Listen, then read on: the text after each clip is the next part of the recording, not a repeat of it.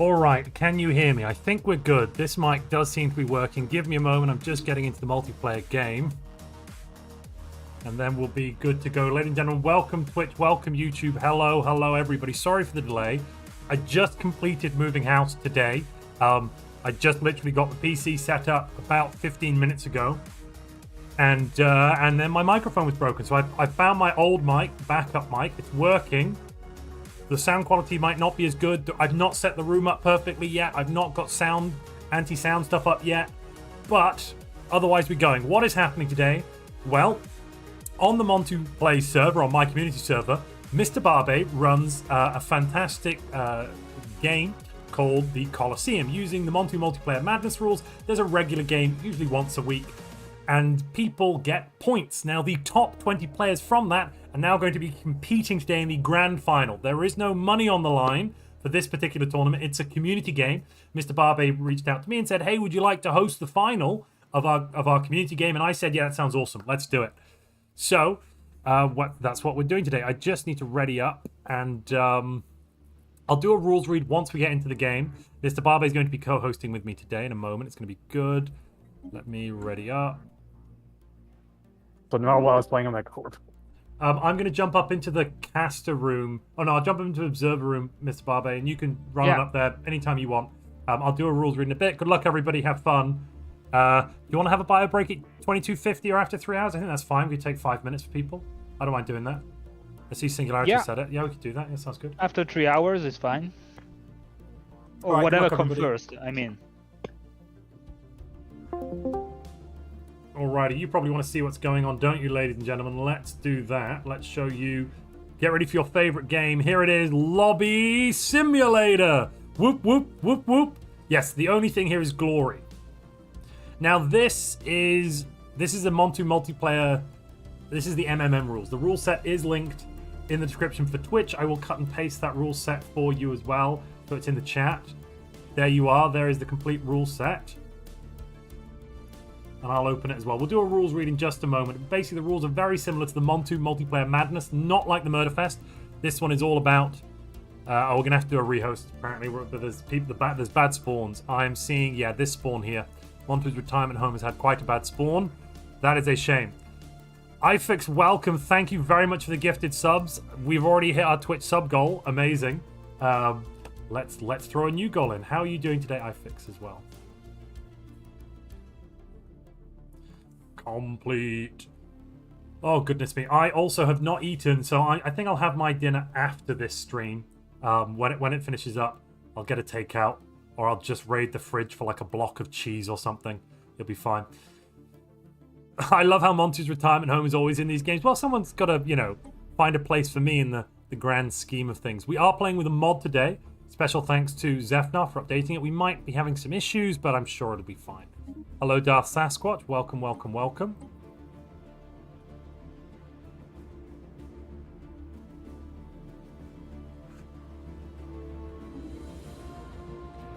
All right, let's jump back into the game then. And does anyone have any questions before we go in? I mean, before we go in, of course, this is the game you want to see, Lobby Simulator, right? Lobby Simulator is why we're all here. It's my favorite game. It's your favorite game. It's every favorite game. I'm sure you'll have time to raid the fridge during Lobby Simulator. Yes, but then I wouldn't be able to talk to all you lovely people. I do have some milkshake type stuff, but that will bog the small hairs in your throat. Not so great. Not so great. Don't want to do that. Oh, merciful rehost. That 2 seconds of Lobby Simulator had me worried, says Asaides. Don't worry, we're back again. Not a problem. Not a problem.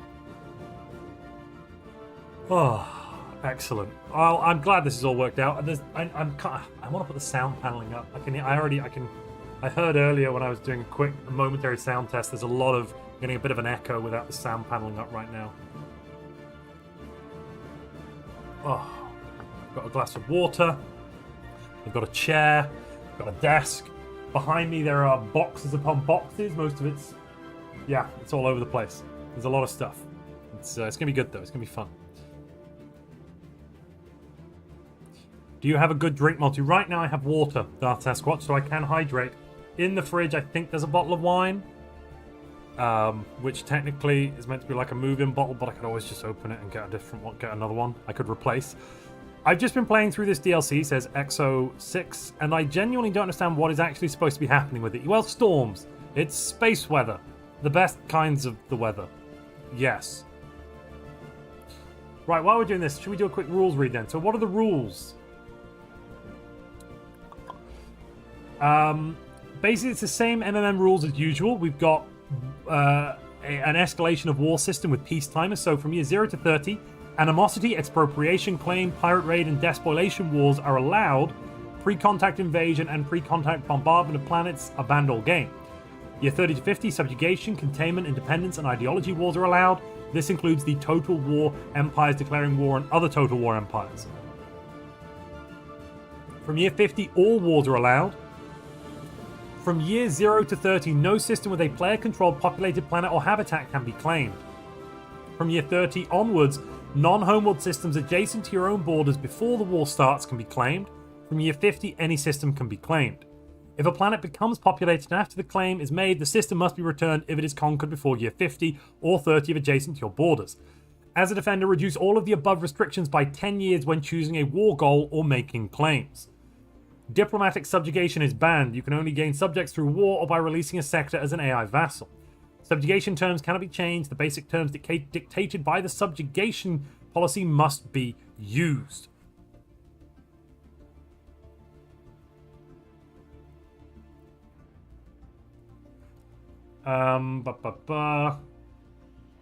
If both Overlord and Subject agree before sending the request, a contract can be changed to a specialist vassal type. That's Prospectorium, Scholarium, or Bulwark. Megacorps can't use hostile takeover. Integration can't be started before year 50, yada yada. Right, what's banned? AI spawning origins are banned. Virtual ascension is banned. Here be dragons, banned. Synthetic fertility cannot take catalytic processing or recyclers. Rogue servitors cannot be void forged. Catalytic processing, recyclers, organic processing, all of that. Genesis guides, symbiotes, architects, astrogenesis technologies, and astro mining drones count as a permanent civic, meaning you cannot remove them after the start of the game and you cannot add them in. Genocidal empires cannot be members of federations. It's the normal Fed rules from Montu's Multiplayer Madness. I'm not going to go through all of that. Same rules about Galactic Nemesis, Cosmogenesis. You can also only have one Genius Armorer and Disruptors banned. There we go. That's pretty much the whole rules. If colonizing a claim after it's been claimed makes them give it back, can't you cheese that? No. The point is, with that one, you need to end the war or bombard the colony. So the point with there is, if you colonize a planet, start colonizing it, you could then declare war and bombard that colony, destroying it, because colonies are, a specific set of points, and then we're good.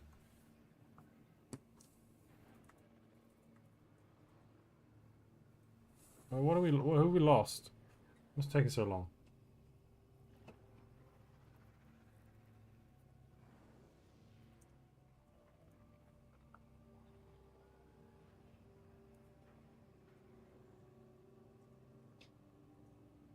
Alrighty, well, we should be starting momentarily. What is up, Montu? How are you doing today? Says Dramatics D. Pretty good, pretty good. My mic is dead. Unfortunately, I've got my backup mic now, so it's, I suppose, okay. I'll have to buy a new mic soon. I found the 2 new precursors quite underwhelming, and they pop up way too much. I've actually not seen them in a... I've had to force spawn them in. I've not actually seen them, Local Wolfie, so we've had very different experiences there. Sadly, I've just not seen them so far.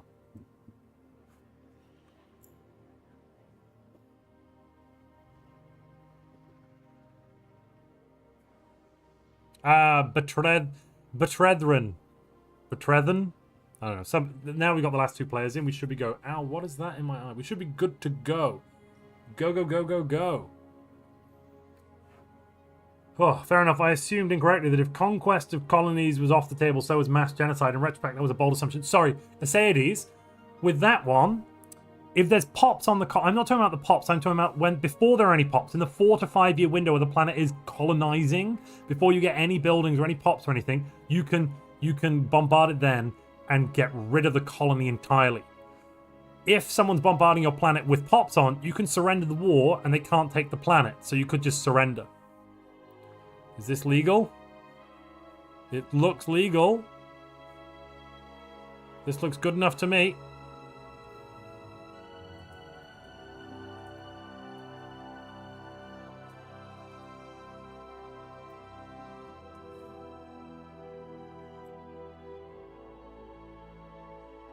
I want blood for the blood god, says Thomas Lagunas. What mod are we using? We're using the Montu's multiplayer madness mod.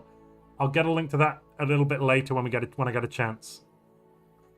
Pax is alone, bordering a fallen empire. Now I want to know, is that a xenophobic fallen empire? Because if it is, Pax is screwed. They're just going to blast him all game.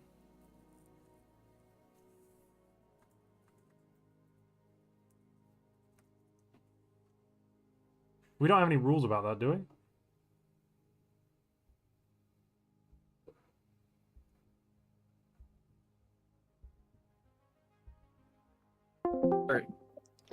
There aren't any rules about spawning next to a fallen empire, and he does have all of his systems, so I think it's a legal spawn. It's a legal spawn unless the fallen empire is Xenophobic. Is xenophobic, and by the way, Listfire misunderstood and went out of the lobby. Oh, very I smart. think you weren't particularly clear. No, is the, I what thought you is said the it was Fallen Empire? xenophobic. We don't know What yet. is it?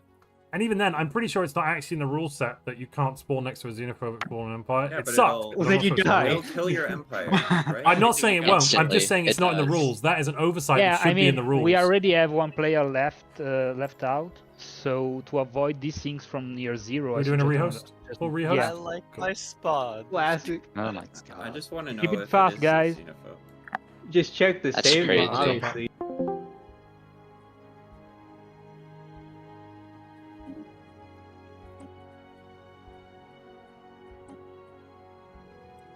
Technically, it's not against the rules, though. I wonder if it was a xenophobe. We're not sure it was a xenophobe manga. If it was, it would be funny, and it's not against the rules. It sucks. It would suck, but it's technically not against the rules. Yes, welcome back to more Lobby Simulator, my favorite simulator, just like yours. Lobby, 3000. Oh, that water is delicious. I have been lifting stuff all week. It's been awful. Tired.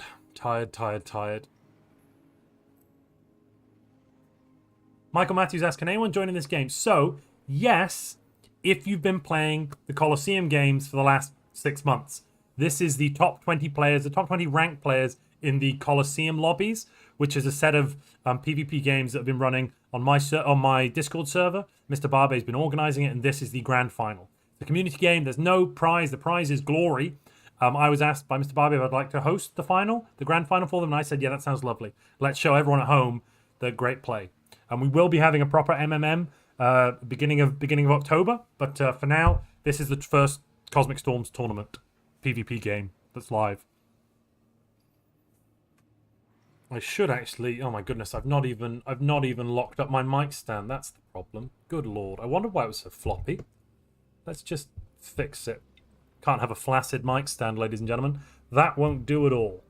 Nope. There we are. Wait, let's bring it down a bit. Perfect. Right. What is going on? Wubba lubba dub dub. Do we have a server up yet? Yes, we do. Just waiting on me.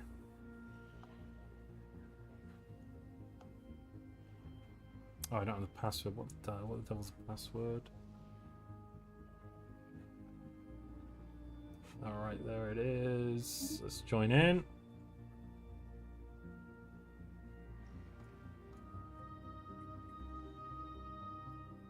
Here we go.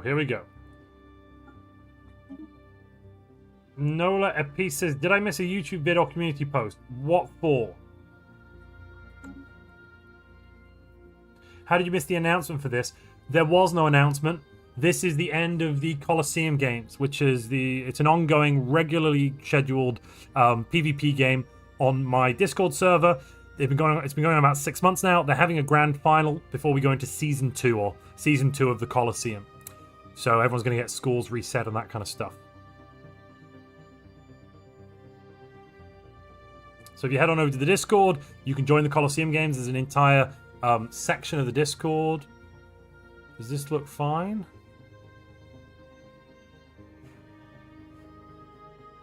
Yeah. No fallen empire though.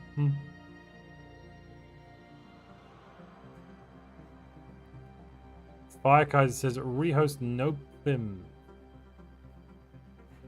I don't know where Firekaiser is. Let's find out.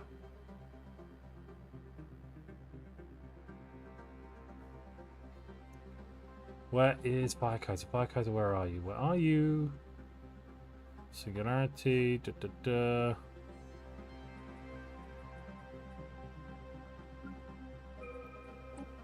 There we go.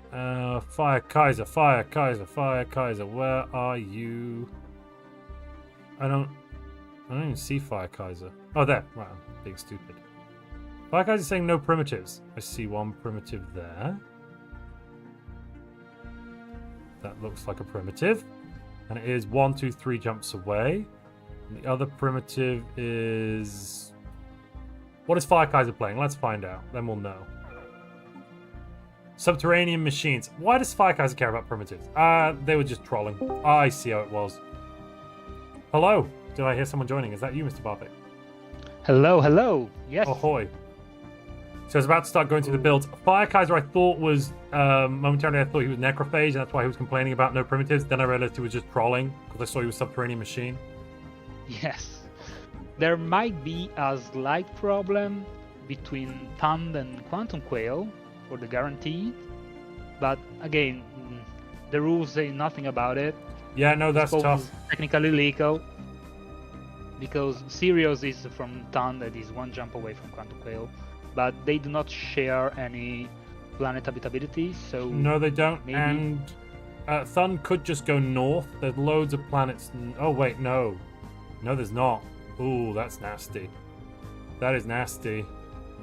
Maybe they could come out on an agreement, but I heard a rumor that Quantum Quail is going pretty aggressive this game. I mean, that's what he claimed. So, Quantum Quail is playing Prosperous Unification, Catalytic Processing Anglers. I'm guessing he switched over the capital into an alloy world. Yeah, that is quite an aggressive start. Lots of alloys, lots of consumer goods right out of the gate. Oof. And additionally, I'm assuming he's already switched into militarized economy straight away. 29 alloys as a base production is pretty nice to start. Given he's not void anything. Yeah, catalytic is a massive boost. Whereas Thund is playing Synthetic Fertility, Dark Consortium Genesis Guides with Lithoids. This Alrighty. is kinda the meta build right now. Yeah.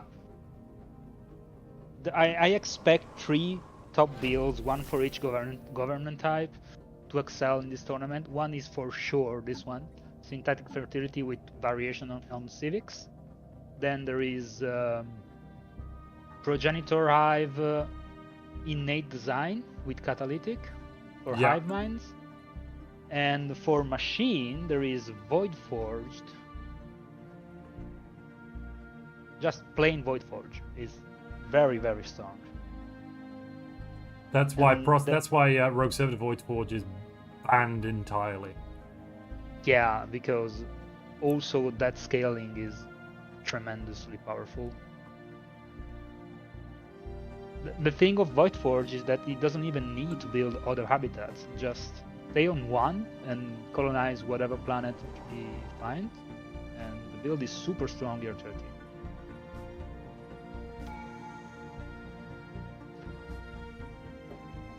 Would you run through the builds? Yes, yeah. Well, I started with I did Quantum Quail and Thund. I'm now going to look at Firekaiser with Cadia. That Subterranean Machine, Sovereign Guardianship, Citizen Service. Is this going to be a variation on the Crisis Rush build? Let's see. Firekaiser didn't play a lot in the summer at all since the last tournament, so I'm curious what he's cooking right now. Surely the Crisis perk being the 1 slot further in the tradition tree is. It does slow it down massively. Yeah, massively. So then we've got Oregano here's playing the democratic version of Synthetic Fertility with Parliamentary System for loads of early Unity, plus 88. That's when you know that Synthetic Fertility is broken, because Oregano never mess with a biological government, but is so strong that even he is. Well, I'm assuming they're all going to go modular, right? For the modularity traits, they're not going to go virtual, are they? after they ascend? No, I think no. They, well, virtual ascension is banned. No, sorry, but you But- can pick the virtual traits Yeah, as synthetic. the stronger version is virtual. Really? But you don't get Yes. access to like you can get like plus 70% resource output on all of your pops with the regular one. Dark matter engines and that kind of stuff. Yeah, that is true, but we actually need in the previous draft of the rules, we limited the synthetic fertility to follow the physical path because the virtual path was too strong, and also offers no reward to the other players who conquer them. Wait a minute, the virtual path though, they don't get instant pops. They don't No. get. Oh, they get the policy, don't they? They get an awesome policy. Yes. Oh, Yes. yeah. They get That's resources from clerks. Increased resource output per clerk, don't they? Yes. I guess that scales later. I just thought they'd, because you can go synthetic fertility, you can fully ascend year 10 to 15, and then go modular a couple of years later. And then if you've got dark matter consortium, so you can put dark matter engines or whatever it's called on your pops. And that's already plus 15-20%. Some of the other bonuses. I just kind of thought that would be a better, a faster rush. But fair. Yeah. Well, you know what I said just a minute ago about the 3 strong build. Yeah, I just run down all the Empire in the lobby. It's kind of monothematic, sadly. Well, I know. I mean, every other so far that I've seen has been different. Now we've got Spoiler Remnants, alert! Rogue Spoiler Servitor. alert! Spoiler alert! Now I've got Remnants, Rogue Servitor. So ETS Green is playing quite a classic build here. Rogue Servitor, organic retrofitting, so that's catalytic plus Remnants Yes. for an early EQ. That's nice. Oh, and have you seen he's got one pocket? That's a lovely little pocket there. Hardly any. Oh, is that a primitive world? Well, 22 pop primitive. I guess is a Rogue Servitor. That's not like that would crash your economy to take it too soon. Yes. That's a big. Yeah, Like, I hope he red doesn't make. I hope he doesn't make that rookie mistake. Yeah, you can get too greedy sometimes. I'm seeing synthetic fertility, sovereign guardianship now, defensive union. Interesting. Krina That's Blitzfire. Yeah, that was Lisa. Yeah. Sorry, Krina's playing Progenitor Hive, Genesis Symbiotes, Organic Reprocessing. Nice, pretty standard Proj Hive. Genesis Symbiotes gives you those pre-sapients where you can get lots of nice Unity from, and then you can also lift them and eat it's either them. it's either that or innate design. Yeah. Red Victor is playing Storm Chasers. Shut the front door. What? Yeah, Did we have the he storm practiced set? it. Do we have Storm set to maximum? Not to maximum, but still, we in the early game, so before year 50, we can have up to 2 random spawned storms, plus 1 for each storm origin. That's not that many then. I thought. Yeah, okay, fair. I'm seeing another synthetic fertility parliamentary system, Dark Consortium for the dark matter. Or the energy, I suppose. You can just convert it straight to energy. Sakuya is playing synth fertility. This one's parliamentary with sovereign guardianship. Interesting. I've not seen this combination yet so far in the builds today. A democratic sovereign guardianship with synth fertility. Okay. That's Sakuya. What's Lifeas is playing something very weird. Oh, I really like this. Right, so syncretic evolution with machines means that you can have two species, and that means you get biogrowth and machine and regular growth. The regular pops can be made into clerks because you can give them thrifty, push down into the trade build. Yes, this is exactly what it's doing. Awesome. Yeah, I've tested this out. It's good fun. You get double the pop growth basically because you get the regular machine production plus you get free clerks that just produce trade value and amenities, so you never have to worry about amenities. The news here is worker cooperative, though. Yes, because then you can take all that trade value and turn it into basic resources. So it's going to turn into, let's see, 0.2 energy, 0.2 minerals, 0.2 food, and 0.1 unity, which doesn't sound like much right now, but that's already 11 from 11 unity. Let's see, 25 minerals, 25 energy, 25 food. You're not going to need any farmers in the end. I mean, it's probably not the strongest build, but I think it's a really fun build. Yeah, I'm curious how it worked out because you still need a way to produce consumer goods since your bio. Oh, Singularity's playing Rogue Server to Prosperous Unification. What a Are you shocked, MrBarbe? I am shocked. Yeah, who would have guessed? Who'd have guessed that? Right then, we've got Giltanas playing probably something zany. Oh, Synth Fertility, Parliamentary Sovereign Guardianship. I've now seen this 2 or 3 times. Synth Fertility, Parliamentary, and Sovereign. That's seems to be a common choice. Anger? What's Yeah, Anger? they maximize unity. Yeah, That's yeah, yeah. I'm seeing the same again here. Upload my brain now. This is Anger playing exactly the same build.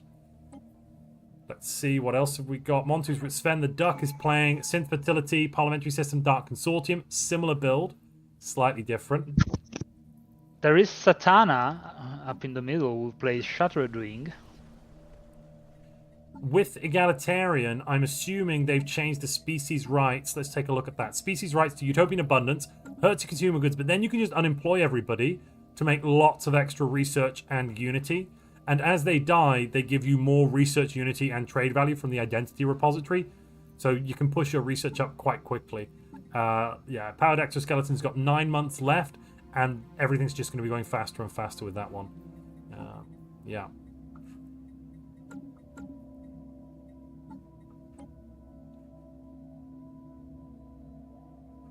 Let's see, we've got the high ground. Apache has the high ground, ladies and gentlemen. Voidforged Introspective Rapid Replicator. Yeah, this is the strong build with Voidforge. Maybe not introspective, but research analysis that gives you plus one, I would have gone with the alternatives. +1 research. Yeah, the +1 research alternatives. Early game, I would have thought that would be stronger. But okay, so instead of taking that, Apache is spec'd into Discovery to grab it from Discovery 1 on the right, research path optimization with +1. But then they've actually continued, kind of weirdly enough, to grab. I would have just grabbed Discovery 1 and then jumped over and moved into Statecraft or Prosperity or something else like that. Just a toe in the water. Exactly. The thing with Voidforge is that it's a variation invented by Comrade Track, because the meta a couple months ago was the arc welder origins, because arc furnaces are busted, and then Comrade Track realized that, wait a minute, why should I need to play the origin with a crippled home planet when I can simply play Voidforge and just rush and roll the arc furnaces tech? Yeah. And then if you put an arc furnace in a system with habitats, you've got an almost infinite number of mining districts on that one system as well. It's just... Yeah, I don't know if Apache has mastered the build, because it's a pretty... it's not easy to pull it off. It requires expert micromanaging, but it can reach up to 700 tech year 5. Oof. I'm not joking. I've seen it. Comrade Track did it. I don't know how. 700 tech year 5, did you just say? Yeah.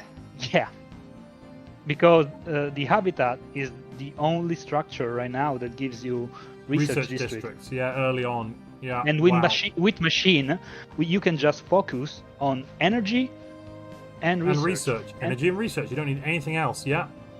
And you can make it from space with star bases. Oh my god! But to do that, you need alloys. And guess that means who you're not building another habitat though. No, habitats cost your alloys. you stay on one habitat, because your alloys goes into space station and arc furnaces. And guess which build has the highest alloys output from year 0, apart from Doomsday? Well, we all know that's Void. That's Void, because Void gives you. If we just go back, let me just go back to show off the Void, because you get a deposit.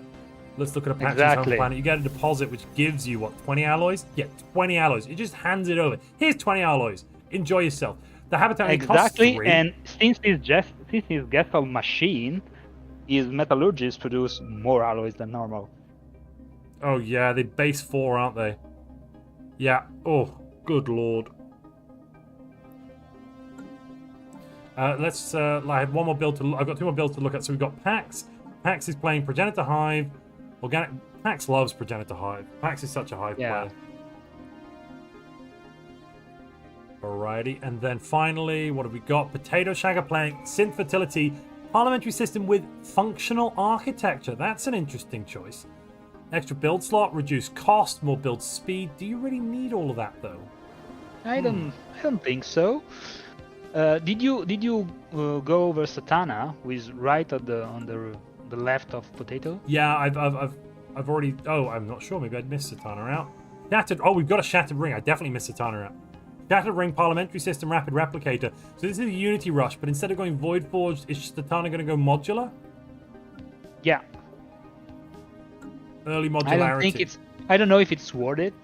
I'm not convinced, but I could be convinced if it works.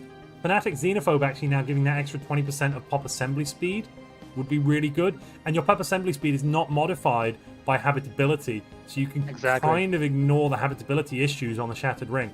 It looks like he's already cleared 2 of the... No. Why is he at 50%? Exactly. And with the recent change... Machines are locked in at 50% minimum habitability. Oh, okay. Yes. Is minimum 50, and with the recent change, he's xenophobic. Now xenophobic if your machine gives you assembly speed instead of pop growth. Which is good. I mean, it should have been doing that from the beginning. It's good they finally made that change. I'm just going to add in the new light goal. We hit our 69 light goal. Nice. I'm going to add a new light goal. 200 of your finest lights, ladies and gentlemen. Darth Sasquatch is asking, does that mean clerks are good now? I think that was in reference to, let me see, Liphius's build? Yeah, I think that's in reference to Liphius's build. I mean, free clerks are better than no clerks. Like a free pop that works a clerk job is better than no pop. So, no, but I guess kind of.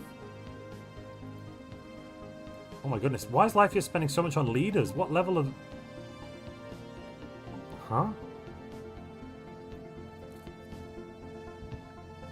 He has 2 of everyone, also 2 commando. That's and they're mostly strange. level 2, why? Oh, Quantum Quail is building up, he already has 1k fleet. Quantum Quail lost the fight for Sirius, it seems. Maybe not for long. Maybe they made an agreement. Maybe, or maybe they made an agreement now Quantum's just going to come in and take it. Because with that 1k and a colony ship, why not? Oh, those primitives right there as well. I did 12 primitives right next to Quantum Quail, and Quantum's a bio. Those would be that'd be a size 25 tropical world. He's ocean. That would be a lovely little addition for Quantum. Singularity typed, Montu, do you like my scouting so far? He did a lot of scouting though.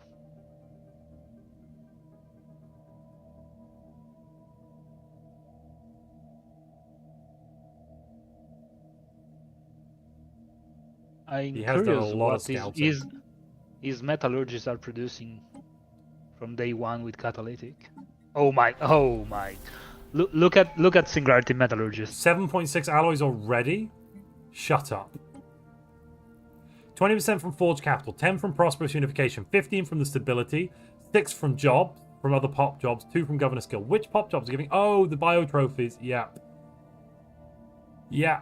That checks out.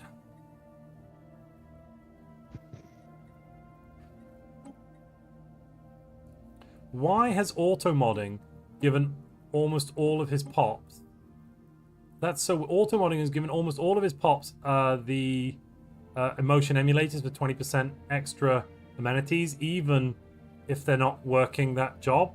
What? Because he already has the science. Oh no, he doesn't. No, like one of his scientists on Adaptive Frames, he's got emotion emulators. I don't understand why the game gave him that rather than, you know, adapt like logic. It takes a while. I think there we go. It's taken a while.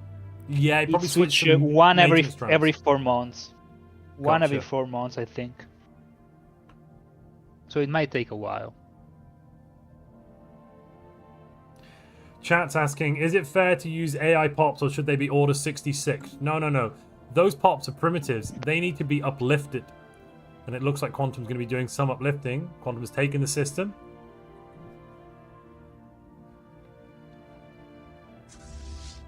Is Quantum building any armies? Yes, Quantum is building 4 armies. That's probably overkill, actually. There's only, 14 garrisons. I think you need 1 army to take it. Maybe 2 at a push. Amonga's shouting, the best way to kill synth fertility is to take its guaranteed early on. That would hurt synth fertility a lot. Is Thun synth fertility right? Yes, it's a shame that Quantum should really take Sirius. That's a size 23 desert world. If you can take that, it'll probably knock Thund out of the running, really. They'll be so far behind. Definitely. Alright, we're year 6. Thund is already researching artificial administration. Having, let me just check the agendas. I'm pretty sure done the... No, not done the synth evolution agenda. Wait a minute. Wait a second. No powered exoskeletons, but does have a... Does this one start you with artificial workforce as the first tech? I thought it made you get powered exoskeletons. Oh, there we are. There's the war. There we go. Quantum Quail has declared war on Thund. It's a sensible war for that one system, I'm going to assume. Let's look at the claims. Yep, Sirius is claimed. I don't know if it's on purpose, but it's actually smart because it makes your opponent spend alloys for the starbase and influence too. Yes, so actually, if you know they're not going to have the fleet, you build your fleet, you let them take it, and then you only have to use influence, no alloys to take the system, and they've had to, spend money. And there's the surrender already. That means our first place right now is Thund with 7 points. Has Won Wars 3 points. First Blood Conqueror +4. So the scoring mod here, which is made by Zepnar, basically the way the score works, every 20 years, we're going to be scoring people in these categories: economic power, fleet power, tech power, unity power, etc. Whoever has the most gets 5 points. Next place, so second, gets 4 points, then 3, then 2, then 1, then everyone in 6th place and above gets 0. On top of that, we've got some milestones. So if you win a war, you get 3 points. If you are the first to win a war of a special type, you get 4. There's a bunch of other milestones as well in there. Completing your ascension, yada, yada, yada. We are ranking this game based on the points in this mod. Just want to let everyone at home know that, for those that don't know how we do the scoring. Somebody's asking about Least Fire. Well, how's Least Fire doing? Have you seen Least Fire recently? Just infertility things. Try to scaling it, as it does always. 236 science. We've got 10 researchers. Consumer goods are hurting a bit. Where's his consumer goods coming from? Jobs. I'm guessing that's because only artisans are working. Yeah, don't make any alloys. Screw alloys. Yeah. I'll take 4 per month. Thank you very much. Goodbye. That's quite a greedy strat. Yeah. Yeah. Least Fire does tend to play quite greedily. A lot of diplomacy, a lot of greed. Who's doing the best in terms of the synth fertility folks? Let's take a look through. Oh, they're probably all on the bottom, aren't they? I think Hogger. Giltanus is doing powered exoskeletons. What? Oh, right. Okay, so they've had to circle back. Least Fire's doing synths. Anger's doing synths. Sven the Duck is on synths. Fire Kaiser is in not. Observer score is Augur the highest rated. What is Fire Kaiser? Fire Kaiser is saving up his research in engineering. Currently has 2,500 in the bank. What for? I think he's trying to have guaranteed alloy forges. Yeah, okay. So he's waiting until he gets a tier 2 tech, and then he'll start. Then he'll be guaranteed the chance of rolling it. Fair enough. Yeah, he's trying to roll most technology in the physics. As soon as he researches that, he starts rolling again with engineering. Chat has made a good point. Least Fire is adjacent to Red Victor, and they've met each other. Red Victor is a notorious rusher. Today, Red Victor is playing Storm Chasers. Doesn't look like a rush build. 30 alloys per month is all right, but it's not really rush material. Also, only 3 alloys per pop. Is that because we're on the one which gives plus 20% for lower class drones? Let me check. He's on balanced production. Balance, yeah. Huh.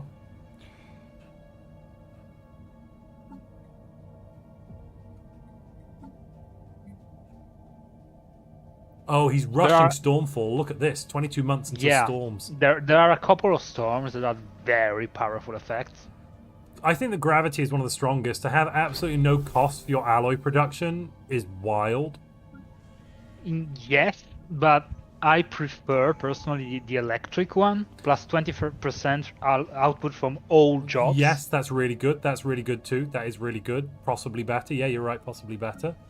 It also pretty much offsets any devastation you'll be getting early on from that kind of stuff too. Storm Attraction Center. No Storm Civics though. So Void Hive and Hyperspace and Storm Chasers. No Storm Civics. So just the Attraction Center right now. And it just want the storm to guarantee to spawn, and I think there is an event. I'm not sure, but I think there is an event where you can choose the type of the storm. Oh, there's the storm. Let's see what we're working Is the with. metallurgist? Is the metallurgist? I can't see the storm. Is the Volt magnetic storm? Yep. Okay, I see that. The Vortex Glorp. Magnetic Storm, 20 years, minus 200% Foundry drone upkeep. It reduces planetary build speed and increases station upkeep, which is nasty, but that reduction of Foundry drone upkeep should mean on the capital, it's not zero, because everything's obviously capped out at minus 90%, but it's as close to zero as you can get it. 0.6, 10%. Yeah, it's basically 0.6 minerals for 3.7 alloys. I mean, that's a trade I'd do. That is a good trade right there. How's Quantum Quail doing? What I don't know, the Malus are pretty nasty. 51 alloys now, still no research on Quantum Quail. They've taken the 2 early researchers and they've left it alone otherwise. The true ape. Yeah. This is our apiest build on the table so far. Catalytic with anglers. Anglers mean you can shift your industrial districts into alloys by changing to a forge capital, and then you still got consumer goods from your pearl divers. Exactly, it's a very powerful combination.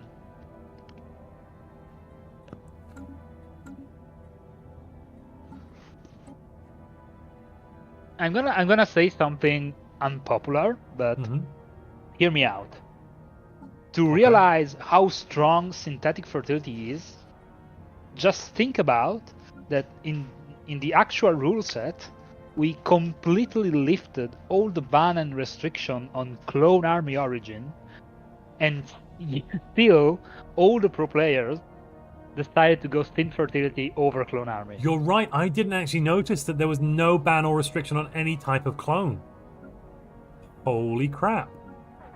That should give you perspective of how broken synthetic fertility is, and we probably might look into that in the future. But for now, let's enjoy the show.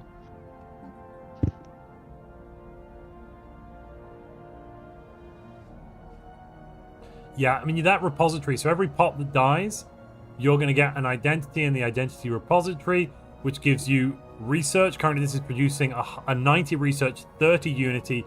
It does cost 30 energy, but it produces 30 trade value, which is basically this building 30 is energy. like the most broken building in the game. Robot output like plus 15% nonsense. right now. Holy crap. Oh, 15 pops. Yeah, because it's 2 research a piece, 2 trade value, 1% more robot output. Yeah. It pays for itself, and it's straight up value.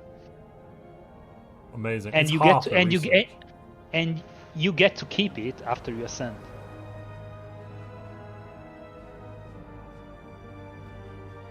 You can actually split it out between other planets. You can build a second identity repository, but it splits the effects, unfortunately. You can't just repeat this everywhere. Are you sure? I recall that you cannot colonize anything with your main species. No, you can build the identity repository building again. Oh, yeah, sure, but it splits the effect. You get halves the output. It'll put half the identities in one and half in the other. Which I found out. I was like, amazing, I can build 2 of these, and it'll be great. And then I was like, I still have the same output, so it's just used up an extra building slot for nothing. Whoop, yeah, whoop. because you share the identity between all the buildings. Yeah.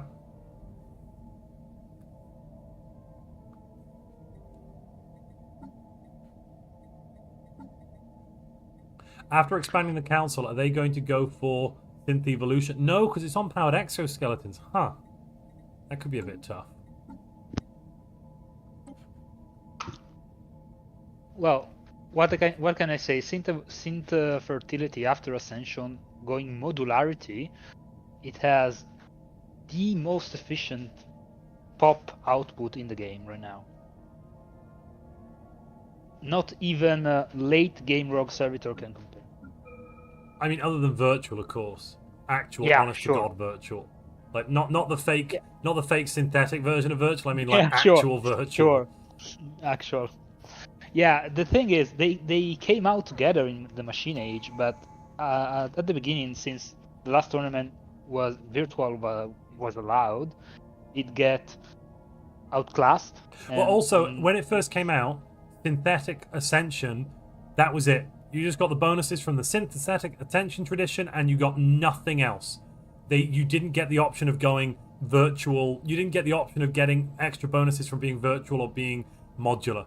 And then everyone complained because it was really annoying. It was like, well, why can't we use the modular traits if I'm going physical as a synthetic ascended empire? And so the devs changed it, which I think was a really good change. It means synthetic ascension kind of is up there.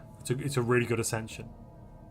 Yeah, it's the most powerful one right now, even more than the psionic. Oh, I've got a hydrate thing. I am out of a drink, so I will need to go and get a drink. I will be right back. You have the con. The lovely viewers at home can hear you. Don't feel you have to talk to them, but if you'd like to chat about anything that's going on, feel free to do so. I'm just showing them the map, and I'll be back in about 60 seconds, maybe 2 minutes. All right.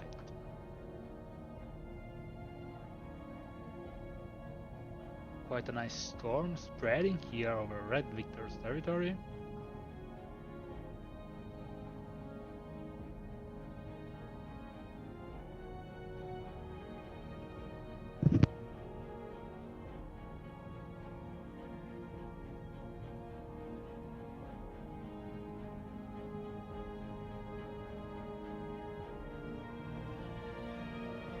Apart from Quantum Quail rushing, it appears to be a peaceful galaxy for now. Everyone focused on scaling their synth build.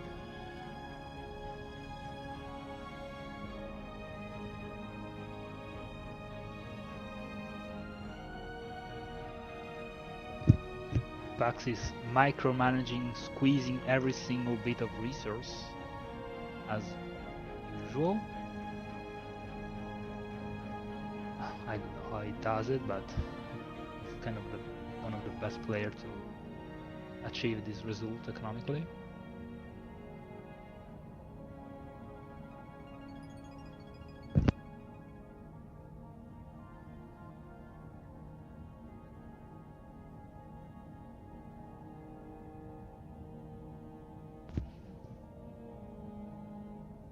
Oh, Red Victor is building up some fleet.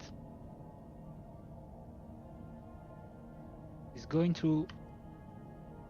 Yeah, he's going toward Leasefire. I think there might be some action very soon.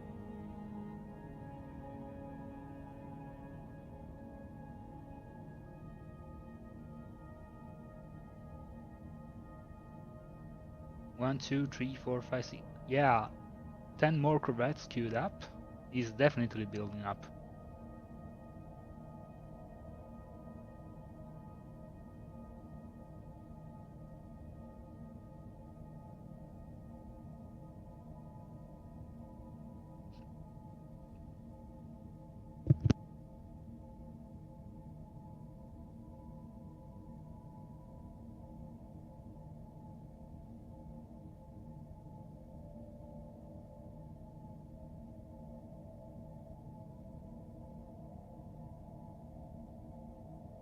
What is oregano cooking? Alright, I'm back. I couldn't find anything, so I had to open that bottle of wine. It's a darn shame, I tell you. Oh, that it's not going to waste.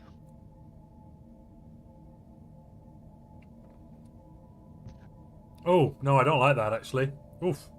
That is Very acidic. Oh well. It is what it is. I needed to hydrate. There we are. Thank you very much. Who's building fleet? Quantum Quail's got 2.2k. Yeah, but Quantum Quail already went to what? And has taken serious. Red Victor is building up and moving towards Leasefire. With 1k? Yes. Yes, this is going to hurt Leasefire. Leasefire has no fleet, no alloys, no defenses, no hope.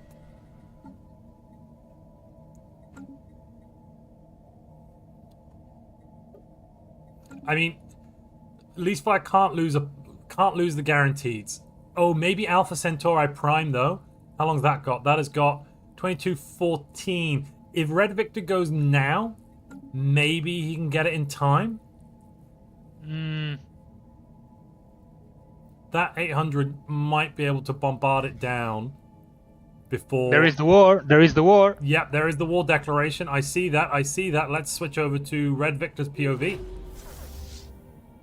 And Red Victor's gone into the attack. Red Victor can't see any of these colonies, though. No intel or spy network on Leasefire, it seems. Yep, nothing.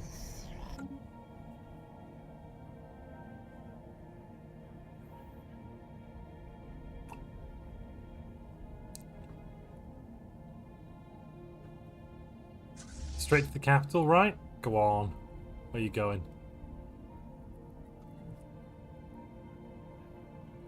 I think he's trying to go toward the planet. No, he didn't see it. He doesn't see it already. Yeah, no, he can't see the other planets, only the capital. I was just saying that earlier about the intel network. Any claims? Does Red Victor have any claims? Yes, that one system. So I think Red Victor's just going to take the one system and leave. Just a quick early war for the VPs, maybe. Yeah, he will find that someone already took the first blood. Yes. Of course, he doesn't know that yet. Can't know that. Lypheus has branch offices. A branch office. Holy crap on a cracker. Lypheus has a branch office on Satana's Ringworld. They're in cahoots. Look at this. Oh. 454 energy credits. That's money. Jesus. Criminy crickets. I think maybe Lypheus no, I think what... Oh no, Lypheus was already the Megacorp. Yes, these two are lucky to spawn next to each other. If this was a plan from the beginning, they were very lucky to spawn so close. Maybe they changed things, because actually Merchant Guild was not one of the early civics. I think it's just pure luck, because yeah, I think it might be. Lypheus was the second alternate in this game, was pulled in right. Good point. They could not have had a plan. You are right. Sarah says it's not year 30, so no conquest. You can conquer uncolonized systems. Yep, and there we go. The planet has been taken. Red Victor has claimed the points, bringing Red Victor, I think, up to second place right now. Yeah, right now we've got Quantum Quail in first, Lypheus, Red Victor in second, Lypheus in third. I think that's all the points. Yeah, that's all she wrote, ladies and gentlemen. Oh no, Sven the Duck has 3 as well. That's a joint thing. Look at the storm spreading. Holy crap, it's getting really big. I can't see which way it's going. Can you? I would have thought as Observer we'd get to see stuff about the storm. But actually it seems as Observer we don't get to see anything about the storm. I don't even get the icon telling me there is a storm there. No, I not even if I select Red Victor. As a player, yeah, no, exactly. I was like, is there a storm? The game doesn't say so. Oh, there is another one. This is randomly spawned next between Pax and Argentine. Oh, yeah, that one is a particle storm, I think, is it? Yes, that's Particles. Yeah, particle storm. So this one's giving... Pax. Oh, this one hurts. All your ships get battered, but every ship at 20% hull points gives you 2 unity. Wow, and you get 50% more ship upkeep. I mean, it's not worth it. That was just not worth it.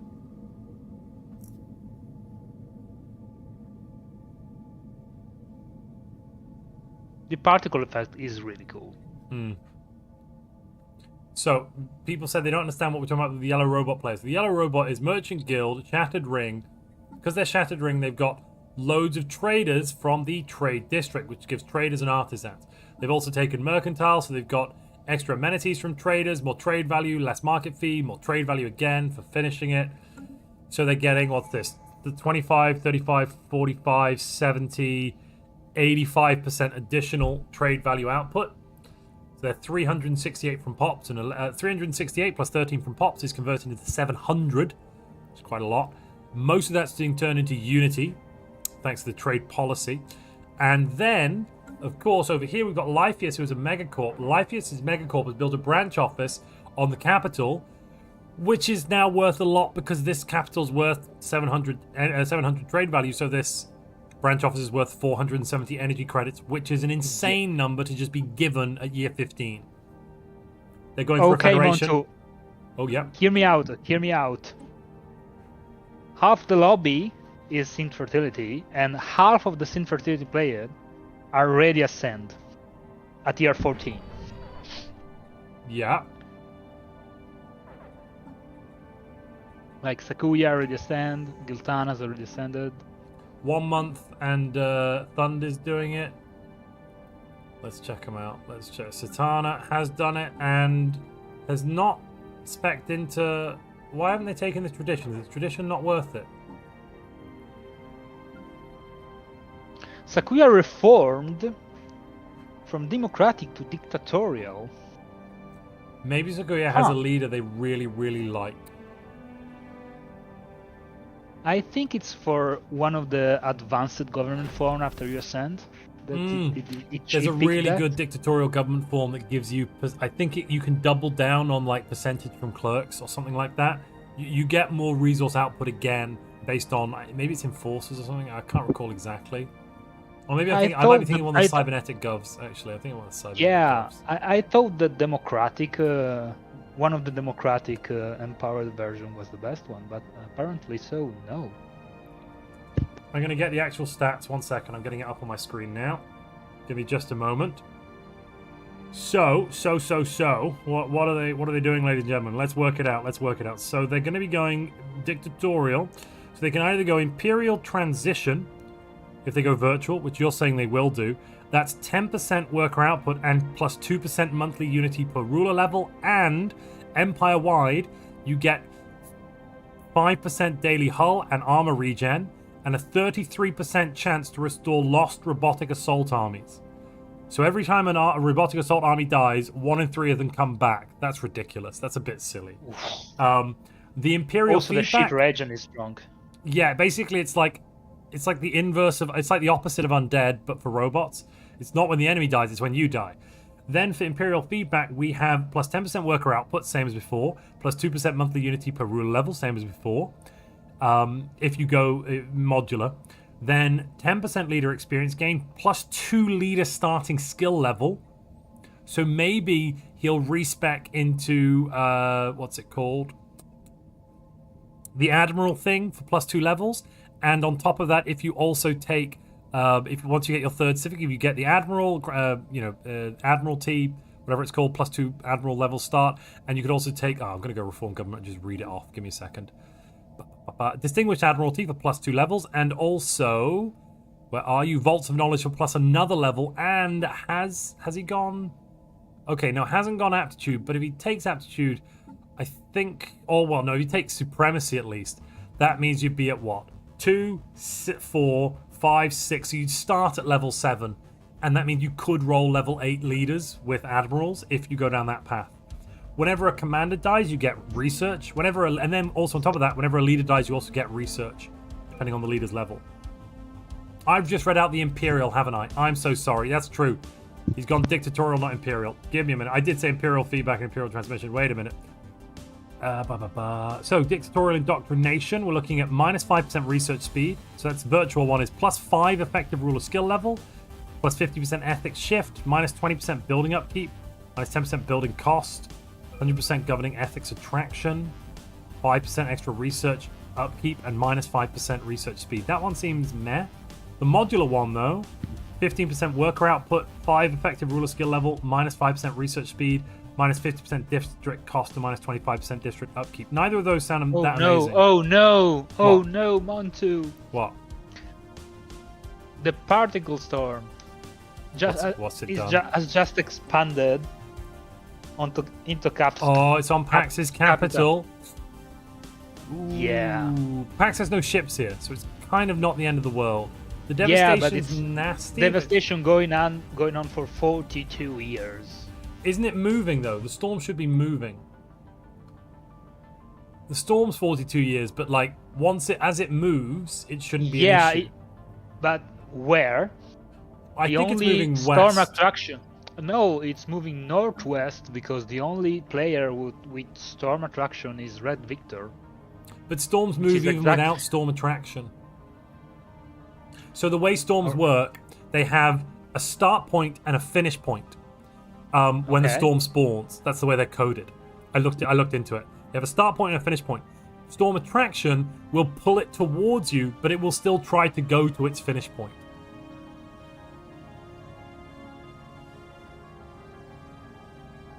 So it will change the path, if that makes sense, but it still has a designated start and finish point. The issue can be, right, the start and finish point are random, so the start and finish could be adjacent systems. Yeah.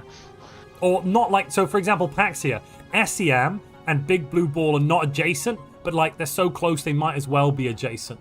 And if it's a 42-year storm, it could just basically move over 42 years between those 2 points. You don't know. So it's very rare that happens, but you can be super unlucky and then it does happen. I wish we could see the path as well, yeah. It started in ASM system, and then it expanded toward northwest.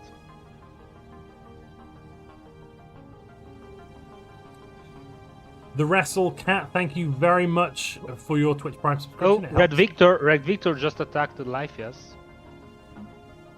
I see that. Is that another war? Has Red Victor Yes. gone enmity? No. What? How is this possible? Lyfias, not Oh, Leafspire. Lyfius, not Leafspire. Sorry. So those names are so close. Sorry. Yeah, true. Let's see. How's Lyfius doing? Not well. This is suboptimal, I would say.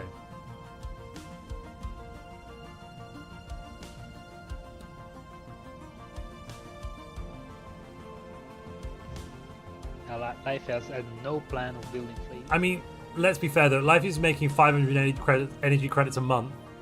Actually, no, sorry. More. The branch officers themselves are making around 700. With that amount of income, you can just buy whatever you need. I think Lyfias was making way more. Look at the trade value; he's not collecting from his 407 lost. Holy crap! and 90, another 100 in Alpha Centauri. That's mainly 61 in going to impact his Sirius. Unity. The main problem there is the Unity. More than anything else, I'd say. What's the claims for? I don't know why Lyfius doesn't just surrender this war. I mean, there can't be much claimed. One system and Barnard Star. Oh, I suppose he doesn't want his empire split in half like that. Yeah, that would be nasty. Yeah, kinda for no trade value collection. Well, you can still collect. Oh, excuse me. You can still collect, but you get piracy. Well, you can collect for 10 years until the borders close. Then you can't, obviously. No. Quantum Quail at war again. Offensive war Against- again. Tand once more. Yeah. What's the claim? The claim is for Procyon, which is just a random system. I think this is just trying to get some easy points. It feels to me like just trying to get some easy points. Yeah, bullying the synthetic fertility, trying to scale. You have to bully synthetic fertility, though, don't you? I mean, like, I feel no sympathy for the synth fertility player here. Synthetic Dawn +2 mechanical modification points and 1 trait. And Tan just surrendered. Yeah. Instantly. Yeah. I mean, yeah, it's expected. Full synth ascension taken as well. Let's look at these pops. Are they virtual or modular? Trans cat girls are. Oh, this is the modified version, which are now synthetic salvation. Wait, hold up. This trait's new. They've added this after the release of the game. Synthetic salvation plus 5% happiness plus 5% unity from jobs. Plus 50% Yeah, ethics apparently. because they needed since more the buffs. devs- What? Yeah, the devs after the release since no one was playing synthetic fertility, they decided to buff synthetic fertility, except synthetic fertility was already OP.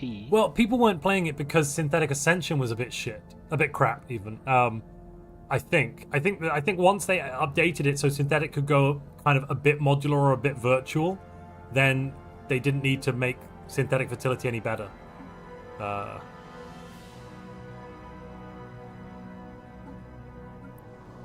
7.4 pop assembly per month. That's nice.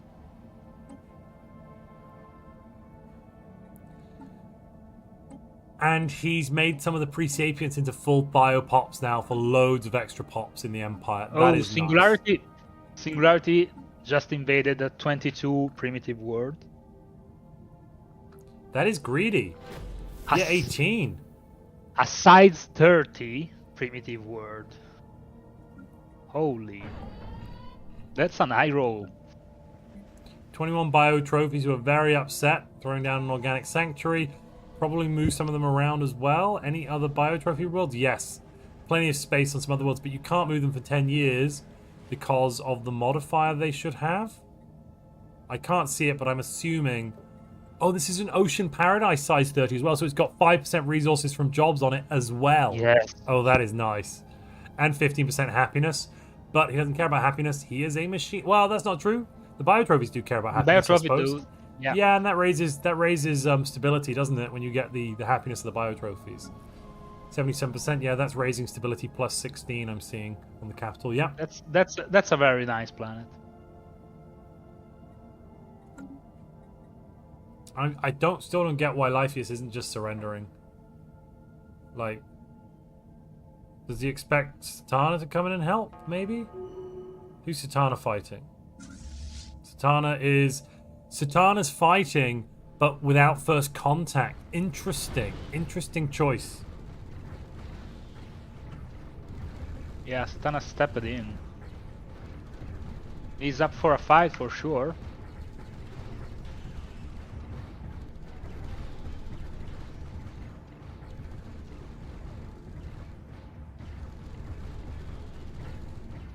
We got a mercenary in play.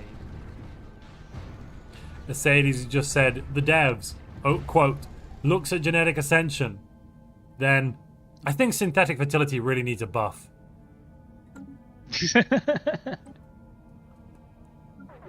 Yeah, genetic ascension is like, honestly, it's not even really an ascension path anymore. Taking innate design is probably better. Way better. Just better than ever doing genetic ascension. And on top of that, if I had to micromanage that much my pops, I might as well do modularity. It's straight up better. Yeah. Because it's just the same traits, but better. And then you could go synth ascension, which gives you... I mean, so the other annoying bit, if you go for synthetic ascension, you can take the synth tree, which is going to give you better basic bonuses than most of the bonuses you'll get from biological. And then on top of that, you get the modularity traits, on top of the bonuses from the synth tree. Like, Bioascension doesn't make any of your biopops inherently better. It just gives you more trait points. Put more traits on them. Enjoy yourself. Traits. Yeah, it gives you, like, the pop growth speed building, but it occupies a building slot, and he has a hella high food So upkeep. much food. Oh, my goodness. And then you can't get robot building speed, which can be increased insanely. You can have insane amounts of robot building speed with well, first of all, you just get 2 roboticist jobs, that's lots, which is basically equivalent to the genetic. And then later on in the game, if you go Cosmogenesis, you can just spam the Fallen Empire robot building down. Yeah, about the mechanical pop growth speed, just look at synth fertility players and their assembly speed right now after Ascension. Giltana's is pop. No, Yeah. look at Giltana's capital, for instance, or Sakuya's capital. Oh, someone's for asking instance. for you, I think, MrBarbe. No, it's Agent I. I'm asking if I made a mistake. Which kind? The What? Forerunner Corporation Agent I. I'm wondering if I made a mistake of the synthetic fertility virtual. I made a misclick. I don't know if I was able to do that or not. You picked virtuality? Synthetic fertility. No, Is that one you're allowed fine. or That's not? fine. Yeah, It's no problem. that's It wasn't fine. That's banned. fine. Okay, it's just the normal robot one. Yeah, just normal Yeah. robot virtual is banned. The synthetic fertility version is fine. All right. Thanks for the clarification. No worries.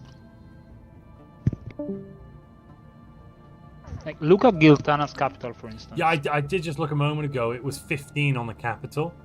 Let's look at those bonuses again then. So we're 15? getting the identity designer is 16.7. given a bunch. What's that? Identity is what? Pop jobs plus 4. Empire itself 3.5. How is the Empire giving 3.5? Oh, has he done the trick? No. Oh, okay.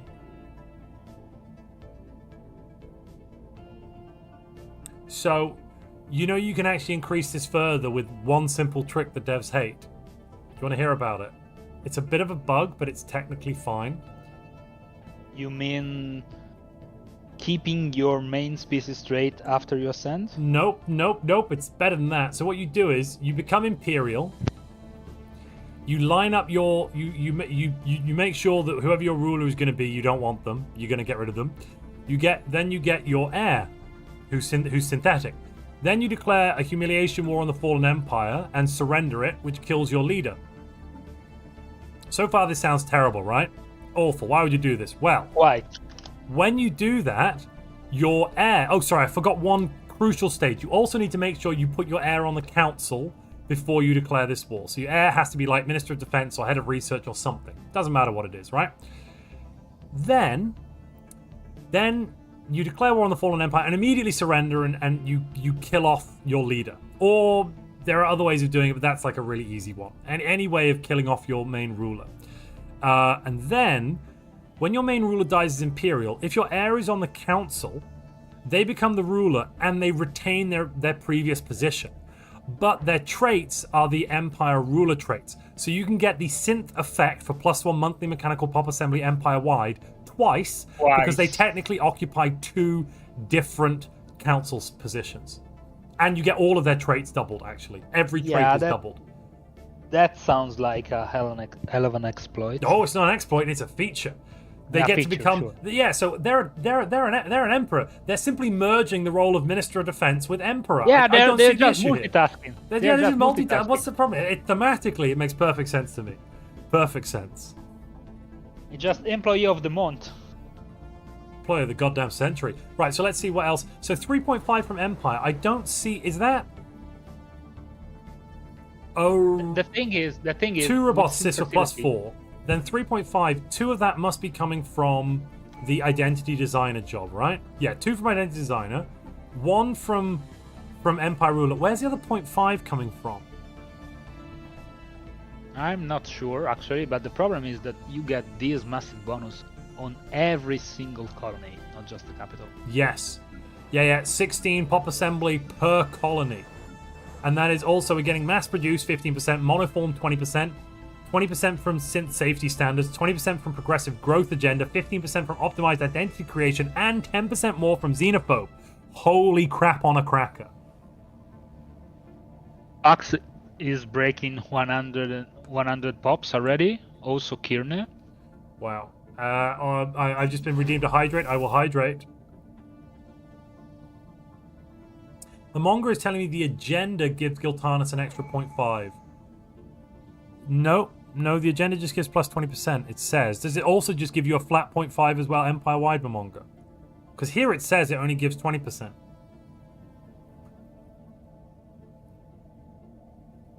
Another drink of that wine. Well, it is a bit acidic, but I can live with it. I'll drink more than Sasquatch, thank you. The end result is that is a lot of pop assembly speed. Maybe too much. It gives 0.5 in the run-up to an active. It doesn't say that. Oh, synthetic yield. Duh, it's the current one on the floor. Sorry. That's what people are trying to tell me. Synthetic yield right here. Yeah, okay. That's giving 0.5 now, and when you launch it, +2. Yeah, that's just crazy. Pax, though, let's take 114 pops on Pax, and we've just had another war start. No, that's just Lypheus. Sorry, Lypheus versus Red Victor. Satana finished the first contact and now declared war. Lypheus has pushed back, retaken systems. Look at this. Yeah, thanks to Satana intervention. I see that. Yeah, I mean they're clearly about to federate up. They've both taken diplomacy, and they. The point is, Satana just made humiliation war, so Red Victor could just surrender this humiliation war and keep attacking Lyfias. But that would give Satana 4 more points, I believe, because no one has humiliation war yet. Sure, but in the place of Red Victor, if I want to finish the war with Lyfias and his ally has come into the war with no claims whatsoever on my territory, I could just, okay, I surrender Yeah, this but one. I mean, I the don't want to deal reduction with you to do both. The reduction to happiness, the reduction to influence gain, and you're giving away 7 points. I wouldn't want to surrender that war. I would be very upset about. Like I can see what. Let me rephrase. I can see why Red Victor is not surrendering. I think I get it. It's very high risk not surrendering, in my opinion. Because by not surrendering, you are losing both of the war. Well, while surrendering, you are losing one, but you are winning another. The thing is, what's Red Victor really getting out of winning this? 2 crappy systems. Like there's basically nothing in them. I think Red Victor should just peace out both status quo. At this point, like cut losses, peace out. Quantum Quail, how's that war going? Quantum Quail is at war with Quantum Quail, another war against. This is against Agent I. Yeah, okay. What for? Just the one system? Yeah, just one system. Just trying to rack up some early points. Right now, we have gone past year 20. Let's take a look at the points. First place right now is Red Victor. A lot of fleet power points, a lot of controlled space points. Second place is Satana. A lot of Unity points. That's now gone, though. Interesting. Third place is Quantum Quail. Almost all of those points from milestones. Pretty much nothing. 2 points for controlled space. Otherwise, according to the game, Empire is crap. Lyfius getting quite a few points for Diplo weight and a bit for fleet power. Let's see. This is Sven the Duck getting 5 points for Diplo weight. What's Sven's Diplo weight? Oh, it was really high, but it's something's just moved over. I see. Sixth place Singularity with 9 points. A lot of points from controlled space and a bit from tech. Then Kerner has got 5 from economic power, 2 from controlled space. Agent I getting a few smatterings of points, mostly from those milestones. Pax quite low down here at 10th. A lot of points for economic power, but otherwise nothing else. I think Pax is hoping to push up later on in the game. Yeah, you see that Storm's moved on from Pax's capital now as well, so... Pax is making already 146 alloys, by the way. Year 23, that's good. I'm seeing 10 20... plus 120 food. He's stockpiling food. Have you seen... Okay, so per pop, Pax is making 7 alloys on the capital as a hive without catalytic. Oh, wait, no, is he... Yeah, no, with catalytic. Oh, that's why. With catalytic. That's why, no, that's why. I thought it was without. David Woodmansey has just gifted 10 new memberships. Long live the Colosseum, says Woodmansey. Thank you very much for the support. It means we hit some goals. Thank you, Emperor Goodman says. One of the hosts of the North American time zone, the Colosseum. Yes, that's right, because we have Colosseum matches not just for European time zones, but we also have a US time zone Colosseum match hosted as well, don't we? Which we start with the second lobby, with the second weekly lobby recently, thanks to Woodman and oh gosh, my brain is melting. Darkness Fall. Yeah, Darkness. Yeah, Darkness. I was going to say I thought it was Darkness. Sorry, Darkness. My brain is like a potato. Thanks to these two guys, we are having a second lobby for NA people that could not join the regular EU time zone. So yeah, we are starting with the season 2 next week. Why is Lyfius losing 1,000 energy? What was Lyfius buying? Lyfius was minus. Lyfius had trades up for minus 2,000.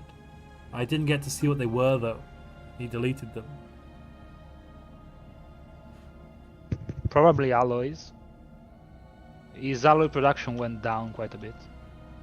Oh yeah, alloys. Currently for Lyfius, buying alloys is 12 credits per go. Jeez, yeah. Louise.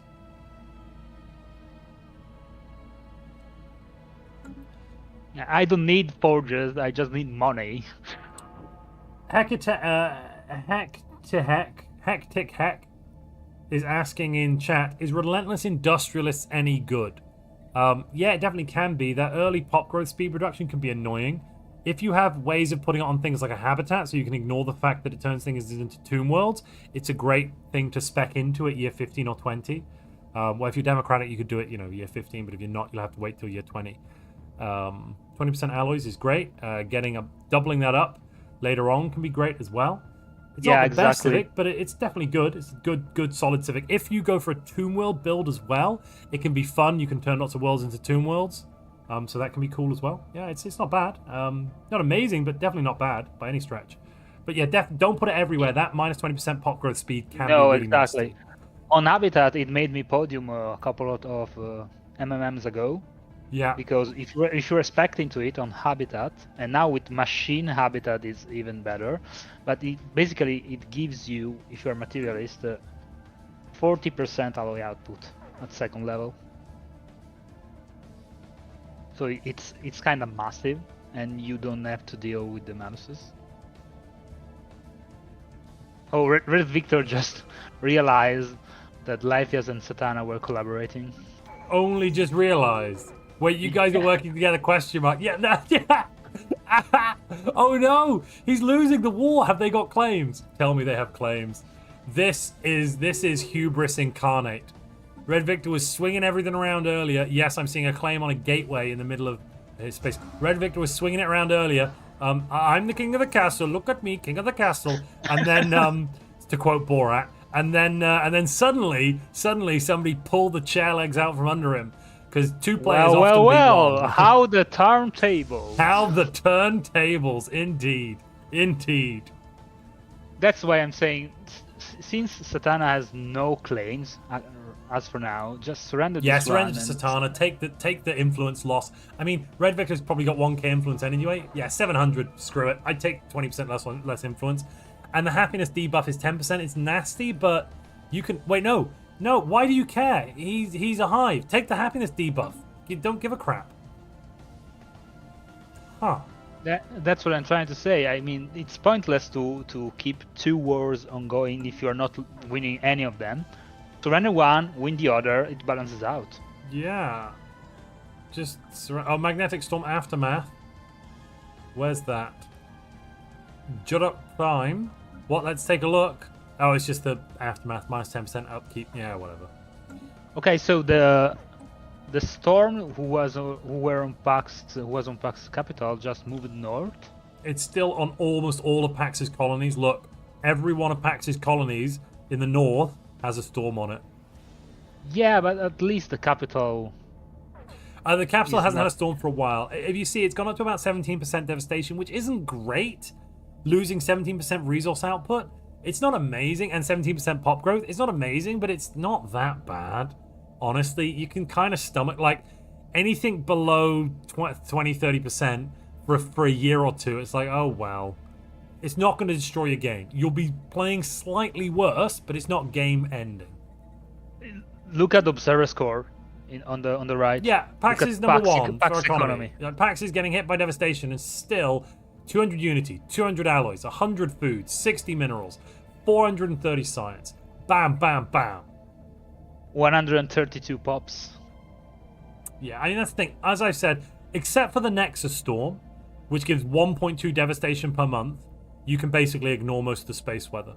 You can occasionally use it for tactical benefits, but mostly you can just go, I'll ignore it for a bit. It'll move on in a few years, whatever.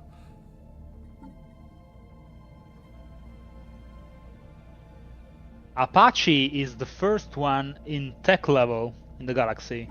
Apache? With 500, with Void Forge, indeed. All the way at the bottom. Yeah, I see that. About to research Galactic Administration for an extra civic slot. What do you think he's going to take?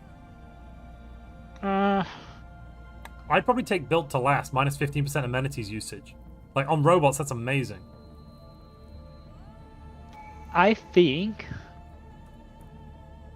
he could go for, what's the name of it? Oh no, he cannot. He's a permanent civic, never mind. Yeah, Tactical Algorithms, it's permanent. I thought you were thinking of that. No, it's permanent. Oh, sorry, is that the one you were thinking of, Tactical Algorithms? No, I was thinking about catalytic, but no. Yeah, it's permanent in this game. You can't spec into it. Even astro mining drones, they are both Yeah, permanent. can't take either of those. I think built to last is like it's just simple. It's going to boost your economy everywhere. I mean, okay, granted, he doesn't have any maintenance drones right now. Wait a minute. No, there's no need for that. There's no maintenance. What? Oh. I think I will pick a hyperspace synchronicity over that. Yeah, no. Looking at his planets, all of the planets are positive amenities. It wouldn't. It doesn't matter. It doesn't. You don't need it. Oh.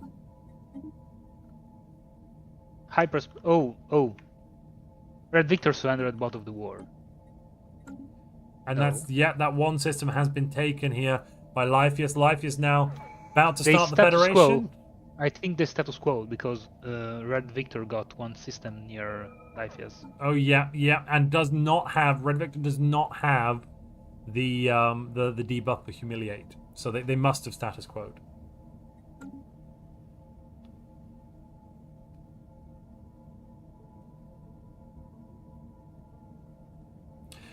Poon Donkey in chat says this is so sweaty, and I mean, yeah, it's a PvP game. I don't know what would you want? A role play PvP game? I don't know how that would. Yeah, what? Momonga's asking how's Leasefire doing. Leasefire currently completed synthetic tradition. Obviously, has completed the synthetic technologies quite a while ago. Making 430 research, not many alloys, quite a lot of energy and minerals. The planets here are getting, let's check that pop growth, 11 or 12 pop growth. 15 on one planet, 15. Why has the capital got so much less? Because there's no machine, there's no robot thought foundry on the capital. That's so strange. So he's got all of those research labs, right? But none of the research labs have pops for them. So why doesn't he build another roboticist job to get 50 another that'll bring him from 11.8 up to 15 point something with the extra roboticist. That's very weird. Huh. Oh wait, are we looking at the same thing? I'm looking at the capital of Leastfire. So there's no robotic assembly plant. So he's building a civilian industry. What the hell is Leastfire? I see plenty of researchers there. Huh? You see what? 14 researchers. I see. Oh, he's just changed them. They were on the metallurgist and artisans. He's just switched them over to the researcher. Oh, maybe because he ran out of consumer goods. Yes, minus 81. Gotcha. He's deprioritizing for. Yeah, and then that's 800 research with all of those researchers on the button, as it were. Oh, okay, that's a lot. Asaidi says, I really hate the term sweaty and try hard. It's basically saying, ooh, you're putting effort into doing well at something, but I'm not sure when that stopped being admirable. I guess it's not admirable. I think it's especially not admirable for those that can't. Like, when you can't do it, people often can be quite mean to the people that can do it. Look at critics, for example. Okay, we are close to year 30. Let's see how Alloy's production is for everyone. Alloys? Alright then. Pax 194. Hogger is at 235 here with synth fertility. Hogger is such an underrated player. He is capable of managing his economy very well. Very low research though, only 350. Does not have to even destroyer technology. Yeah, no combat tech. Hogger can't fight right now. Sakuya's at 191. Kerner is at 95. Anger 153. Giltanus 124. Lypheus 34. Sven the Duck 93. Oregano 3. Oh, Sakuya roller dark furnaces. Huh? Oh, and has completed it as well. I see that. And Hogger too, and is way more advanced in the position. I'm just going to run to the little lizard's room quickly. I'll be right back. That means the toilet, by the way. Sorry, I'm running to the toilet. You feel free to run through with everyone what's going on. Yeah, arc furnaces start popping out. These guys are the real deal. If you roll arc furnaces, that's all you need. This is a Dyson Swarm, which is nice. Dyson Swarm, not gonna lie, but the real deal are the arc furnaces. And the thing is, if you start on Soul, your capital system has a guaranteed planet to put arc furnaces on,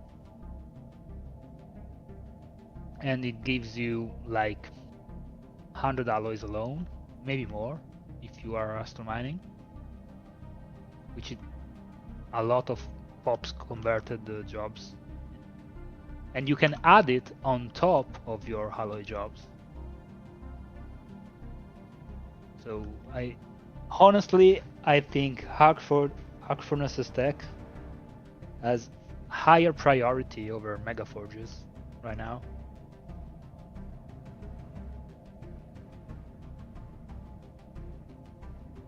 Agent Eye is red, lagging hard.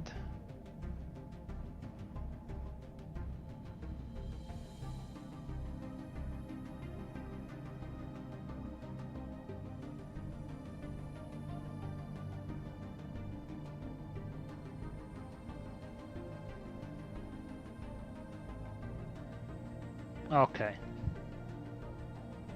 We managed to go off the lag spike.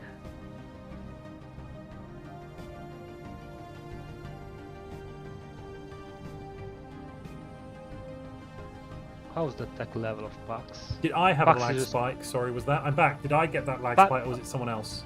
No, it was Agent Eye. Oh, okay, sorry, because We did the pose on pose key trick and it worked fair enough. out. I'm in a new location here. I've got an upload download of like 300-400 megabits download. Upload is like 150, so it should be. Yeah. Whereas I was my previous location, my upload download was just diabolical. Oh wait a minute! I I'm know gonna get that a quick feeling I refill of just the drink. moved to. Another 30 seconds. We got the Federation! We got our first Federation, guys. It's a trade league! Who would have guessed that?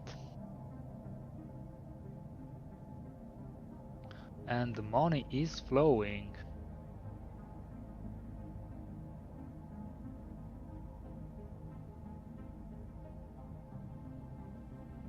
Wait a minute. Alrighty, we've got the refill as well. So, what did I miss? What's occurring? What's Momonga saying? If there were any strong Voidforge players, they would eliminate the fertility players. But here we just have a couple of lazy macro players. All Momonga is throwing shade. Yeah. I'm looking at Lithia's Empire, and I don't see the income from trade on his minerals and food. It's because it's on his Unity. But you are forced into He's that, switched to Trade League policy. Oh right. Consumer goods and Unity. Look at those two. Yeah. You can switch to Trade League, which is better. I mean, look, he's built up a massive food surplus. He can always switch back in 10 years' time. But now it's better to get the Unity and the consumer goods. You get double the Unity per trade value, and you get consumer goods, which is honestly better than minerals and energy credits, because you're just going to use those to get consumer goods. Or start spamming hydroponics. Have you also seen that the other member of the Federation, Satana, has completed modularity and is making 750 Unity per month? 737. Jeez. Let's take a look at those species. So the species is conversational adaptive learning algorithms has not. Oh no! He doesn't have machine template systems. He's got modularity but hasn't researched machine templates. Are you kidding me? That's ridiculous. Yeah, So- on Trade Ring, you start without it because otherwise it will be too strong. Yeah. But the point is, if you do not research it early, if you do that mistake, then It doesn't show the up. tech rows start becoming very polluted, and it's very hard to get it back. That's a beautiful. Pax is researching cruisers. 16 Oh yeah, months. 16 months. Let's take a look at the weapon And- ship designs. What Pax got? I can sing It's laser year or 30. autocannon. Okay. Year 30. All right. Yep. Wars may be fine. There is Pax declaring the first war now against Potato Shagger, and I'm guessing that's going to be for well, it can't really take tributary. anything. Is it a tribute? Tributary war. Yes, it is. Yes, it is. I think Potato might just surrender this. That is very old school ISS style. It's time for you like to pay some tax. That scared me, monkey. 35 destroyer ready up at your border, year 30. Yep. Along with armies. Thund has just had a war declared on Thund by Quantum Quail for tributary as well. This is an ISS lobby. I didn't know you were organizing the new ISS lobbies. Interesting, MrBarbe. Interesting. Well, actually, I aided the Comer Track in the last months to host some ESS lobby, but now he's kind of busy, so I don't know where the next one will be. That Organo is doing is basically he's not taking any systems except for Stebnar, but he's basically not taking any systems if they don't have a guaranteed habitable in them, except Stebnar. Don't know exactly why he's broken that rule there. And I'm thinking that so that no one can take any planets from him until, 20 years' time. The Noon system has 4 planets in it.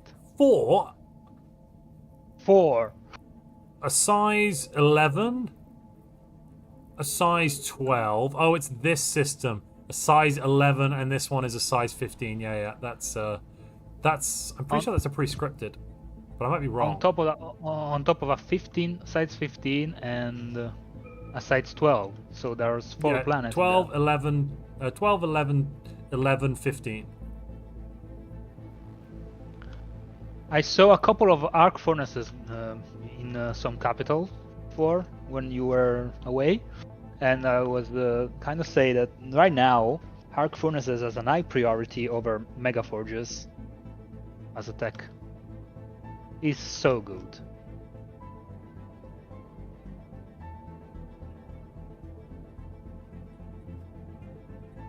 And everyone who know the trick is starting with Soul starting system, because it gives you guaranteed space for building arc furnaces, and has like 20 because you're guaranteed to get Mercury, which is a molten world, and you've got loads of loads of stuff in that capital for the deposits to go on as well. Exactly. On top of that, you're guaranteed to know where your guaranteed habitables are, because you look at the binary Sirius and the trinary Alpha Centauri, you just know where they are. Which makes expansion a bit easier. We might try to limit that for the sake of variety. Yeah, I think it might be a reasonable idea to just ban it. I was thinking about banning the Sol system as a choice. The thing is, though, it's adding more randomness to a game that already has lots of randomness, so I'm not sure. I think it's reasonable if you want to try and get your build order down. Because the other thing it does as well is it guarantees the size of your homeworld. So you know exactly how many districts you'll be able to put there. So you can always. So it makes it easier to practice your build. Sure, but the thing is, in a game full of randomness, everything that you can have for certain is very strong. Yeah, but anyone can take it, so it's not a problem. There's no restriction on it. Yeah, it's a trade-off, I think. Right, let's see. So I'm pretty sure that, Thun just went, I surrender, take my money, and is now paying 180 energy, 130 minerals, and 13 food in taxes to Quantum, who's now just making all the resources. Except no research. Which is... That's gonna kill him soon. Monkey to the bone. Yeah. Wait, Singularity just joined the trade fed. Wait a minute. What? Oh my goodness. He saw all that money and say, yeah, sure, why not? Yeah, because you get extra trade value. You get income from the commercial even if you're a robot, you get income for the trade value of the other players. He's getting 300 free energy. Yes. Which is basically what he was making from jobs. Yeah, he's just doubled up almost. Just under doubled the energy output. That means he could invest much more into science now and scale even further. And I think that's what he's... No industrial districts. I'm seeing some research complexes. Not that many, though, actually. I'm surprised Potato has not surrendered. What do you think? I think it doesn't want Pax to roll up the galaxy, because if you are insta-surrendering a war, yeah, sure, you get penalized less, but the player who you insta-surrendering to starts to snowball so hard. Potato's resource output is drastically low right now. Just lost the capital. I think... Yeah, maybe he's going to wait until everything's occupied. He's making Pax made an effort. Yeah, I think that's the way to play it. Generally, I'm surprised he hasn't surrendered, because a lot of people do just surrender straight away. I think you should always fight to the last breath. It's better, especially in the tournament. Exactly. This is the point. In ISS, that's what high-level players do. If you want my taxes, you have to earn it up to the last minute planet. I don't care about my economy, but if I insta-surrendering, you will outscale everyone so hard because you didn't have to make an effort to have my taxes, and then you can just turn to the next player and do the same thing, and again and again and again if everyone starts insta-surrendering. While in this way, Pax is losing time and also losing resources, because so far it's been 2 years, it's almost 3 years now that Potato could have surrendered. Given the output that Potato did have, that's like 2 or 3k energy, a couple thousand minerals, a few hundred food that Pax would have had. Exactly. This is exactly the right play in a tournament, and I expect nothing less from a strong player like Potato. But Mongo's saying it's not right play to do it in this rules as synth fertility, in his opinion. Oh my goodness, Pax just got killed by something. No, Pax killed. Sorry, wrong way around. Sorry, let me finish my Mongo's comment.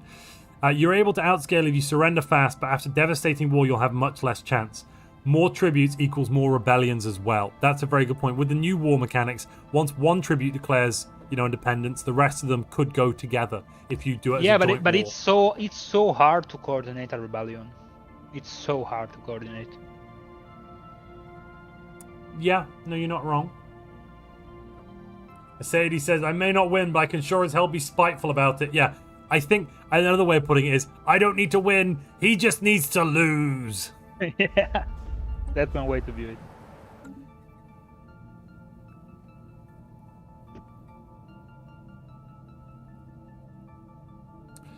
Fetz is saying, hold up, is there a serious system both at PAX and at Quail?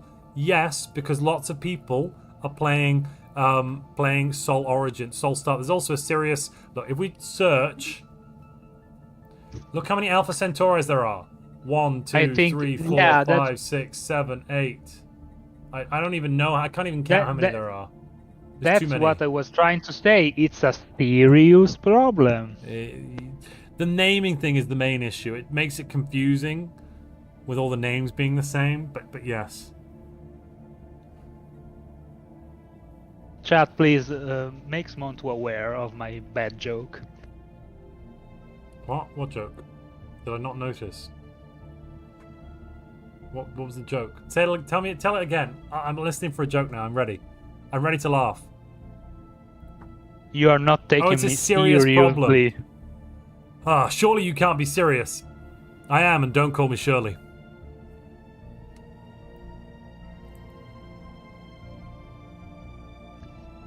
Is Firekaiser really going for the crisis? Already? He's stockpiling 40k unity. I mean, yeah, I think he's going to try and in one go complete an Ascension tradition. He's taken Synthate. No, he's stockpiling that for Ascension. He's going to rush modularity. He's got a bunch of research stored up. Yeah, look at this. 2,000 society, 6,000 physics. That's 12,000 engineering. That is a stockpile for a crisis rush. given where the Yeah, techs yeah, are. you're right. You're right. The situation is almost finished. And then after that, he'll complete it as fast as he can. I think 40k is not enough. I think he needs 50. No, 55. if I Yeah, remember exactly. correctly. And then once it's done, so in another 2 years, then with the stockpiled tech, he'll be able to really fast push out Galactic Nemesis. You think he will do it? Why not? I mean, sure, it's his trademark, kinda, but Yeah. it's very late. It's very late compared to what he Well, used. 34 is not that late, is it? It'll probably be around the year 37, 38 when it's done. Right? Yeah, 20 months. So around year... even 36 and a bit.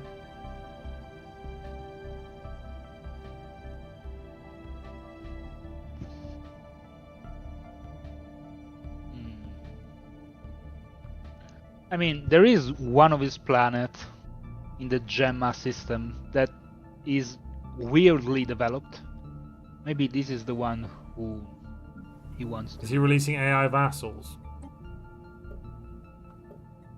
No, never mind. Agron Prime. 19% stability.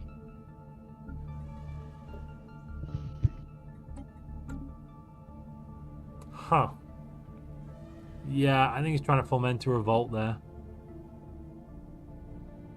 I want to ban it, but the problem is, it's like, you can't ban bad play. You know? And having a revolt is bad play. Even if you end up getting something good out of it, it's still technically, like, bad play. We can't make it illegal for your empire to fall apart. We can't make that a rule, which is why we've True. struggled with how to deal with it. It's borderline an exploit, very borderline. Yeah, no, it's But not. I think though, I 'cause think I think it's I don't very think it's an clever. I exploit. think it's very clever. Yeah, I don't think it counts as an exploit because you're using the systems. You're not exploiting them. You're using the systems you're given. Like, you can have a rebellion, then reconquer the planet and get some menace for it. Yeah, the exploit part is that if you redesign your ship to be empty, then I think the have we banned revolter empty player. ships? Have we banned empty ships? I'm pretty Yeah. sure we banned empty ships. Yeah, so that kind of solves Yeah. that one a bit. A bit. Oh, I should... Potato Shaga is still at war with Pax. Fully occupied.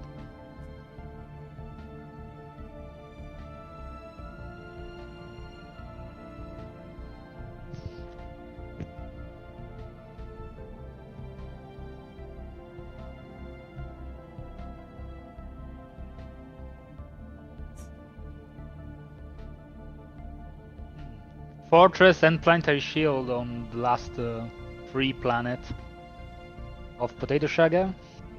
It's gonna take a bit for Pax to get in there. Yeah. Yeah. Oh. The first league home system has been located. There is Fen Habanis. Anger has got it. There we go. Pax started invasion. What of? Of Potato's final world. Yeah. Robots versus assault armies. I think the assault armies will be winning this one. It's gonna be close. There's a lot of collateral damage being dealt as well. Pax is really going, right, you want to fight? Let's fight. Until we hit 25% though, and we won't see any pops dying, but once we get there, if we get there... I don't think it's gonna make it. No, I don't think it's gonna make it. No. No, Pax Yeah, pulled he back. retreat. He retreat. Yeah. He started bombarding again. Let his armies heal a bit, and then he's running them in a circle. Look at that. He's bored. He's like, we'll go in a circle. Like a shark on its prey. Oh my goodness, yes. Yes, it is like a shark. Fen Habanis is such a nice world to find, though. To grab.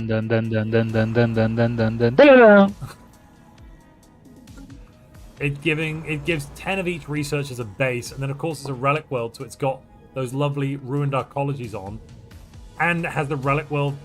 Oh, it doesn't. Hold up. Oh no, it does, doesn't it? Yes, yeah, okay, yeah. Here it is. Collapse Spire.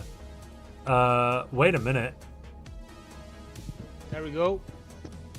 Wait a minute. Last time to the word. Have you seen this? The Central What? Spire is not giving researcher jobs on the Oh, Fen Habanis. Have they Which updated system? it so Relic Worlds don't give you +8 research jobs now? Fen Habanis, the first league. Archie's saying Collapse Spire still gives 8 researchers. Not according to what I'm looking at right now. Maybe it's just because I'm in observer mode? Maybe?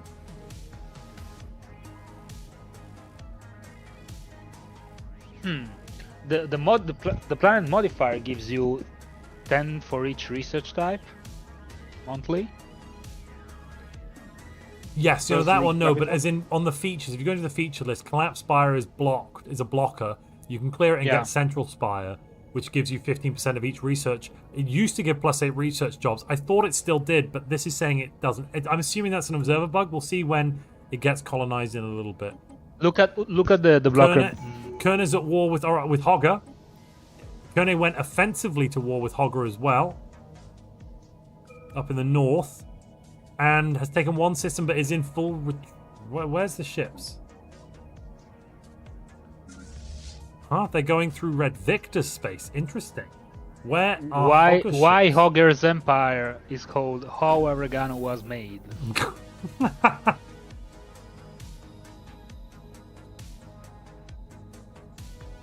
Oh, sorry. Arch is saying in single player it shows that as well. It's a general bug. It still gives the +8 research is good. So I'm thinking these cruisers with the plasma are going to be quite nice when fighting against Kerner.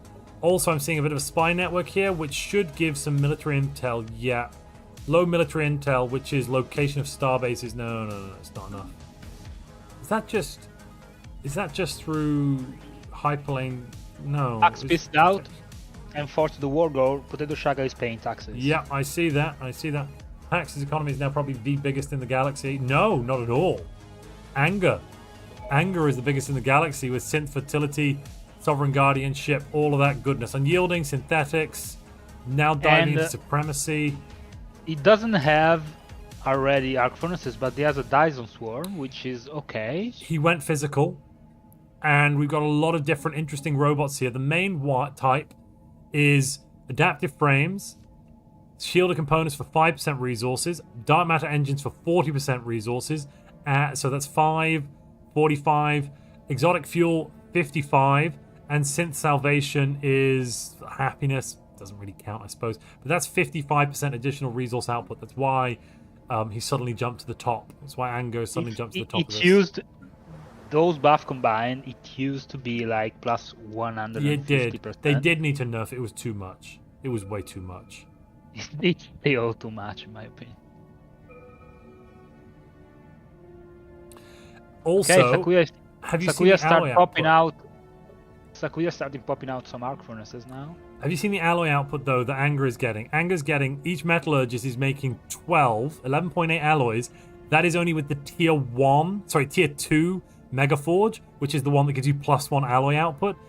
So 12 alloys with only a base production of 3. No catalytic, nothing like that. Just a base production of 4. So bonus-wise, that's plus 200% that he's managed to stack up. Plus Dictatorial 200%. manifold. That's the government type. Yeah, so that's the effective rule of skill level of +5. That +5, I suppose, is really good because it's going to reduce your amenities usage because you're dictatorial. So the amenities usage here of the pops is really low. It's currently minus 40%, which is pretty good.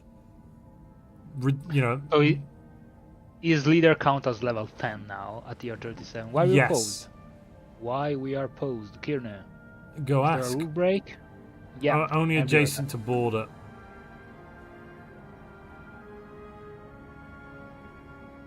Hogger saying that it was fine. Let's see what's occurred.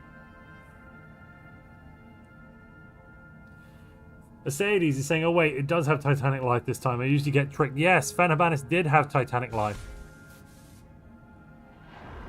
There it is. You get tricked by that one, do you? Fair enough. Yeah, where does this life live? And why is there Titanic Life on the old capital? Maybe that's why the capital got destroyed. How are the cat girls doing? Good question. Good question. Who are the cat girls again? Not these folks, not those folks, not those folks.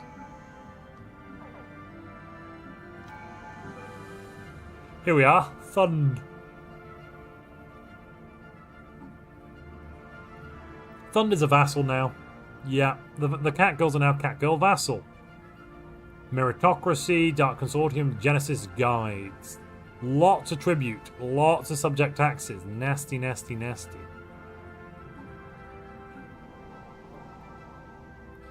Assimilating some folks. Love to see it. And traits-wise, we've got another modular player. Pretty much the same, except instead of... Oh, wait, no, even better. Well, this is even better. Wait a minute. So we've got shielded components, 5%. Dark matter engines, 45%. Exotic fuel, 55%. And then on top of that, 20% more for industrial. So alloy output, or consumer goods output, is going up by... What did I say? 55? 45, 55, yeah. So that is going to be 75% additional output for industrial jobs. 13 and 18. Holy crap on a cracker. 18 consumer goods. And that's not even the final form. That's not even got that's an increase of again 200% there. And on alloys we're looking at I think the same 5 up to 13, that's slightly lower. Slightly lower. Civilian economy.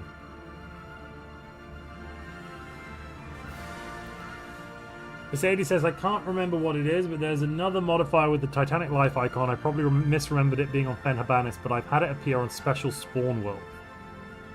Right, I think I know which one you mean, but I can't remember exactly what it is. No, it's for district cost, says Momonga. You build a ton of them.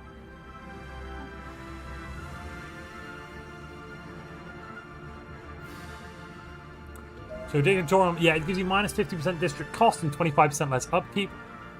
Pairing that with expansion would reduce it further, would it? Yeah, I guess. Not sure that's really worth it.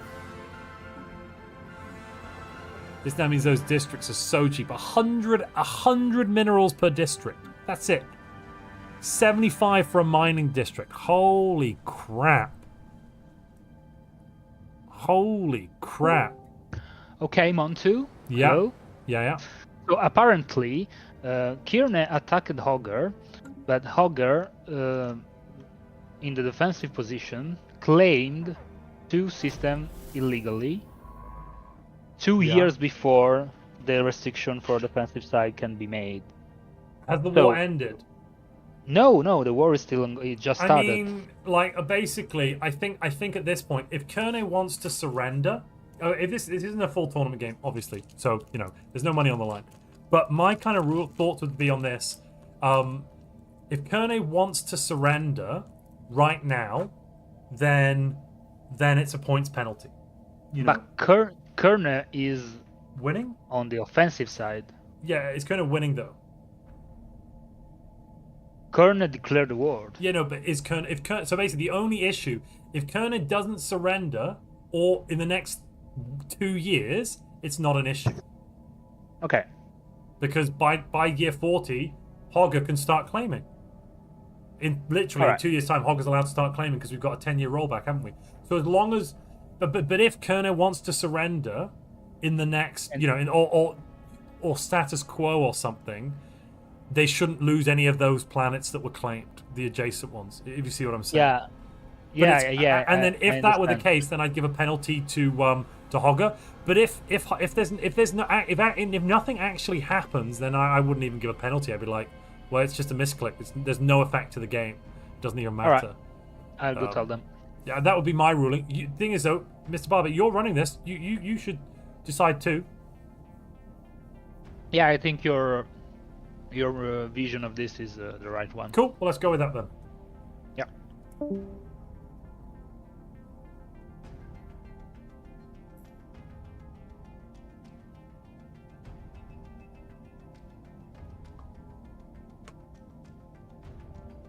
So, chat, how are we all doing? Longer notes for district. Oh yeah, I've already read that. Mercedes says, all I specifically remember about it is the feeling of being excited to get Titanic armies and then going, oh, it's that thing again. Oh, bugger. Yeah, that can be a bit crap. So we're at year 37 right now. How are the scores looking? In 2 years and a bit, we're going to get another scoring of all these things: the economic power, fleet power, tech, unity, etc. Right now, they're not here.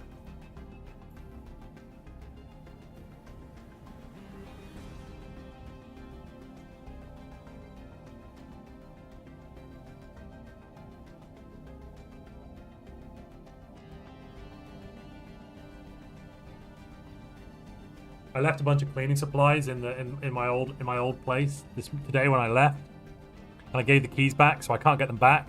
It was like a bunch of good cleaning stuff. It's expensive. Very annoyed. I left a washing up bowl. Oh, I thought I picked it up on the way out, but I forgot it. So I was doing a clean down. Moved everything out, did a clean down, that sort of thing. Sorry, those of you that want some more Stellaris, we're just taking a moment. There's a pause. I thought I should ramble away about something personal. How's everyone's day been? Is anyone doing anything exciting this weekend? Other than, of course, watching a fantastic Stellaris tournament live as it happens.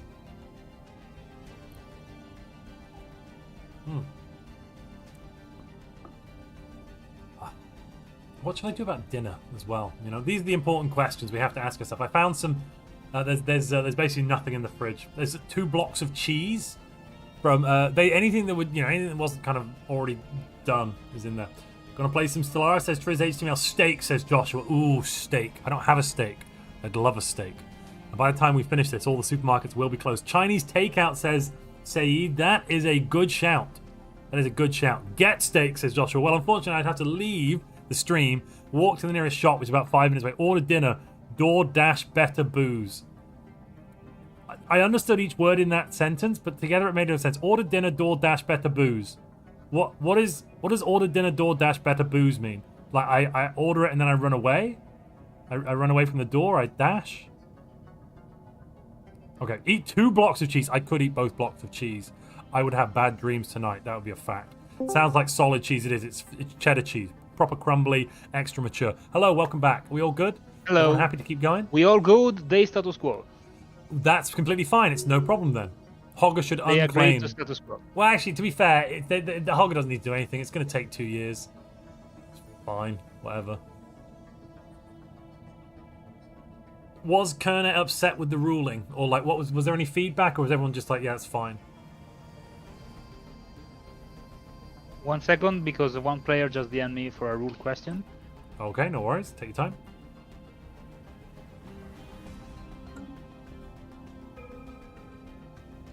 DoorDash is the delivery service which delivers groceries like Just Eat does takeaways. Oh!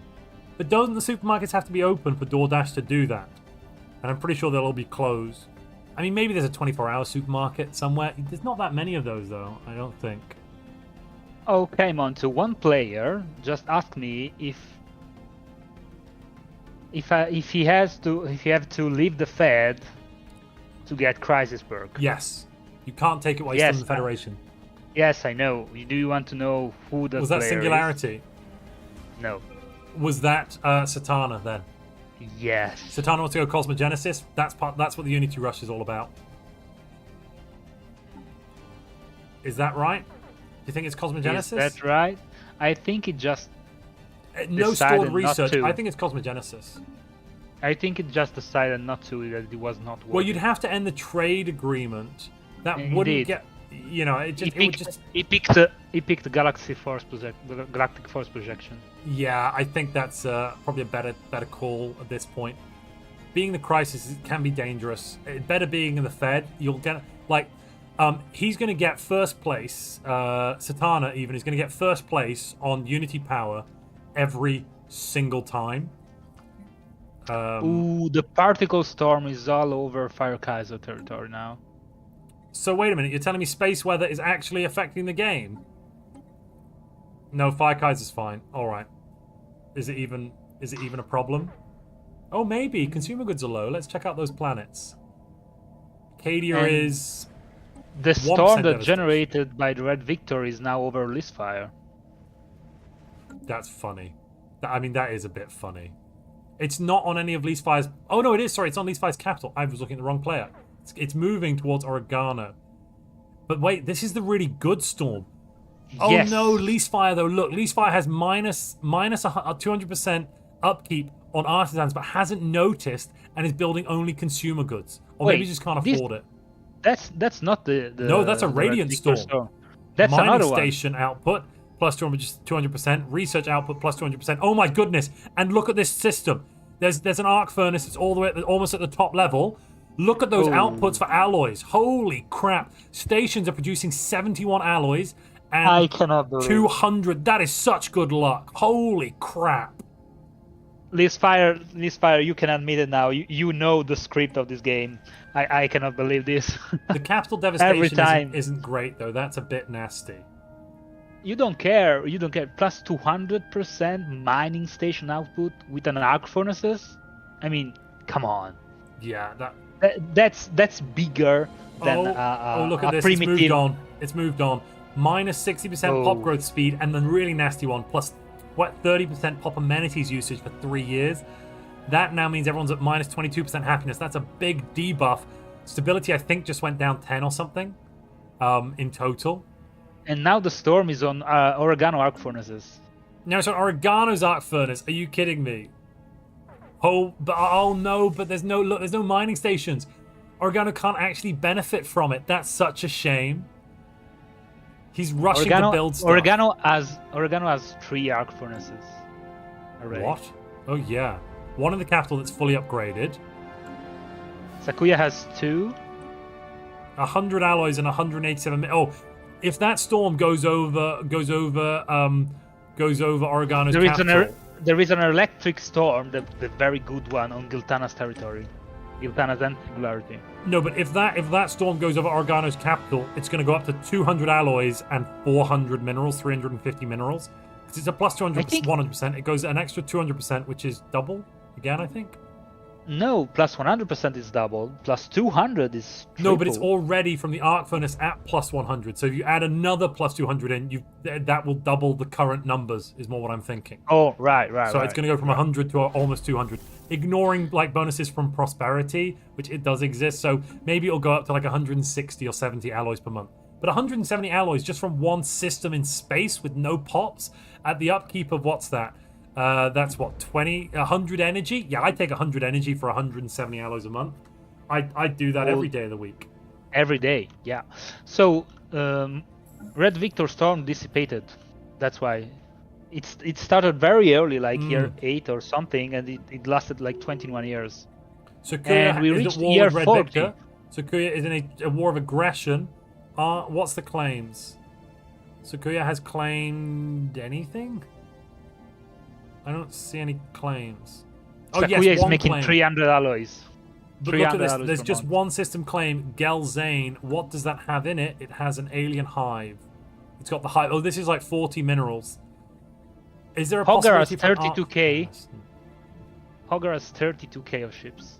Yep, fighting in an offensive war against Quantum Quail for tribute. So if Hogger can take Quantum as a tribute, and Hogger is in the space, Hogger's going for it with I'm guessing, it's these plasma cruisers. If Hogger takes Quantum, that actually nets them 2, because Thunder's a vassal. Sure. Right? Thunder's the That's vassal. right. Yeah, tribute, yeah. Giltana's here to claim back his throne as tournament champion. 345 alloys, an electric storm bursting his systems. Almost I think 1k research as well. That is very tasty. We've got Anger next to him is even more strong. modular 370. pops as well. Okay, so wow, look at this build here though. So dark matter engines 40%, and then an additional 40% extra to metallurgist and 10 more. So that's and shielded components 45, 55, 95% additional alloy output. Let's check out those metallurgists. 15 alloys per pop on the capital. Yeah, and on top of that, he just built an arc furnaces on his capital. Oh yeah, I see that. He's upgrading. What would be really good is if he can get orbital ring technology as well, and then around the capital he'd get, an extra alloy. That would probably put the 15 per pop. Pax is at war against Sven the Duck for a tribute. 19 or so. Let's check out Pax. Where is Sven? Pax is no. Sven the Duck is making 400 alloys. What the hell? Pax has only got 20k. Sven the Duck already has 20k. And yeah, you're right, making 400 alloys a month. Do we have cruisers? We've got cruisers. This is such an old-fashioned build. Laser kinetic mix. I love it. I love it. That's Arc Furnace's power. Oh, there is a battle in Amara. Amara system. Oh, I see it. Trying to retreat. They Pax engage. is not. Yeah, they've engaged. I think Pax is going to lose here. I'm relatively confident. Well, actually, there's no cruisers. The cruisers should just be able to retreat. Oh, sorry, no cruise. Sven has no cruisers. Pax's cruisers should be able to get out of there fine. It's the corvettes will take a lot of damage, but the cruisers should be able to disengage. Yeah, not a single cruiser lost so far. And as soon as you get to that point, I think Pax will click the retreat button in just a moment. Possibly without losing a single cruiser. The cruisers just went up from 15 to 17. Wait, what? Yeah, there were three cruisers going up from FTL reinforcement. Gotcha. These cruisers might actually win. I'm looking at Sven. Sven naval ships are capacity. dying. Look at this. Sven ships are dying. Sven is losing this kiting. engagement. Yeah, the cruisers are kiting. The little ships are. Look at the health of those little ships. Sven's fleet is on much lower health. There we are. And Sven pulled back. Pax won. Yeah, those plasma insta-killed corvettes. Yeah. Tier 2 plasma, L plus M. They don't hit as much, but when they hit, they do a lot of damage. Indeed, Pax Cruiser design, triple auxiliary fire control for extra tracking. Extra chance to hit, you mean? Yeah, sure. Sorry, 15 extra chance to hit. Large plasma, large railgun, and medium plasma. That's a lot of damage for a corvette to bear. No small weapon slots, just the mediums. The tracking is relatively low on that medium, but it's not that low. 20% is good enough to deal with early game corvette. What's the word I'm looking for? Evasion. Yeah, and artillery computed for kiting. Momonga said half of Pax's fleet is in retreat. He won't go further. Is that right? Is it? Yes, Pax definitely wouldn't go any further. Definitely not all the way into the capital. No, couldn't do that.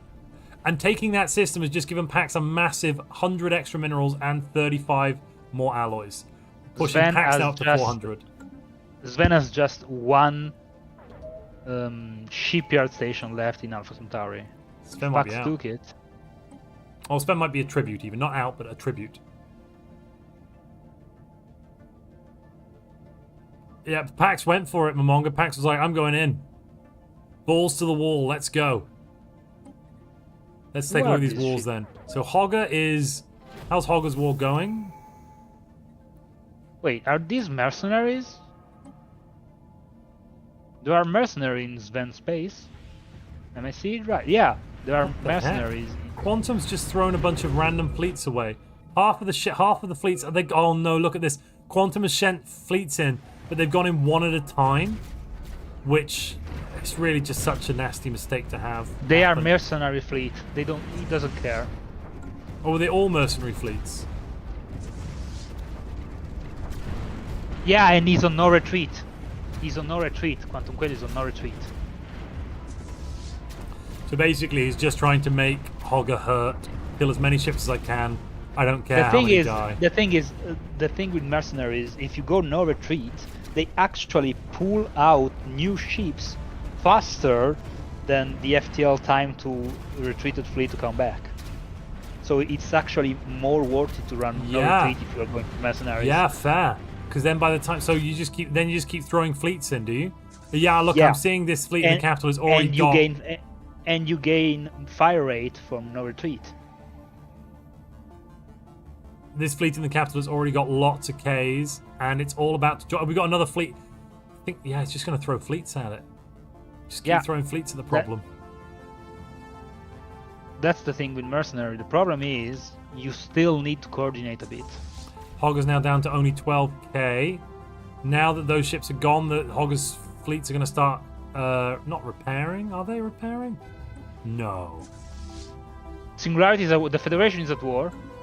Oh, who with? Sakuya attacked all the 3 members of the Federation. Holy moly! What's Sakuya's fleet power Bold at? move, Sakuya. 25k. Singularity is at 17k. That is very bold. Satana's got the same fleet power as Sakuya. I can't see this going well for Sakuya. Yeah, He's so going Koya's back. pulling He's back. going back. Yeah. Maybe he didn't know they were in a federation. Maybe he thought the Singularity. No, he declared That's war not on a Lysias. mistake. I don't think that's the case. Akuya made no mistakes such as this. No. Yep. You know who we've not looked at a little bit? Fire Kaiser. Yep, Crisis. Kaiser is cooking. Yeah. 400 menace. Here we go. Here we go again. I censored myself. Ah, crap. Here we go again. Oh, I accidentally said poop earlier. You know, merde, but in English. Scheiße, but in English. What's weird, right? Swearing in other languages, fine. You just can't do it in English. It doesn't make any sense. You know, Scheiße, no one's gonna give a crap. But if I were to start like effing and blinding, YouTube would filter me out for that. I guess also in Germany, people don't care about saying Scheiße as much. It's like it's much less of a problem than saying the English equivalent, I suppose. Why are we on slow? That's a good point. Oh, that's my bad, because I was looking at a fleet battle that can kind of slow the game, and I forgot to put the normal speed back. That's on me. My bad. Is there a new PlayStation been announced recently? Yeah, pretty expensive one. Wasn't it like 700 or something insane? 700 or 800 euros? 800 euros for a PlayStation. Yeah, but it's pro. It has pro in the name, so it must be good. Oh, it's for professionals. I see. So the professional gamers like me, we can buy that. I see. Right, and everyone else just they don't. But is there a regular version that's the normal price, like 300 or 400? Yeah, it didn't go down. It stayed the same. Oh, okay, that's not that bad then. The weirdest one, actually, talking about swearing and language. In Denmark, they don't treat English swear words with any regard. So if you go to a playground, you'll hear like 5-year-old children saying F this and like F this and F that and F you and blah blah, because they're like, oh whatever, it's just a foreign language, we don't care. But they will be upset about saying certain things. For Satan, for example, very bad. If you're in Denmark, I apologize for saying that. Very sorry. I should have said for CERN.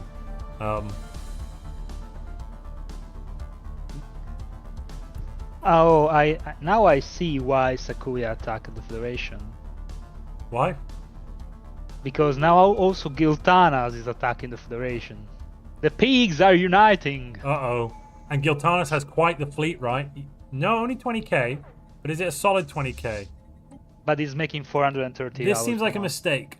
No shields whatsoever. So if he comes up against Plasma, he will be shredded.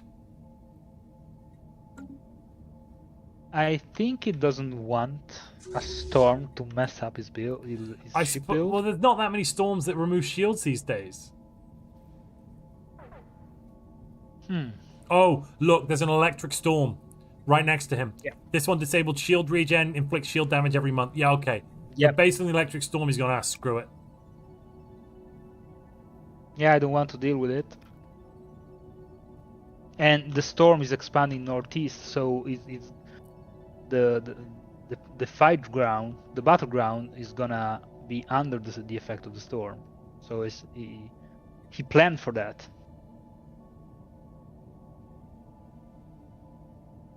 Monga saying, in Russia you'd hear swearings from 5-year-old children in in Russian on the playground in the local language. Fair enough, Monga. Also in some part of northern Italy, by the way. Also blasphemy, but that's another. Yeah, blasphemy. You can I think in today's day and age, a lot of people don't give a crap about blasphemy. Oh my god, I know it's crazy, but you know. I personally don't, but I still think it might be disrespectful for other people who may believe, but I will not deeper into this matter. No, yeah. Let's keep looking at the game. Right. So where are we at? Pax is winning comfortably. Yes, comfortably winning that war. Looks like they're going to get another vassal soon. Giltanas has just launched the offensive and is in Singularity space. Is Singularity responding with a fleet? Yes, they're about to have a big battle. Singularity's currently hidden. Nope, there we go. There's the jump. There is the jump. Singularity's coming in with Plasma. Okay.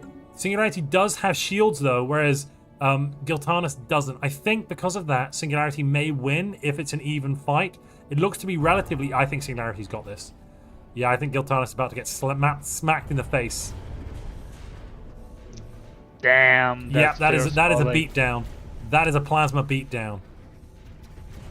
That first volley. Oof. Gotta love Plasma. Yeah, and Singularity's come out of that basically losing almost nothing. 1 or 2 ships. Whereas Giltanus, I think, has lost half their fleet. No, just 5 or 6k. Not that bad. 5 or 6k.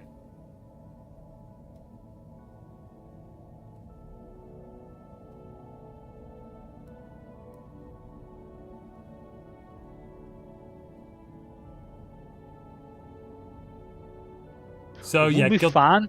It would be fun for Victor now to make a defensive alliance verbally with Lyfias and Satana, who was at war before, against Sakuya, because they are both at war with Sakuya. Lyfias and Satana have just built up their fleets. They're ready to jump into the Alpha. Yeah, exactly. I think, but I don't know why they're not going. They should go. They've got the numbers.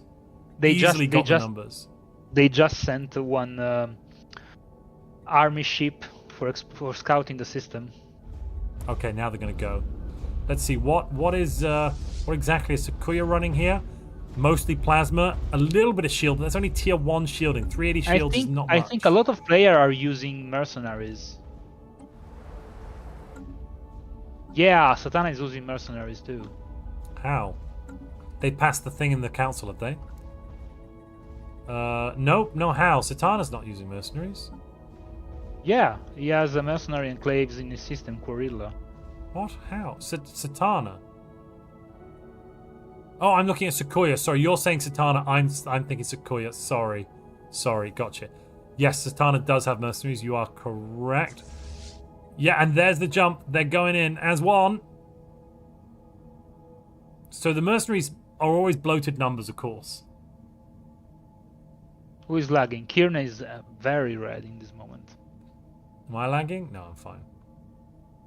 No, you're not. I'm watching the battle. And we're getting UV lasers coming in, Plasma rolling out. I can't imagine Sakuya winning this, even if it's against mercenaries. Lots of mercenaries, but we'll have to see. Oh wait, no, it's cruisers versus destroyers and corvettes. So even if Sakuya loses, there's probably few losses. He pulled back. Yeah, that's a sensible, because with the cruisers versus those small corvettes, the corvette's going to die. I guess you don't care as much if they're mercenaries, but still... Oh, they're both mercenaries. Yeah, if you're mercenaries, you don't give a crap, actually. So what? They die. Let it happen. Is Satana on no retreat? Yeah, Satana is on no retreat, too. You are right. It is the better play. What are they proposing in Galcom? They want cooperative research channels, and they want them now. They're also talking about forming the Galactic Council. It's important. These are important because you get points for those. So checking out the score right now, Red Victor is in first place still, thanks to all of those early wars. 3 wars won. Satana in second place, jointly with Quantum Quail. Third place is Pax, and fourth place is Pax. Fifth place is Anger right now. Sven the Duck and Oregano coming in quite close behind them, actually. It's only about 5 points. I see Pax in fourth place. Oh, sorry, Pax is in fourth place with Anger. Okay. Yeah, right. I mean, if you add it up, I guess Satana and Quantum are both in second place, and then Pax and Anger are both in third place. Kind of, I guess. Depends on how you want to put the podiums.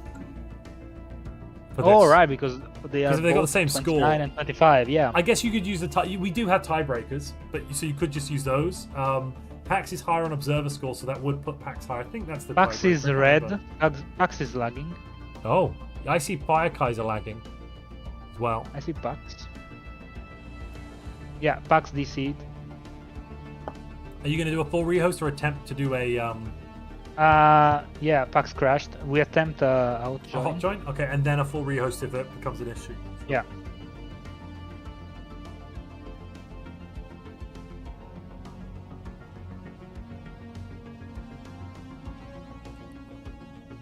Oh, my eyes are going funny. Oh, give me a second.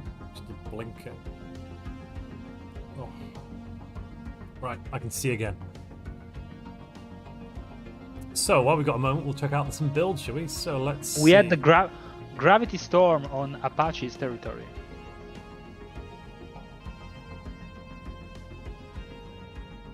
This is beautiful.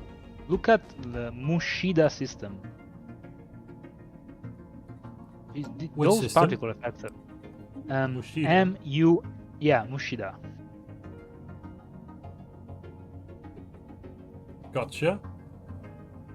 Oh yeah, the gravity. It's like a hole. Oh, and no, it's just the gravity. Yeah, yeah. It's like a hole falling down. I don't know how to look at it because if you look at it in the wrong way, it does look a bit crap sometimes. Like if you look at it from the bottom, it looks awful. Like it looks like there's a nipple. If you look at it from the underside, it's like a giant space nipple. Wait, why I cannot do that? I cannot select a planet. under. You have to select a body, then you can rotate underneath. Otherwise, Yeah, you're stuck on I'm top. trying, but it blocked me on the horizon level. If you don't have your view centered on like a planet or a star, you can't. So you have to like double click on a star. Oh, click on a star, click the go to, and then you can circle around it. Oh, okay, nice. But you have to make it the center of your vision. Like you have to have it as your center point.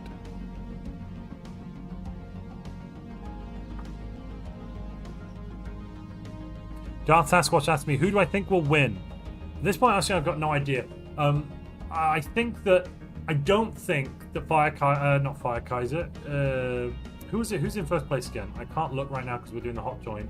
Red Victor. Yeah. I don't think Red Victor is going to stay podium. I think Red Victor might be killed off. I think there's some players that are in a good position, but I think it's still all to play for. It's very early days. We've had 2 rounds of scoring. It's tier 45. Yeah, the goal for our early monkey is to get vassalized by a strong player. I'm not sure. I think people are going to kill Red Victor at year 50. Yeah, but of his if points. somehow someone made a mistake to tributize him, it would be good for him. Actually. Yes, if they make that mistake, but I can't imagine that's going to happen. Okay, Pax is here. Mercedes says it being a giant space nipple puts an entirely Fire different is- perspective on. I think Listfire crashed. We'll do a rehost then. If that's the case, I guess we'll do a rehost, yeah. Yeah, just waiting to confirm that.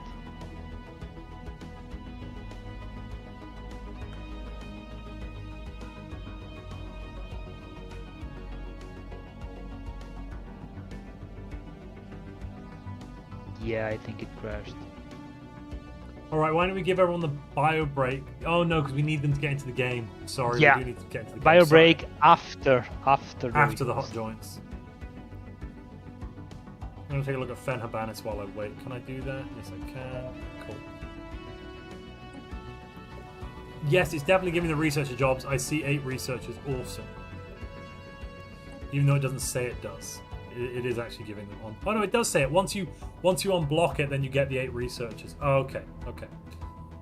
But it doesn't tell you that. I'm looking at Fen Habanis and the Central Spire for the Relic World stuff.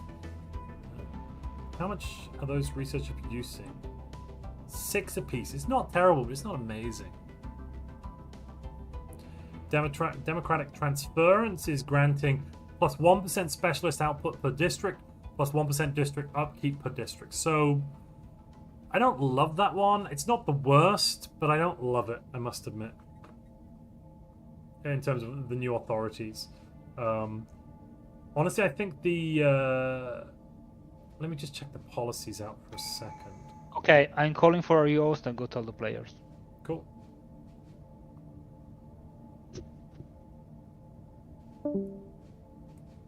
Just going to check the policies momentarily and...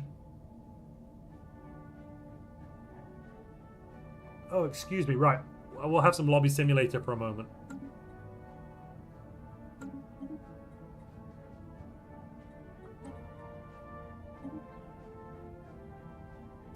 Rehost, 3,000.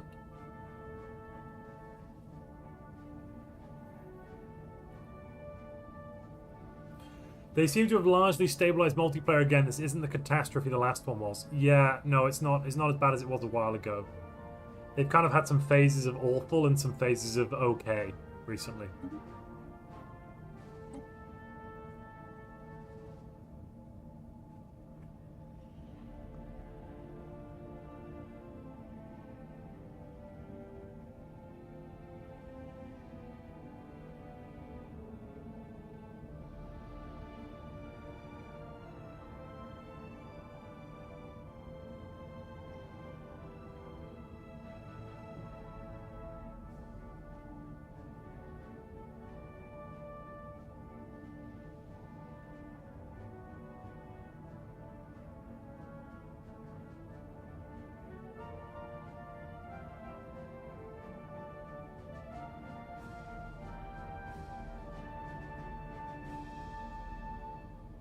Alright, chitty chat. Any minute. 207 likes. You're right, Isaac Young. Let me just... Oh, Isaac Young, sorry. Let me just put that goal having been achieved. Amazing. Ladies and gentlemen, you've done it again. We still need to hit... let me see. We've hit 5 YouTube members. We've hit 10 YouTube members. We haven't hit 10 Twitch subs yet. YouTube is ahead of Twitch, it seems. Twitch is behind the YouTube today. Let's make the next goal a strong goal. 420 likes. There we go. Amen. You need to blaze it, ladies and gentlemen. Blaze that like button. Twitch was ahead for 2 hours, yeah, and then David Woodmansey came in and did Darth Sasquatch hydrate will do. David Woodmansey came in and rebalanced the scales on the YouTube. Right, oh, I need to join. Is the password the same? Let me find out.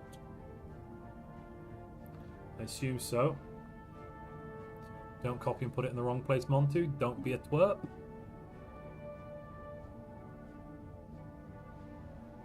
Requesting hot join. There we go, ladies and gentlemen. Okay, Montu, everyone is here. Yeah, let's do it. I should be there as well. Am I there? Yeah, okay. Cool. I'm not stuck on 0%. Whoop, whoop, whoop. Hot multiplayer isn't broken. I love it. This is probably one of the shortest lobby simulators we've had in a tournament recently. We practiced the whole year with Colosseum Robbie with this. We went through the peak lowest point of game stability for this game this winter. Yeah. If you remember last correctly. year it was awful. But when they released Astral Planes, it was just garbage. You couldn't play the base game. You couldn't. The play lowest point, it was awful. The lowest point was like in January, but we'd stick to it with all the veterans. So we practiced a lot of odd joins and reels. We made everyone quicker. A lot of 9 lobby simulator practice.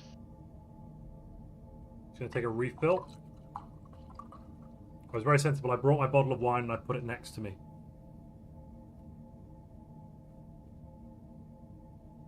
Select the Empire, guys. Are you going to click start, or are you going to let them do the bio break before clicking start? Oh, you've run away. Got it. Oh my goodness me! I am going to sleep well tonight, ladies and gentlemen. I am going to sleep well tonight. That is a little fact.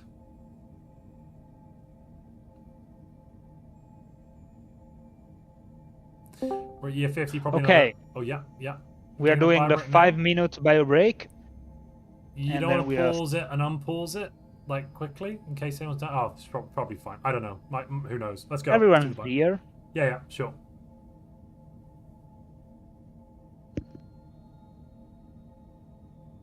Well, ladies and gentlemen, everyone else has gone for bio break. I already took a bio break earlier, so I'm all good. You've got me. Any questions? Anything you want to ask Montu? I'm all yours for the next 5 minutes, lovely audience. What did you miss, Mark Gregory? Space fighting. Lots of it. PAX, if we do union, so PAX has kind of got these vassals. Wait a minute. Right, PAX has got Fire Kaiser and Potato and Apache as vassals, I believe. I missed the Fire Kaiser vassalization then. Yeah, Fire Kaiser is vassalized Apache, Potato, and Oh, no, sorry. Pax has vassalized Fire Kaiser. Yeah, interesting. I didn't notice that either. That must be a very quick war. I think Which Fire Kaiser just surrendered instantly. That's my thought. Yeah, because it's subterranean. There is no other way. But does Fire Kaiser want to be a vassal? I thought that makes it much harder to gain menace. Yeah, that's what happened to me the last final. Yeah, once you're a vassal, it's almost impossible to get menace. I mean, I guess you can assimilate some pops.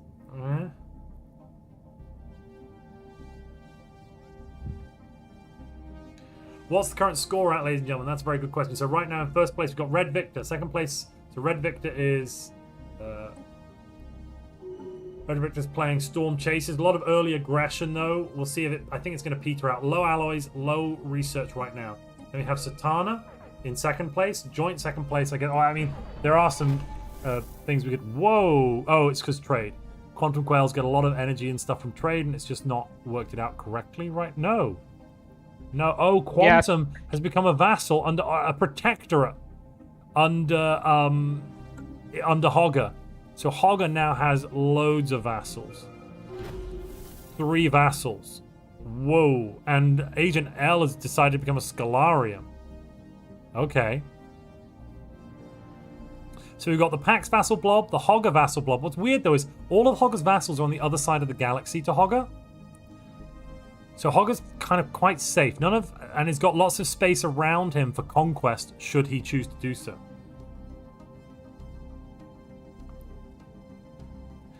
And then, let's see who's next. We've got Pax, of course, on in 4th, and jointly in 4th/5th is Anger. Anger has managed to pick up Fen Habanis, which is lovely to see. A beautiful world. Clearing out those ruined ecologies, clearing those out gives you tech as well as giving you some basic stuff. But those technologies at this point in the game is so nice because they're quite late game technologies now that you're going to get for free. Unless there's something you've failed to research and you pick them up now, in which case it's not as good. What's your opinion on the new prison worlds? Throw worlds have you used, obviously, but what about prison worlds? Prison worlds are great. I'm pretty sure slaves can be on prison worlds, making them they can be really good. Really, really good. The issue is you can't specialize them. I think this needs to be changed. You should be able to specialize them in alloys or consumer goods. Otherwise, you lose half the districts. I think Momonga just said that. Yeah, Momonga said that as well. There's no alloy designation. So really good because you can stack slave bonuses on your alloy output, getting really high alloy output. But you lose half the efficiency of the districts because you only get +1 job per district, which is kind of bleh. There's a wormhole from Hogger to Quail, I'm being told. Yeah, that's how Hogger... it kind of goes to the middle of nowhere. But yes. That wormhole is easy to defend. It's only... the thing is, that's just one way in. There's here, that wormhole, and then I guess this... Well, I get if you ignore the wormhole and just say Bovatir. Bovatir and Menshib are the only 2 entry points to Hogger space. So Hogger's got quite a nice... defendable area. Lots of resources now thanks to those subject taxes. Okay, game is on again. Alrighty.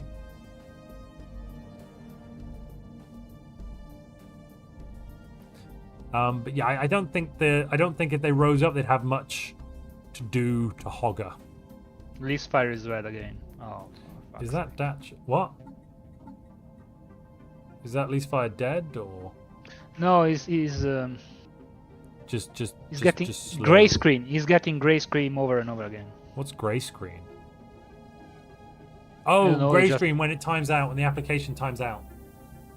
Yeah. Gotcha. That's weird.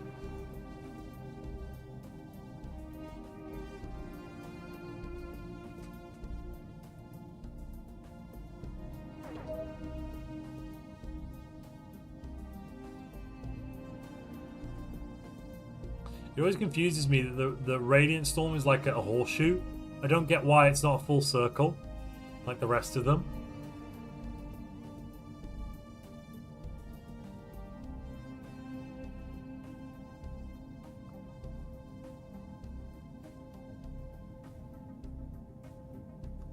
Okay, I'm gonna kick Fire because he's stuck. Make him hot join or just he can't I'll play? join. I'll join. Yeah, okay. Because he's stuck in the game, but this game already crashed. Yeah.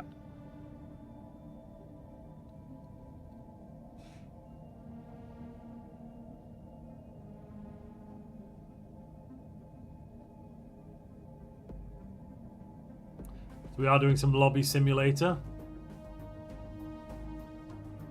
Do not unpause. Yeah, Redwing's like, maybe we should try pausing and pausing. Don't do it. Don't do it. Don't touch it. No, please. For the love of God, don't. Why is that system called Dusk of Green? From year 50 onwards, a lot more storms can spawn. Yeah, 6 or something? 6 or 8? 5. Was it 5? Yeah, okay, that's something like that. It's up to 2 in the early game, up to 5 in the mid to late game, and 8 after the late game start. But late game start is when the games end. So Yeah. 2300 when we have the late game set to, isn't it? yeah.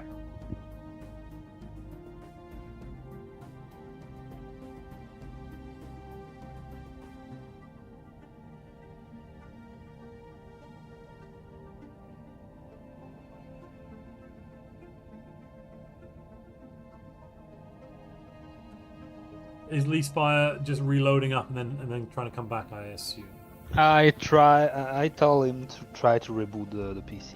Yeah, It's good the idea. second time in a row he does this. I wish I had some cheese strings, chat. I miss cheese strings. I haven't had those since I was a kid.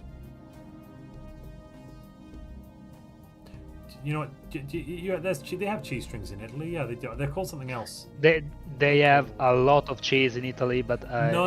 As in, like, it's not. This is not cheese. Oh gosh, no! Don't think it's cheese. It's like a fake factory-made mozzarella in a stick that you can like peel pieces off and eat in, like, so it's stringy. But it's not mozzarella. The process is a little bit like mozzarella, but it's not mozzarella. Like, as in, I'm not even saying geolocation. It's just not mozzarella. My Italian heart and brain just had a seizure by hearing this. It's half cheese, What? half plastic. What?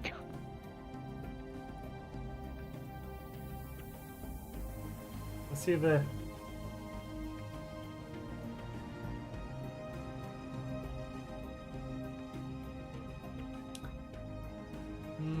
Let me see. Do you have it? I'm googling it. I'm just gonna pretend you didn't say that. Well, I wouldn't think it's a piece of crap. Honestly, it's awful stuff. But like, some things that are awful are very tasty. Yeah, that's true. Like fries, for example. They're not good, but What do you mean? Fries are amazing. Don't you Yeah. besmirch the good name of potatoes?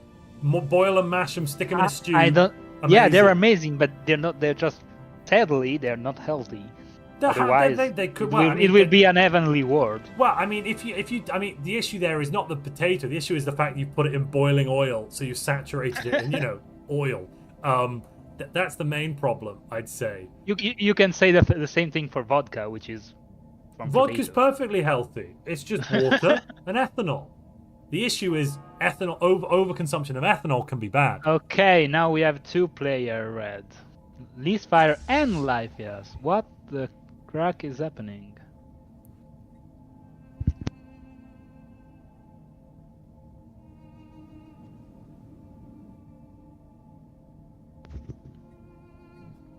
There seems to be some sort of event going on in Leafspire's space. Some event ships called the Silver Fangs have spawned in. Oh, it's just pirates. Maybe the pirates are hurting Leafspire. I don't know. Yeah, Oregano's in first place on Observer Score. That's a very... Oh, no, sorry. I was saying Leafspire was Oregano having this. Sorry. Oregano's is in first place. That is due to synthetic fertility. And... I think Leafspire saying that even after PC restart is doing the same, so I think he might need to leave the game. Yeah, it sounds like it. Yeah, maybe you should try and rejoin in a year or two. That'd be my. I put my money I'll on that. DM him. I'll DM him. Yeah. He's saying that it will be optimal to keep going without him. And just DM him. You can try. I'll join. Just let us run a year, and then he can try again in a year or so.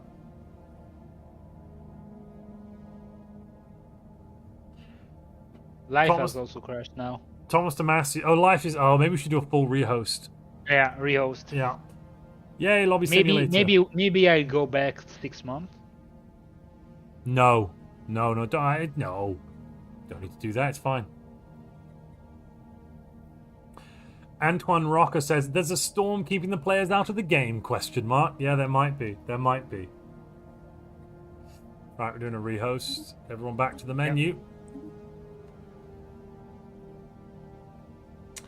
Pet Rock Steve says, "String cheese?" ? Well, technically mozzarella is a form of string cheese. I'm pretty sure, but it's. I mean like cheese strings.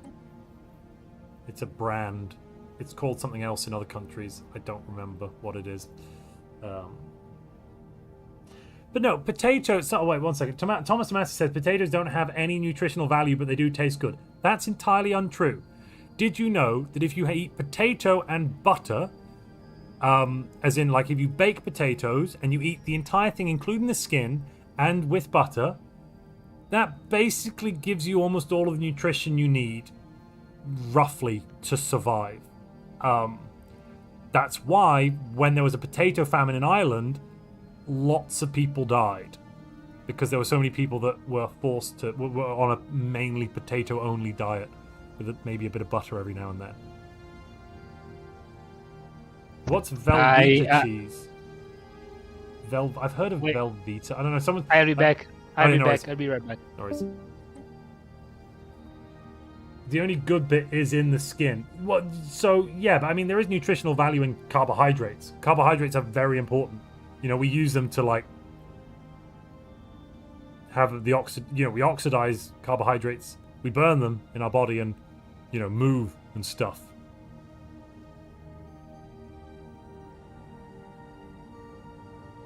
No, it's not over. We've had some issues with the lobby, Nicola. Sorry. Potatoes are one of the most efficient crops. Yes, yeah, exactly. Yeah, it is. Why Montu not just a gentleman, but a scholar too, I see. What do you mean, Mark Gregory? But people in the Andes Mountains have been cultivating and getting good nutrition from potatoes for centuries, says Comrade Amatrin. Yeah. I mean, potatoes, it's all you need.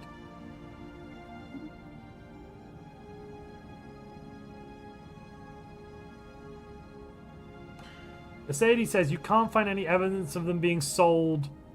When you say them, what are you talking about? Velveeta cheese? Is that what you're talking about? Or are you talking about cheese strings? Because cheese strings are definitely sold in the UK. I mean, it's a British product, and the UK is in Europe, so I'm pretty sure they exist in Europe. There might be. I'm pretty sure they exist in France as well. I'm pretty sure I've seen them in French supermarkets under a different brand, but or maybe it was the same brand. I'm 99% sure I've seen them in French supermarkets. You know the facts about the well, that's only because my family, Mark. That's only because my family fled the Irish potato famine and emigrated to Australia on my mother's side. Sadie says, "No, we're not in Europe. We had a whole snit about it. I think you'll find you are in Europe. You're not in the European Union. Those two things are very different. There are other countries in Europe which are not in the European Union but are definitely part of Europe. For example, Norway and Switzerland.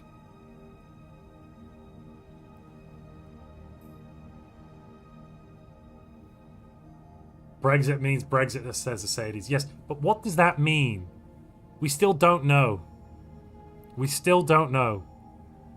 But we talk about products, says Fal. Yeah, we're talking about products. I suspect potatoes have no nutritional value is a lie spread by Big Kale, says Adam. Yeah, you're right. So it's goddamn Kaleists. Claiming cheese string in England is wild. Made originally in Wisconsin. Well, no, but it's a product. This is a product also sold in England, in the UK. And I said the UK, not just England, Wales, Scotland, Ireland, all of them. Belksit means Belksit, says Calvin Connors. You're darn right it does. Belksit means Belksit. Here we go. Here comes the save. Okay, Ahoy. we are doing it. Oh my god, I'm so hungry. I could all this food talk. I could eat a cow right now. I could literally eat a cow. I haven't had. I had a steak sandwich at lunch, and that was 8 hours ago. That was the last time I ate. With sides of potatoes. Yeah, with fries and a nice pickled mushroom salad. Ooh. It's very tasty. 10 out of 10 recommend pickled mushrooms. Delicious. Did the steak sandwich contain Xenos? I mean, what do you think the steak was made of? Have you ever eaten Wellington steak? What the devil is Wellington steak? Is that a Wellington made out of steak? Or something else? Juice says, I think string cheese is made by heating mozzarella until the stringy molecules bond and it gets stiff. No, you just start with the milk, because you're not going to import mozzarella and turn it into string cheese. That wouldn't be economically efficient, I don't think. Because mozzarella is quite expensive normally, especially in America. I guess you could make mozzarella. I think they basically make a mozzarella equivalent, and then you make the string. You do a heating process to it to make it all go the same way. Okay, we are here. All right, and we're gonna press play. Are we? Is Leaf Fire in? No. Okay, but we are moving. Firekaiser's having some reds, and so is Quantum. We are. Yeah, but somewhat this is just lag. This is just lag, not crash. Do we really need to wait 1 year for this fire? Doesn't just need like a month tick to try out join? Sorry, do you want to hear something terrifying? I'm just reading some comments by two people I have to assume in the US because they're basing their comments in the US. They've just said mozzarella is really cheap in the States. We make it here. Do you want to respond to that, MrBarbe? Could it be mozzarella that's made outside of mozzarella? I will not. Could that even be myself mozzarella? That down to answer. If I made some Parmesan in my back closet in my backyard, would it be Parmesan or not? Well, technically yes, not Parmigiano Reggiano. Oh, sorry, good point. No, that was a good. No, you're right there. You're right. You have me on that one. Because even for balsamic vinegar, you can make balsamic vinegar out of your acidic wine bottle you were drinking earlier. Yes, I could. Just Unfortunately, would not I'm be drinking most of it. the Modena balsamic vinegar, because that's made of the and the important way to know grape out of Modena. The important way to know it's the right one is the bottles it comes in, because they have only 2 specific bottle shapes that they can put it in, right? If I recall. Quite, not exactly, but yeah. I thought there was like there's only 2 shapes. There are different sizes and different variations. There's 2 specific, like the way the bottle looks, the shape of it. I'm pretty sure, right? It's mostly marketing. It doesn't I thought all the ones that from much. Moderna all had the same shape. Well, fair enough. I take it back.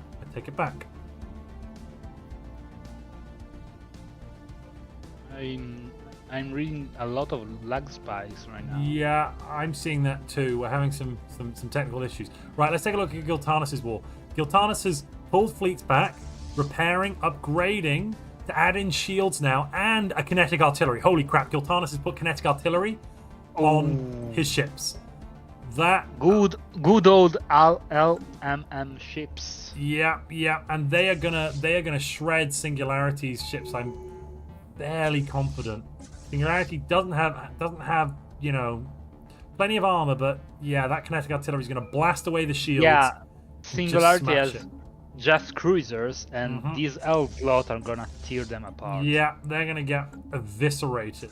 It's gonna be beautiful, and I'm pretty sure that Singularity is really pushing for it. Is on the attack. Also, Giltanas is going to make double in 200 days. Giltanas is gonna make double the amount of alloys of Singularity, because his arc furnaces on capital will be complete.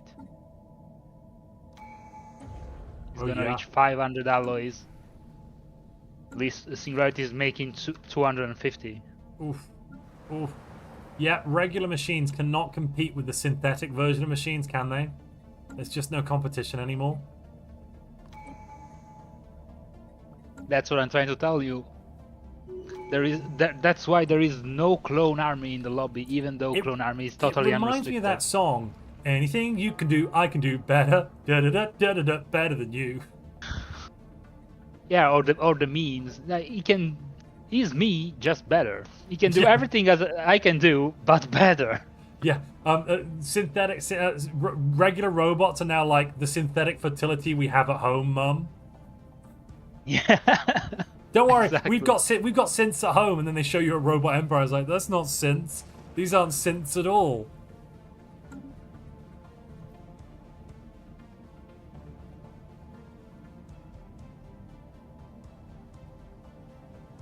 So in Europe, we have geolocations, Juice. So lots of products are geolocked. For example, Scotch whiskey has to be made in Scotland.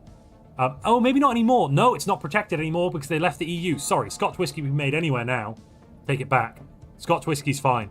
Yeah, you can make Scottish whiskey anywhere. Should we let Listfire try to join now? Has it been a year?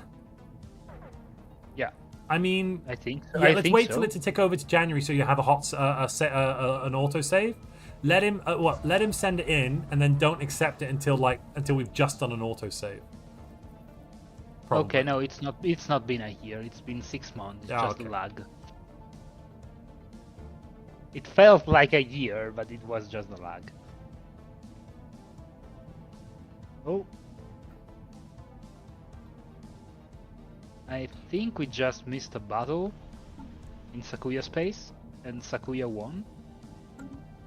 A battle against Singularity, yes. Yeah, no, I was almost following that, and then I started looking at... Momongo was saying Singularity is about to go modular. Sakuya fought Singularity off. And now we're seeing Giltanus is pushing the offensive here, striking into Singularity space. Seek, locate, destroy.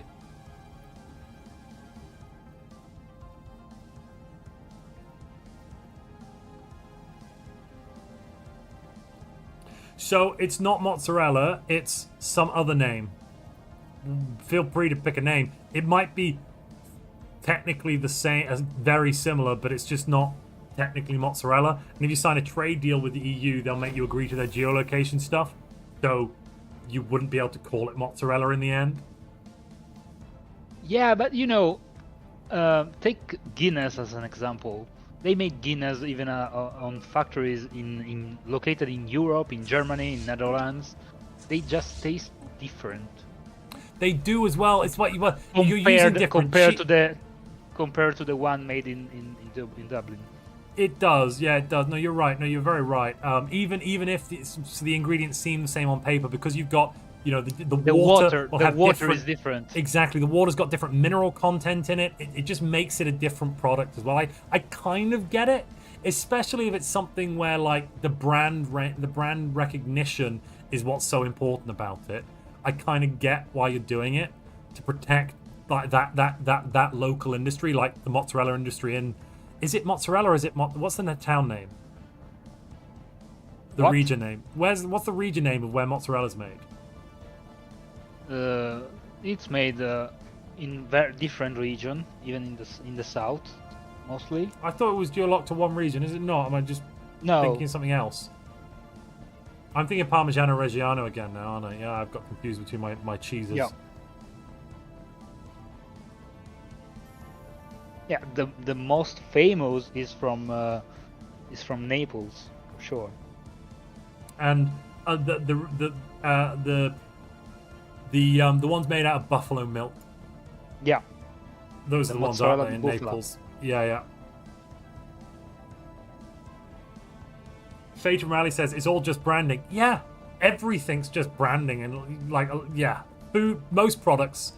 It's lots of things are about branding, aren't they? Okay, Listfire is in. Listfire is back. It appears to work. And is fighting a fight against some pirates. That's fine. I hope the AI didn't mess up his empire too much. The AI has not taken any traditions, has just sat on everything. So the AI is waiting that 10-year wait period now, it seems. Which is good. Nice.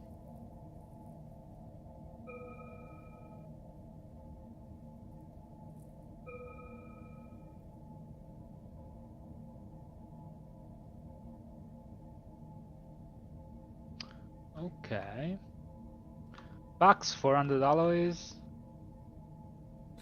Page Morality says, so it's mozzarella, but you can't call it mozzarella. Well, it's not mozzarella because it's a slightly different manufacturing process and it's using slightly different materials. You've got the milk is different, etc. So it's a slightly different product. It's very close, but it's like saying Scotch whiskey and Irish whiskey are the same. They're not. They're different. They're both whiskey. They're both cheese. You know, they're both a specific type of cheese, but they are a bit different. Sorry, we're getting distracted now. Let's look at some Stellaris. Holy moly! What? Oregano. Look at Oregano's empire.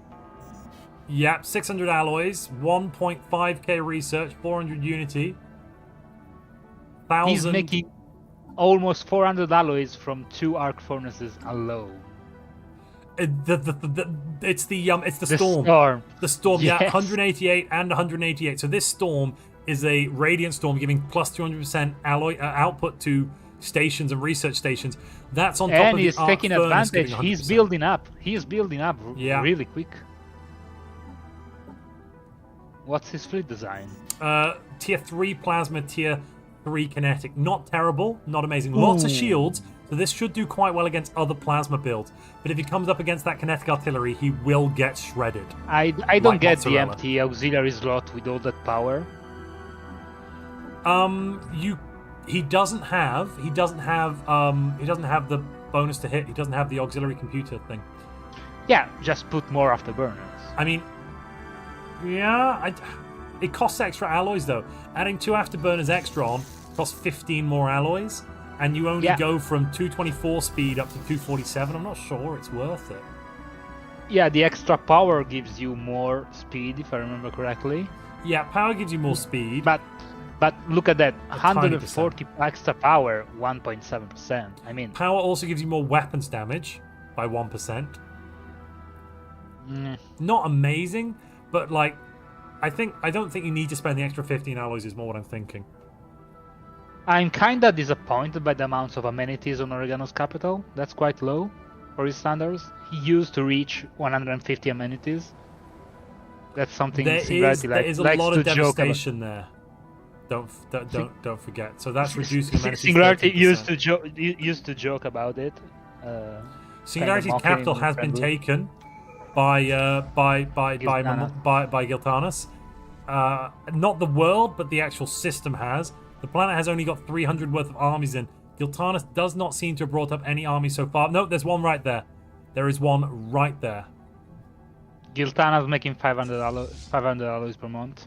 Yeah, and bringing in 1k of armies. If Giltanas can take the capital of Singularity using synthetic fertility, surely he can. With synths, can't you assimilate other machines now, or have they not done that yet? I think you can. I'm pretty sure you can take the capital and assimilate the hive machines into regular machines, into your synthetic machines now. I'm fairly confident.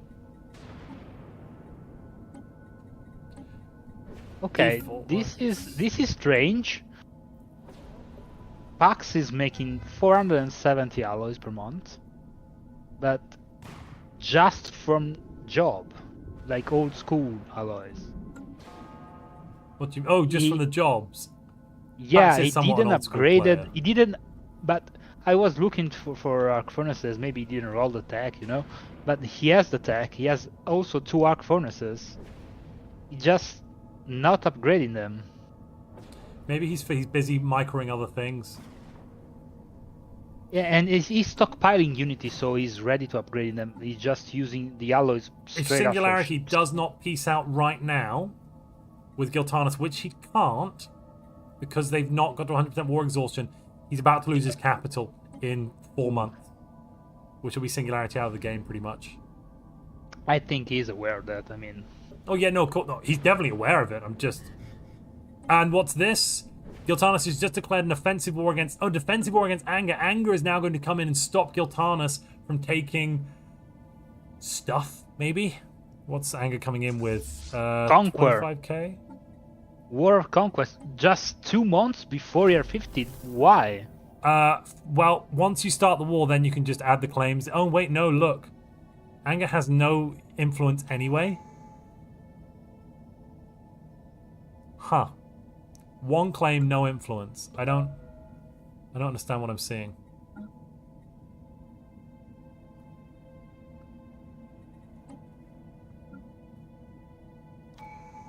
Maybe he pushed something in the Senate. Anger, no, Form Galactic Council has been up there for ages. Ages and ages and ages. Chat saying this is no longer a Stellaris stream, it's a cheese podcast with Stellaris background. Welcome to Cheesecast, brought to you today by Stellaris. Pax, Elise Fire has 25,000 alloys and is not spending them. Elise Fire really should put down some sort of storage unit. He has building slots available on his star bases. Definitely could put down a storage unit. 1 second, I'll be right back.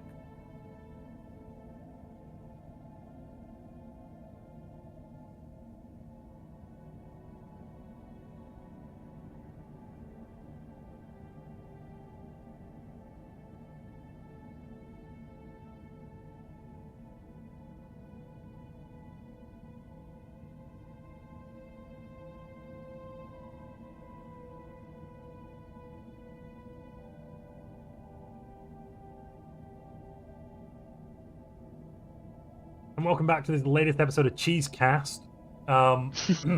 Sponsored by Kraft, I'm being told. Oh, good God. No. Sponsored by proper mozzarella. Montu's silent because he's scoffing cheese, I'm being told. Yeah, no, that's a lie. That's entirely untrue. Giltanis is in big trouble now. He has 48k of And fleet that's in pinned down in an electric storm. Because it's super slow. No, they're going fast. No, they're super fast. Never mind. And it's only losing But 20 shield damage per month. It's nothing. But he's getting attacked by both Singularity and Anger. Anger has 55k. But Singularity, does Singularity even have many ships? Oh yeah, no, Singularity still got ships. Where are they? Where are Singularity's ships? Oh, they're in FTL retreat. They're in FTL retreat. They were in Giltanas space 1 moment ago. Anger's on 50k as well. It should be pretty close.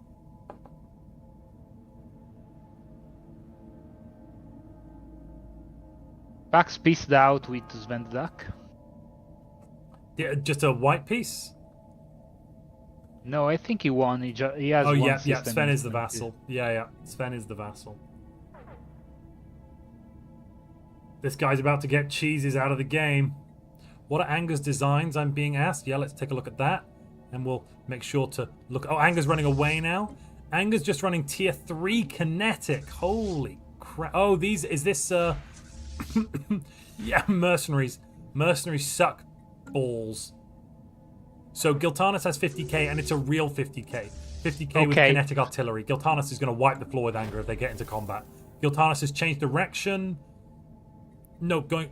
Oh yeah, Giltanis They're about is to chasing. clash.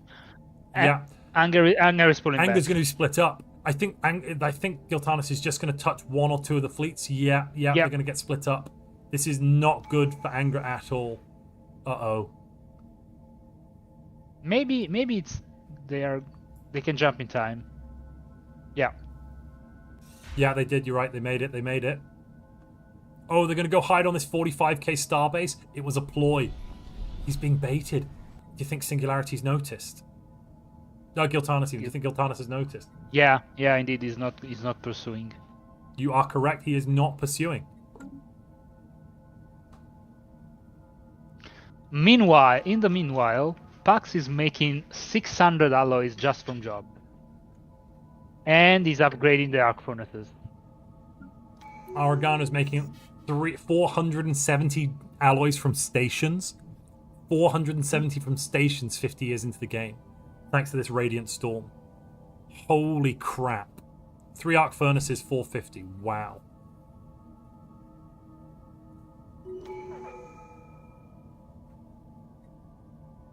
Singularity's fleets are back. Singularity is rushing to the capital to try and take it back. Because that capital is currently claimed. And Singularity... oh, wait a minute. No. Giltanis has very high war exhaustion against... Sorry, it's not claimed. I mean, sorry, it's occupied is what I meant to say. You're right. Giltanis has really high war exhaustion against Singularity, though, in that war. That's quite dangerous. They could piece Singularity out, Giltanis out whenever they want. I'm getting falling over my names today. How much is Pax making from these tributes? Let's have a look. 1,000 energy, 600 minerals, 40 food. Well, that's... I'm disappointed. 40 food is definitely not enough. Yeah, losing 100 here, but to be fair, the upkeep from jobs and pops together is 1.5k, and there's a lot of pops are turning food into alloys. Pax is upgrading 3 arc furnaces at the same time. When these bad boys will be finished, these alloys are gonna skyrocket even more towards 1k per month. Max Infet on Twitch says Pax clearly needs big cheese to help with his food. I think Hogger right now, right. biggest fleet in the galaxy. 76k. Yeah, I think you're right. Thund over there with basically nothing but just chilling. Hogger is being attacked from Fire Kaiser. Yeah, Fire Kaiser has to pick someone to fight.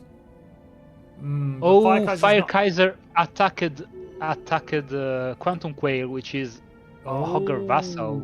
I see, but not actually prosecuting the war. Interesting. Wait, no. He unlocked. Yeah, he unlocked level 2. Yeah, there we go. Cloaked menacing corvettes. Cloaked menacing corvettes. So that's a secret fleet. He's cooking. He is definitely now cooking. Crisis at level 2.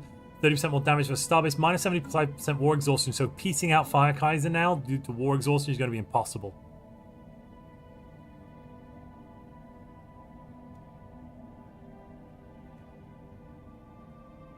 Singularity took his capital back.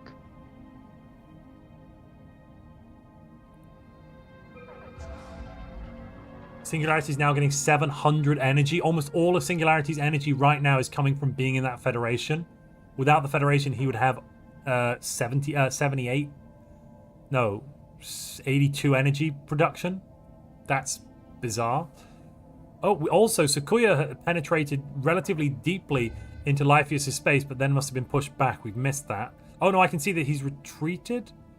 There's a retreat. Yeah, that's a retreat. Sakuya is in retreat over on that front. Yeah, because the Satana is coming with a big fleet. Oh, okay. Satana's making 2,000 unity per month. Satana is 66k. Holy mother of Job. Wait, why is minus 50 alloys? What is happening? He switched to... No?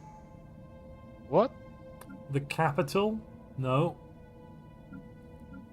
Yeah, oh no.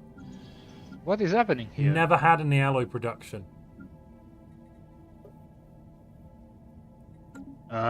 Satana's never had any alloy production. Oh, you're telling me that these are all mercenaries? Yeah. And now he's running deficit because of the upkeep. Yeah. That's exactly what's going on. That's a very dangerous strategy. Selling 1,000 consumer goods on the galactic market, which has crashed the price, and buying 123 at 12 energy per alloy. Nasty.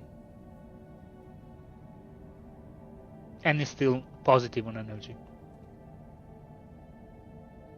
Montu, what is your opinion on deep fried cheese? I mean, it's fine, I guess.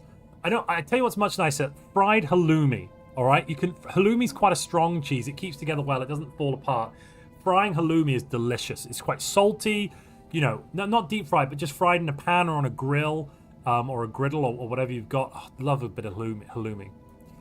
You know what we used to say in Italy? That even rocks are good when fried. Everything's good when fried. You're not wrong, yeah. But I mean, I tell you what, I find mozzarella sticks that they have in America, and you can get them in some restaurant, like American-themed restaurants in other parts of Europe. They are a bit bland and tasteless. I don't want to offend anyone, but I personally find them a bit bland and tasteless. Like, they're just... Big battle here. Oh, where? Rogo system. Yeah, I'm seeing it. Singularity is not winning, probably because Giltanis has those kinetic artillery batteries. Those Oh, kinetic the artillery... storm. It used to be a storm in this system, it just moved out. Yeah, Giltanis' kinetic artillery is doing not as much damage as I expected, actually. The plasma is doing a lot more damage, but I guess there's a lot more plasma weaponry on those ships. Yeah, it's like one kinetic and all plasma. Max The Infant's kinetics asking... are strong because I think, if I recall correctly, that the damage of the kinetic is instantly... It's instantly transferred, but so yeah. is the plasma too. No, because the plasma has a time of traveling. Are you sure? I thought that one was Yeah. an instant. No, I thought the laser, the plasma, and the kinetic were instant. It was only anything that was a missile, so the proton, anything that was a missile, like the proton and that kind of stuff, is not instant. Even if you can't shoot at it. I'm pretty sure the plasma has a travel time. So the plasma is like the proton; it's got a travel time. Gotcha. That makes sense. I'm not saying you're wrong. That's why the kinetic goes along so well, because it removed the shield before the plasma can hit. Max Infat is asking, when you're in a game like this, do players watch the market and play it when another player is using the market to support their economy? Do they have time to do that? A bit, yes, but generally you don't know exactly what other players are trading with the market, so it's hard to know. You know, you can't target one person specifically and hurt them. Wait a minute. Quantum Quail just pulled off 50k ship out of the hat. And there's a planetary revolt right now. Is Quantum Quail... Why does Quantum Quail only have 2 traditions? Because he's making, like, no 9 unity. Negative on everything. I think Quantum Quail's kind of given up. Oh, that is a... Quantum Quail has just hired someone else's mercenaries, I think. No, he has mercenaries in his capital. Look at these perks. He took Lord of War. Oh, you're right. No, you are right. You are right. Has he used it? Yes. What, two enclaves created. Do we have the law for more enclaves? Yeah, we have private security contractors. Yeah.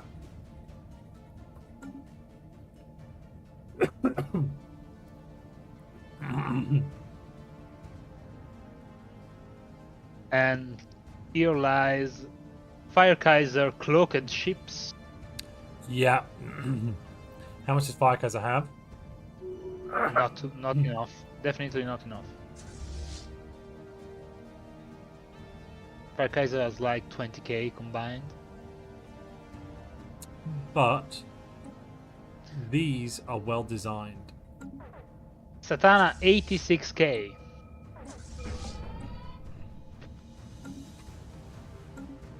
Hogger has 110k. I haven't fleet. seen that yet. Give me a moment. Hogger is and he just declared on Kirner. He just declared on Kirner, just as I spoke. And look, that's 90. We're going to see a massive battle now in the capital, called Capital. Kirner's trying to run away, but I don't think it's going to happen. Sorry, I need to drink first. Hogger, we could have been best buds, Kirner. That's a shame. Look what you made me decided to be my enemy. If you're not with me, then you're my enemy. Exactly. Only Hogger deals in absolutes. I'm seeing full plasma on Hogger. What's Kerner running though? Is it a counter, or is it just meh? Higher level tier 3 plasma with 50% kinetic. Whereas Hogger We're in has the end game now. all armor. That kinetic's not useful.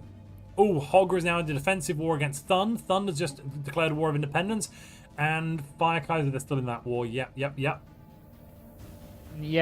Hogger economies took a hit. Yeah, that was a really well-timed independence war.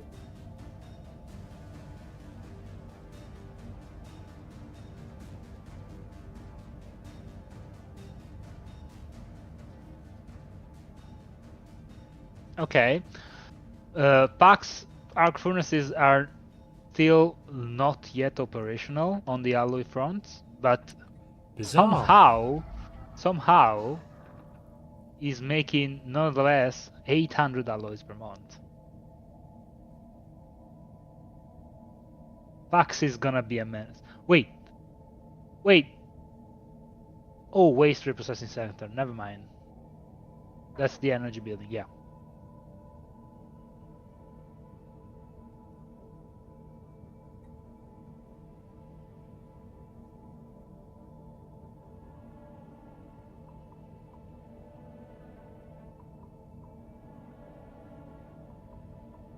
We're about to see a big engagement in the south.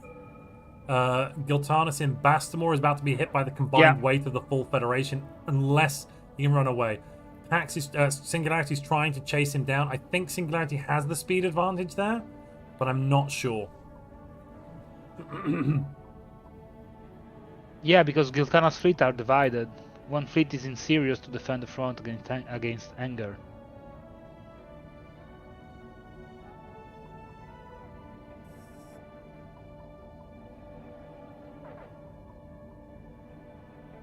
Oh no! Oh no! He forgot to jump. Oh, he got no, caught. Maybe he wanted to take Singularity on alone, because I think he can take Singularity ships out and then pull a retreat. Because look, he's eviscerating Singularity here, absolutely decimating. Yeah. So he's managed to knock Singularity out. Now he just has the other Fed members, and their ships are not as good. These are mercenary fleets, but there are a lot of corvettes. Kinetic artillery is going to struggle against those corvettes. Yeah, they engaged. Yeah, that's not good. That's very bad. That might be Giltanis, who was up for so long. The ebb and flow of these two wars here have really been very back and forth, hasn't it? Yeah. And there we go. And that is relatively, I think, quite. Let's check it out. How much damage? I don't think too much nav cap was lost, but some was definitely lost there by Giltanis. Not that much. Some. Hogger is just pushing to take this capital straight away. I assume there's a claim on this system. Let's check it out. Yeah. Why are Anger fleet in Red Victor space? Anger is currently at war with Red Victor. Yeah, so as with Giltanas, why is it so far up north? Because Giltanis is about to be eviscerated by the others, and I think Anger's basically gone, I can't attack. My fleets aren't good enough to attack Giltanis. I might as well take Red Victor out in a war of conquest. And I assume there's a claim on the capital. Where's the capital? Anger went to relentless industrialist. Anger went relentless industrialist. Tasty. As a machine as well, so it's like, yeah, I don't care. I mean, you care a bit these days, don't you, actually? Because you only get that 50% minimum. It's not 200 anymore. Yeah. About the habitability, of course.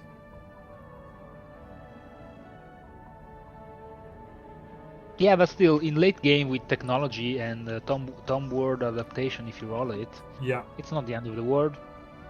Plus 40% alloy is very, very tasty.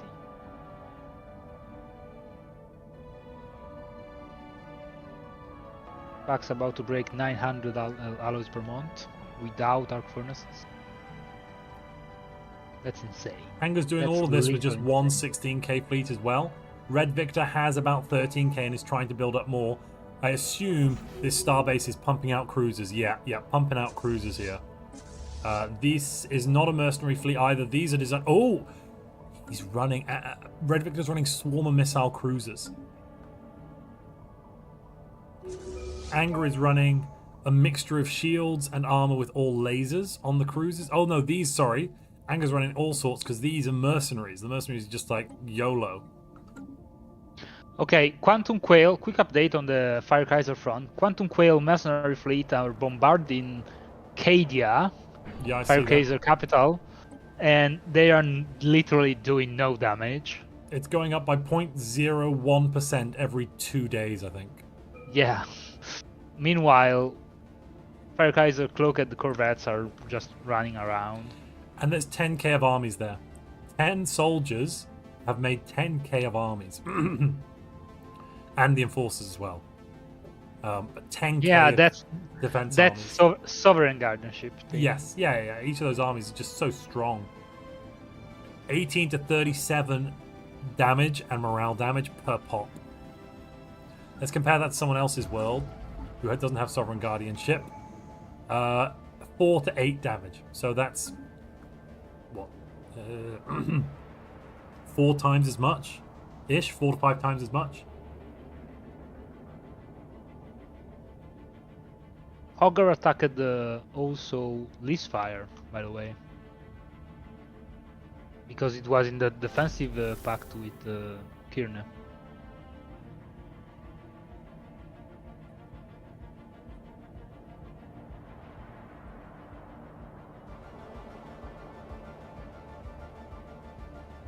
I think Hogger lost an engage. His fleet are in FTL.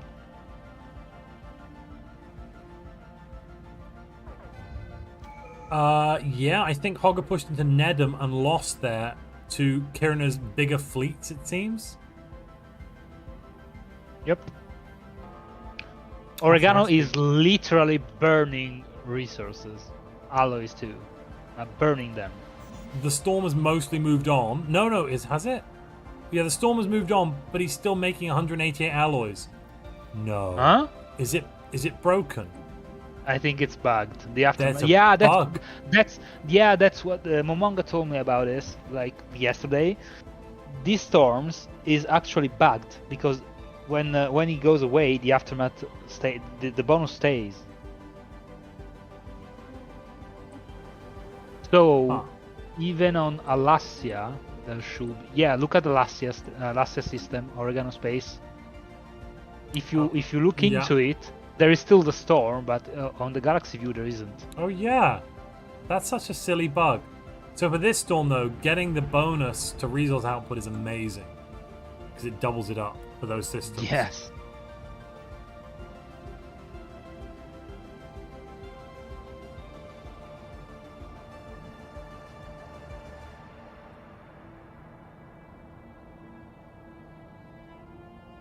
Well, the galaxy is no longer at peace.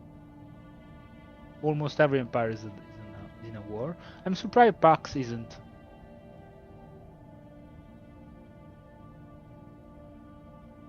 Montu, are you there? Yeah, I'm just looking at the map. Sorry, I was looking at the map and thinking and blinking. Can you hear me? Yeah, Oh, I cool. hear you. Yeah, sorry. All right.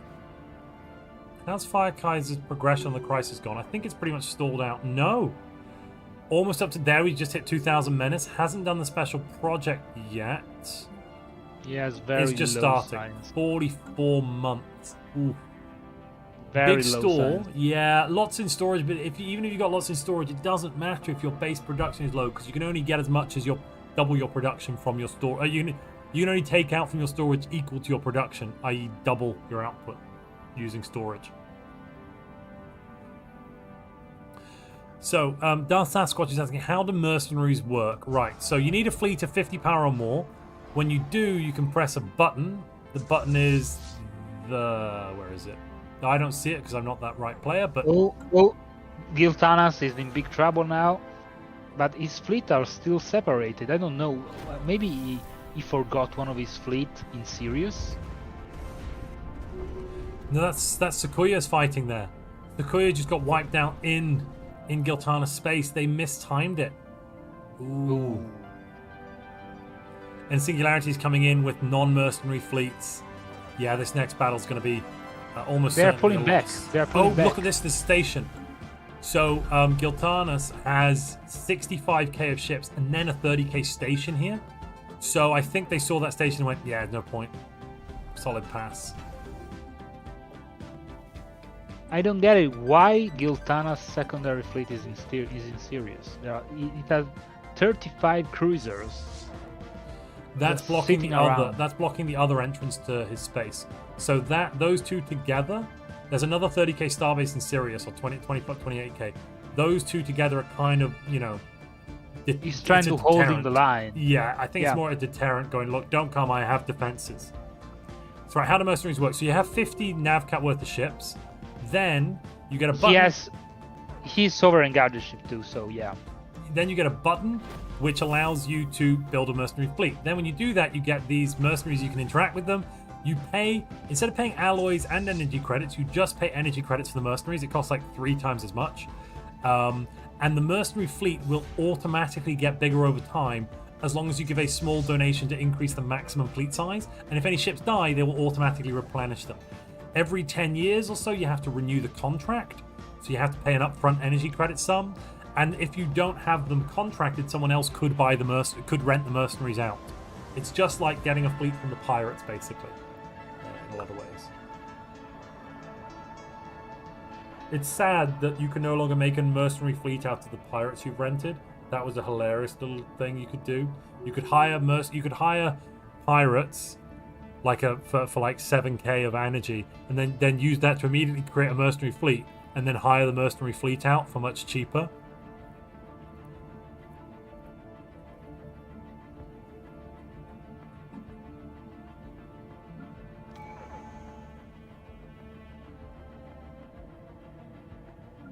Pax 100k. Organa has more pops than Pax, though. Synth fertility, just so fast. basically 15 pop assembly on every single planet without fail. Yeah, more pops than a Genesis progenitor hive. That's insane. I guess my guess is that Pax didn't found too many planets. One second. I'm seeing 12 there. How many planets has Pax got? 8, 9. Pax has 3 planets fewer or less. Darth Sasquatch, no, you never design the ships for the mercenaries. You can give them your technology, so they'll have all of your tech, but they design their own ships, and usually they're just trash. It's auto-design nonsense. Look at Pax pops. Not of this world. Yeah, that's from the beta. So if you look at the capital, Pax will in the capital have another copy, Big Shroom Beta, which is a copy of the home world. He got the event. Quantum Quail said GG. Why?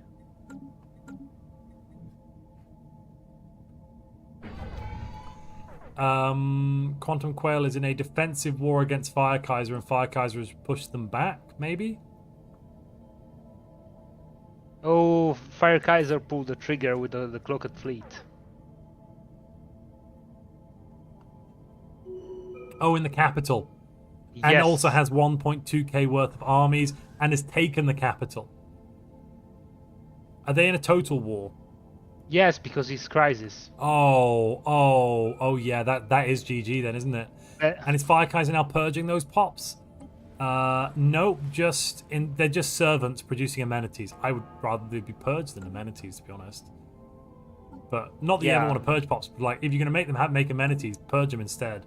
All they're going to do is amenities. Alionis, thank you very much for your 5 gifted subs. Thank you. That means that Twitch is once again on track and now ahead actually by 1 new sub, I think, than YouTube. So well done, Twitch. Pull yourself together, YouTube. You'll be fine. Just get your head back in the game.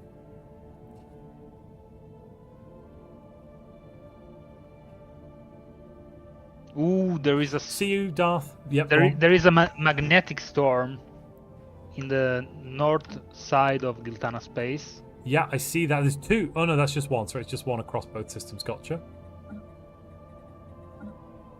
Plus 100% ship upkeep. That's hurt. It does. Yeah, it hurts. It's not great. It's not great. Minus 200% metallurgist upkeep, though. Wait, this one gives metallurgist upkeep. I thought it was Gravity Storm that gave metallurgist upkeep. I've confused Magnetic and Gravity Storm, maybe.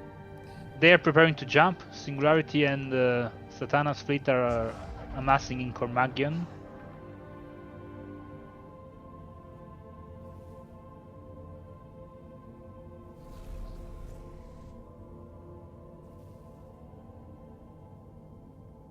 They're jumping. They're jumping. Watching. Yep, they're here. And they've seen it. And they're turning around. They can't leave. Nope, they're going for it. This is going to be the biggest fight we've seen so far. 70k on one side, over 120,000. The combined mights of 3 nations versus just Giltanis. They've engaged. A lot of damage on Giltanas ships. Yeah, Giltanis' ships here are getting somewhat shredded. Now the station is engaging. I don't think they can hold the line. No, they cannot. Nope, Giltanis is being blasted back. Yeah, we might be about to see Giltanis knocked out here. Yeah, they've taken it. They've taken the station. Giltanis is... They blew it up. What? Oh no, it was an effect I saw. Sorry, when I lost. Yeah, and now Giltanas is pulling back the other fleet in Sirius.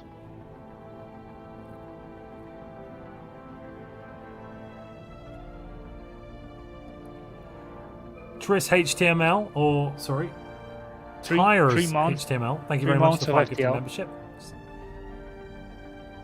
3 months of ETL. Pax making 1k alloys per month. That means YouTube, you're ahead of Twitch again. Don't worry, you can relax.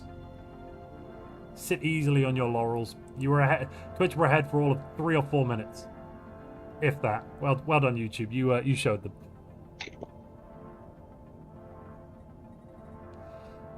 Alrighty, let's see what else is going on. Right, we're about to hit year 60. We're going to get another scoring round.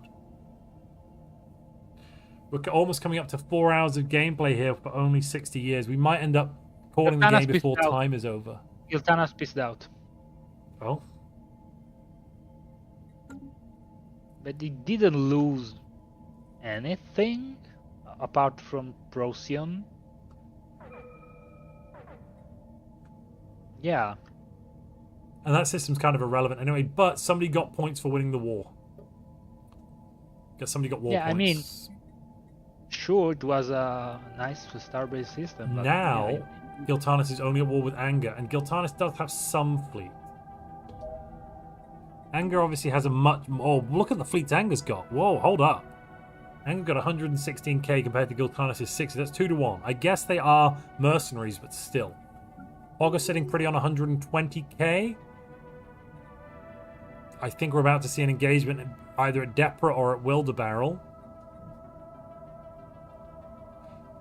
Hogger is ready to fight. I'm not entirely sure if Hogger's going to pull back or just let them come. No, Hogger's going to go attack. Yep. And if you go to Widbarrel, you're going to see a big engagement. yes.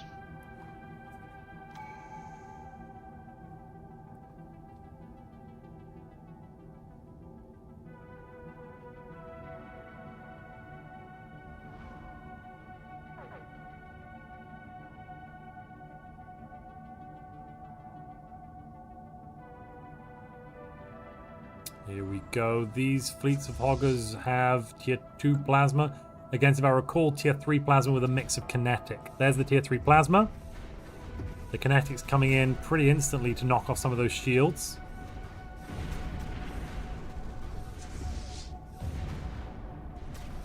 So far it's... No, I was about to say it's relatively even. No, it's not. Kirne is kiting very well. Yeah, look at the damage difference output. It's like, it's 3 to 1. For every point of damage that Hogger's doing, Kirn is just eviscerated. And there we go, they're all gone. Yeah, eviscerated. Good lord. Good lord.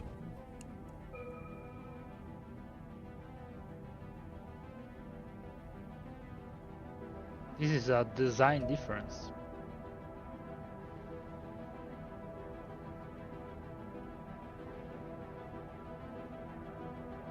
Asades3 says, cloaking has such a hilarious logic loop. It's so easy to counter that nobody bothers using it, so nobody bothers countering it. So it's effective.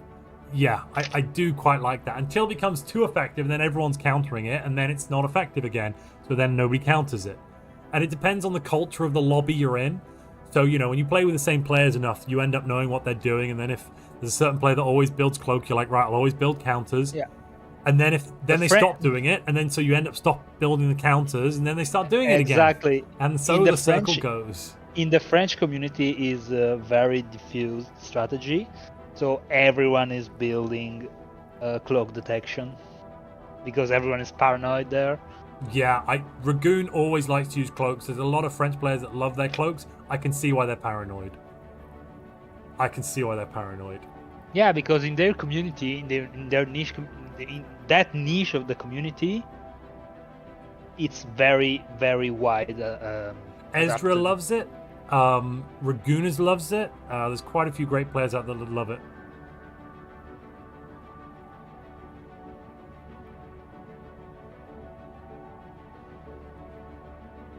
So Thund is still in this. Is still at war with Hogger, and the war is going. I mean, Thund hasn't lost, but neither has Thund. Oh, Thund's going to be winning because Hogger's going to be getting smashed up now by Kerner.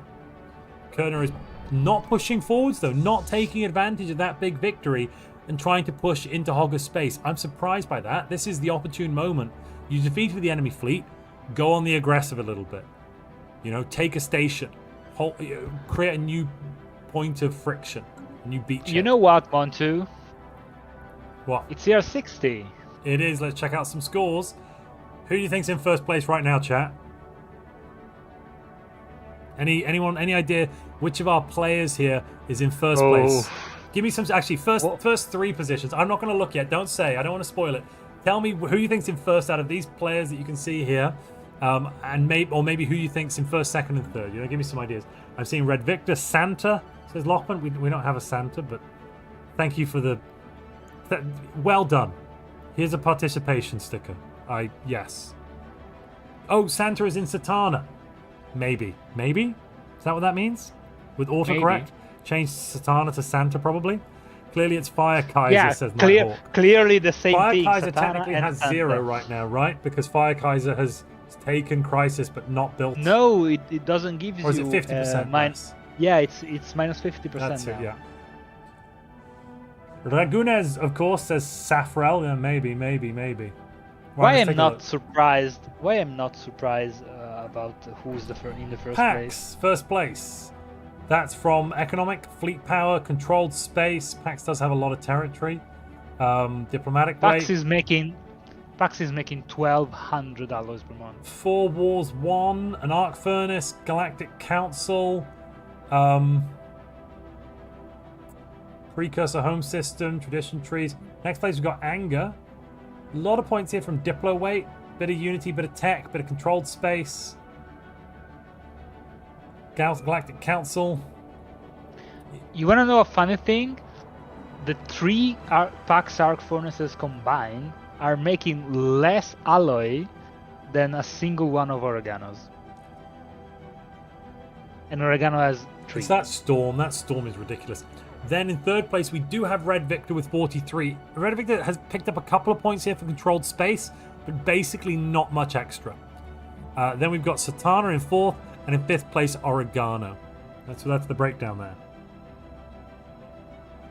NSMS 8. Yeah, I'm not even playing, but I'm winning, coming in second and in third. You figured it. You got me. Korn is winning, says Mikasa. Yes, Korn is definitely winning. The untold millions of dead. Probably billions, I suppose. Right, Now that you mention Korn, I don't know if you have had the chance, but the new Space Marine games is very I good. actually have picked it up and have played it, yes. I may have... last week I fell down a Space Marine 2 shaped hole for at least 4 or 5 hours. One evening. I was like up until 2 a.m., 2:30 in the morning.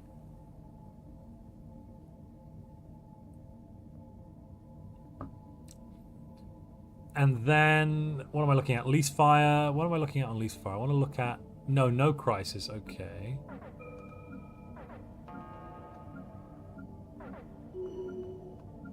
This fire has picked Defender of the Galaxy. Interesting. That'll help against Fire Kaiser's overwhelming power. Fire Kaiser's already up to 5,000 menace, meaning Fire Kaiser can unlock level 4. If Fire Kaiser gets to level 5, it's going to really disrupt the flow of the game for the rest of the galaxy when everyone goes to war. Yes, and in 8 months, you will finish Supremacy. Fire Kaiser will. Oh, yeah. I'm surprised he's only opened Subterfuge and not taken the increase in tracking, or... Yeah, the increase in tracking. That tracking's a really good bonus to have, especially on like large slot weaponry. Yeah, it's weird. Maybe he realized, yeah, I wanted those bonuses, but maybe I need something else first. Yeah, Momonga, the storm effect is just ridiculous how it's bugged like that. I don't get how they can like slap a band-aid on and go, yeah, it's perfect. Oregano. Yeah, but now I'm looking at Pax Arc Furnaces up in the north, who is now affected by that storm. Yeah, but only 57. Yeah, it doesn't seem to work here. Why?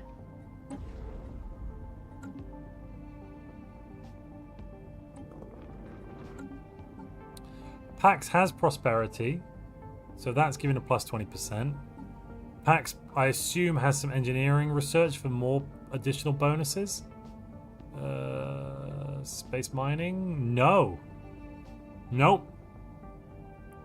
Pax has not taken any of the space mining technologies. Whereas I think maybe Oregano had.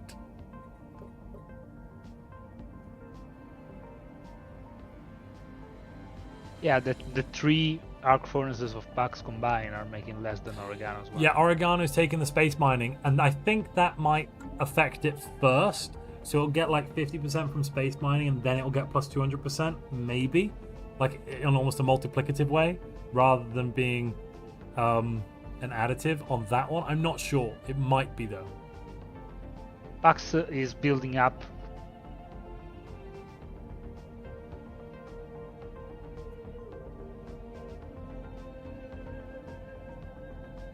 Is refitting. He's refitting his entire fleet.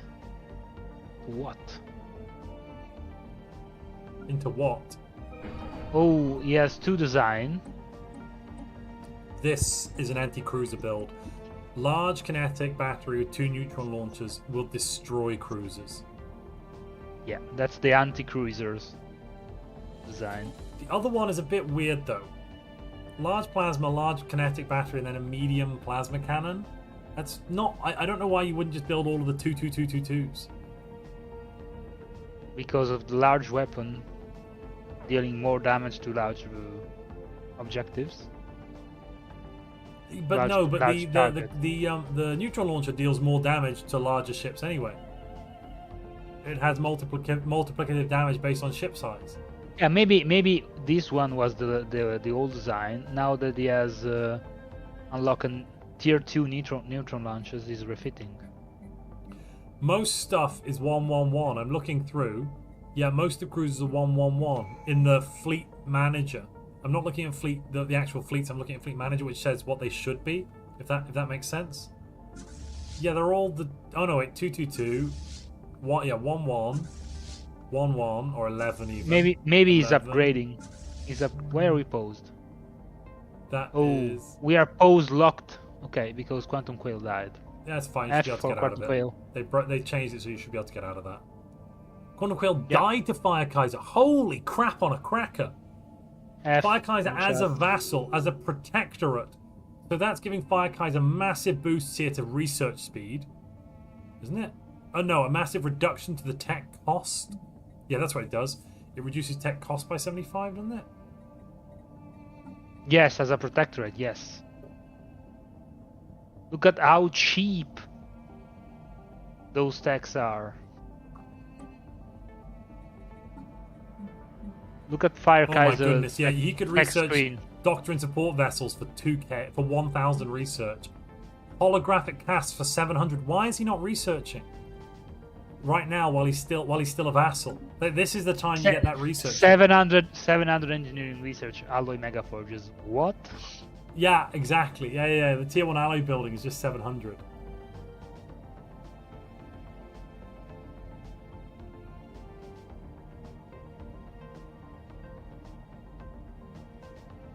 YouTube chat is 4 minutes delayed, says DJ to my hits. We're reacting to 4 minutes in the past, and he reads it in present time. Is it 4 minutes? Have we... Oh, does that mean the stream is set to the wrong thing? It should be odd. Well, Fire Kaiser is doing really well, even as a vassal. Right, I'm going to put a number in right now in the chat, so you'll see it at the same time. And then start counting, and then we're going to find out how long it comes out. Ready? I'm going to count you down, and then you need to start counting. 3, 2, 1, go. When you see that number, start counting. Oh wait, no, I've done it the wrong way around. I'm an idiot. I'm a complete idiot. Now you're gonna hear me talk about it afterwards. I've done it the wrong way around. Yeah, everyone's just seeing me put a 1 in. Oh my god, I'm an idiot. I'm tired. I just got I got linearity the wrong way around there. Stupid Montu. It happens to the best of us. Oh yeah. Oh. Delay wasn't that long, 5 or 6 seconds. Oh, okay. Fire Kaiser is crisis. Fire Kaiser could ignore alloys, and Fire Kaiser is ignoring alloys. Fire Kaiser is making 1,000 minerals a month. It's producing 1.7k. Yeah, menacing destroyer designs up and a running, and should be on the way to getting, very close to getting up to tier 4 there. Pax is moving his fleet. What? Look at Pax fleet. Look at Pax fleet command in the south. He's moving through Agent I territory, all the way around up Tund. I know. You know why? Pax doesn't know this, but the pathing mechanism will always divert you to not go through a storm, even if you don't have to not go through the storm. Which is stupid. Ooh. Like, if the storm is fine, I should be allowed to go through it. We should have a toggle or something where you can choose which storms you don't want to path through. Like, you can say, like, I don't want to go through an electric storm, but I'm happy going through a gravity storm. That sort of thing. This is an insanely longer route. To be fair, though, he's still only 500 days travel time. Yeah, because it has subspace A phase as a civic. Yeah.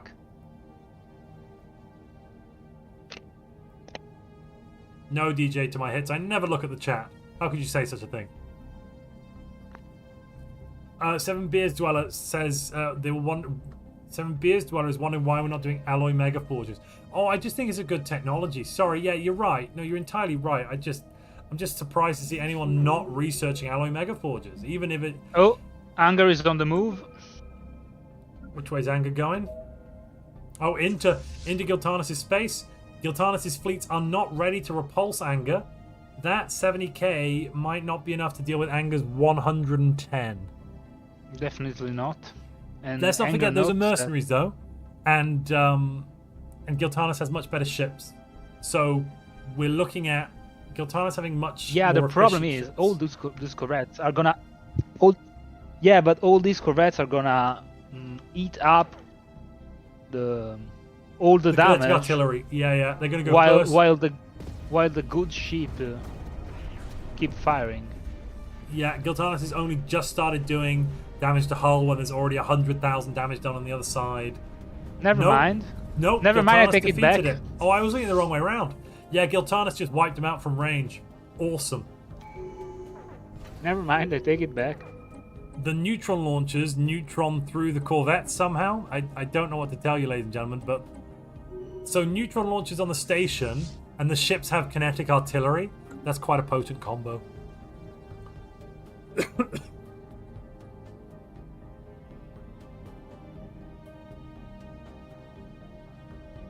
Wait.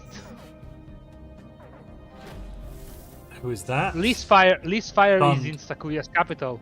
Thund Leastfire is Thund in Sakuya's Thund is capital. moving together with Kerner to attack into Hogganau. They've just joined forces. Yeah, but look at Sakuya's capital. Oh, that's not good. That's very much not good. What's Leastfire playing? Defender of the Galaxy, so definitely not any crisis.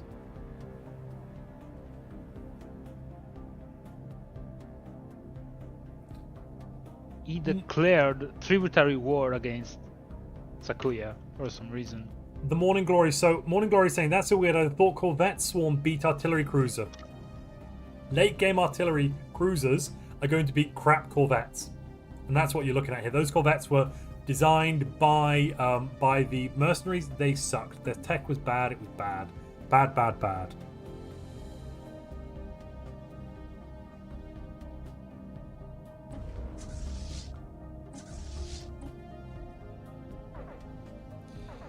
Have you seen Lease Fire's cruisers? They're a bit weird. They're very weird. This is such a mix. They've got regenerative hull tissue, 3 of them. Can't remember if that still stacks. I thought it wasn't stacking at the moment. Then 3 neutron launchers, 3 small lasers, 1 small kinetic, and 2 small missiles. It's a really bizarre design. I mean, yeah, unless we are missing something. Okay, there's 3 designs. There's CCP, CC Cart, which has got a kinetic artillery. Your CC Art, kinetic artillery, swarm missiles, some lasers, and then there's CC Engage, which has double swarm missiles, scout wings. Yeah, the third one is made just 1 ship per fleet to engage. Just to have it's a tag. You add the combat computer, and then you've got the scout wing on for that massive engagement range, and you'll tag them really quite easily. Yeah. You only need 1. Yeah. A volatile mote shortage. Lease fire. No. All right. Hogger is fighting in Chilia, I think. No, about to fight. Already fought. Wait, no. Thund and Hogger have made peace. I think Thund is now free. Thund is a free elf, ladies and gentlemen. Can I get some support for Thund in the chat, please?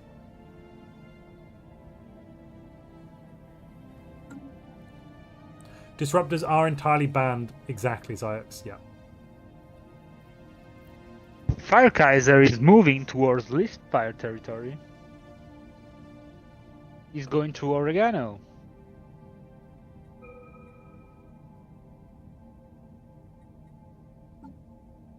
How did Firekaiser get... Oh, Firekaiser... How did Firekaiser get independent from PAX? He is not. He is? Yeah. He is. Agent L is also independent from PAX. What? Why are a bunch of PAX's vassals gone? Maybe PAX let them go so that there weren't too many vassals to rebel all in one go. Because PAX is getting plenty of alloys and minerals and stuff from the vassals. Maybe.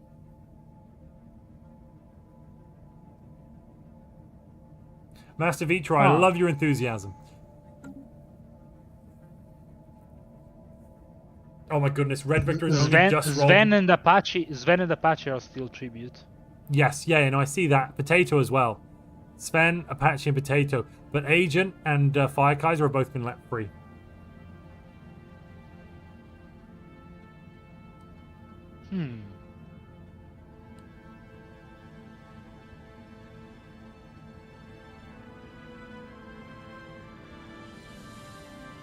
Remember Lucky Strike, remember the Mule. I miss when comp players had open lobbies. What do you mean open lobbies? What do you mean miss?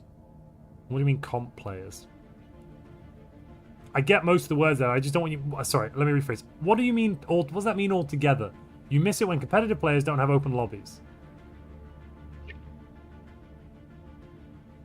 You mean... I mean, they do have open lobbies. Like, most of the players who play in this game play in the Colesseum game, which is an open lobby, open to anyone.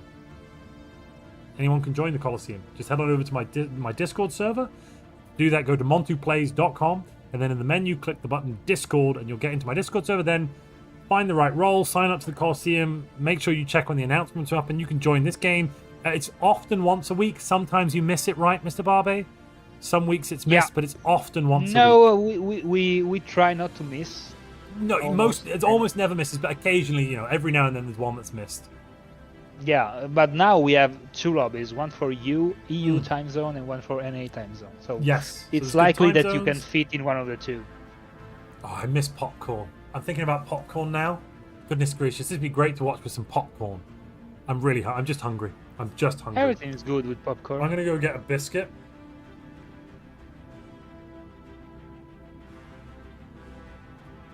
Max 200k. I'm going to mute myself. I'll be back in a moment. I'm just going to get a couple of crackers. This should be somewhere in one of the boxes. Sure. I'll be muted. You can keep talking. I'll be looking around the map a little, but I'm just going to be munching on a biscuit or 2 for a moment. Keep up my strength.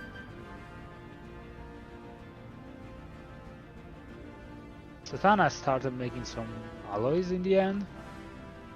He realized that mercenary is not enough alone. for the late game.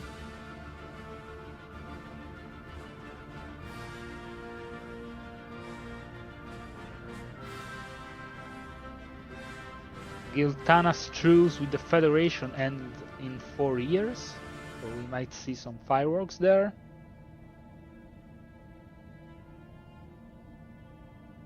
Sven is chilling.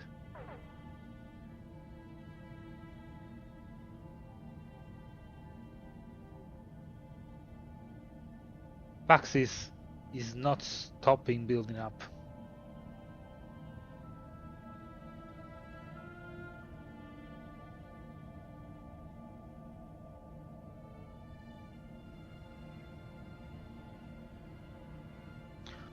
Oregano restored an ecumenopolis. Okay.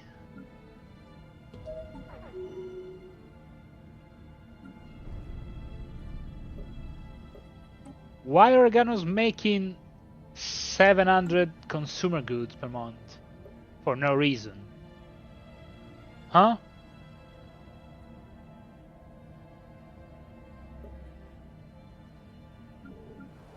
Oregano, what are you doing?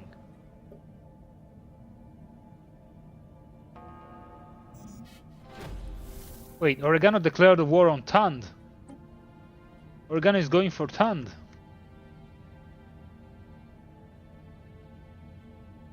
Yeah, 65, Oregano is on the move. With 116k.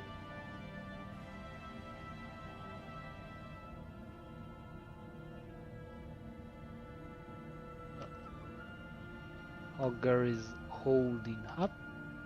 Where's Fire Kaiser fleet?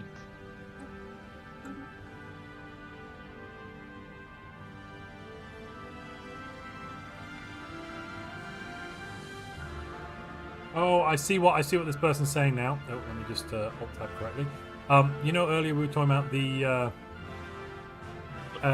open lobby thing. It's been clarified. Yep. Canalurker has said basically what Canalurker's talking about is like open lobbies, meaning going into the game and just going to multiplayer and just joining lobbies.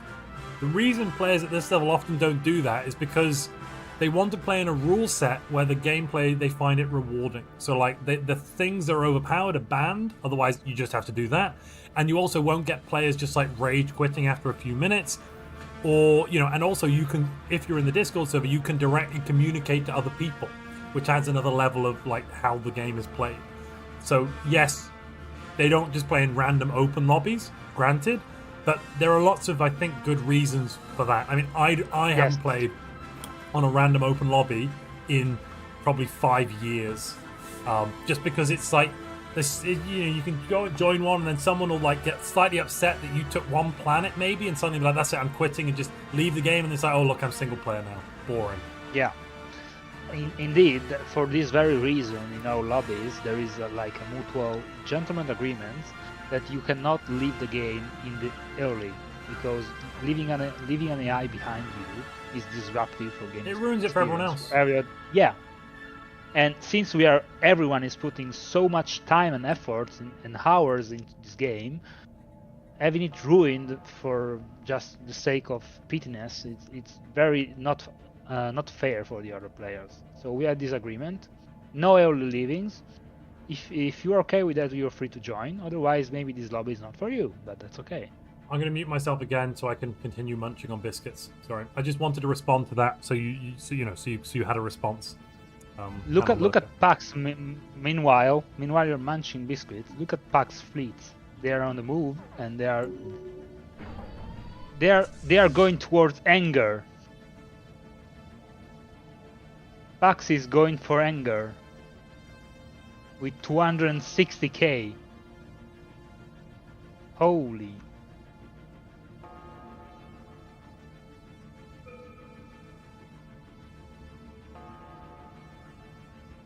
Hogger and Kirne pissed out. Meanwhile, Oregano is going for Tund.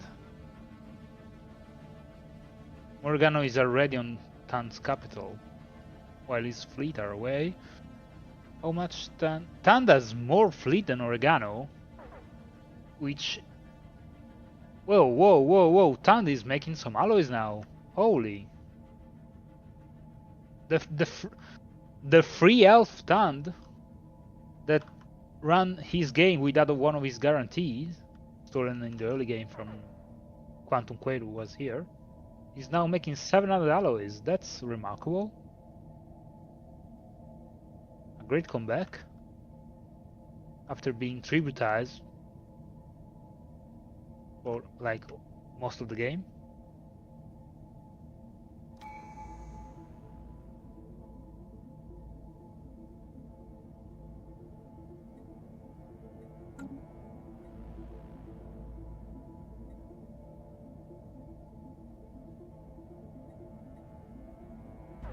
Yeah, Pax is going for anger, for the killing blow. Leasefire's lost most of their fleet. Yeah, Sakuya pushed out Leasefire from his capital.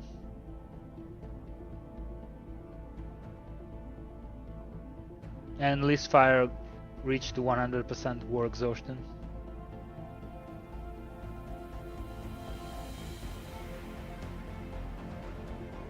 Satana has 200k.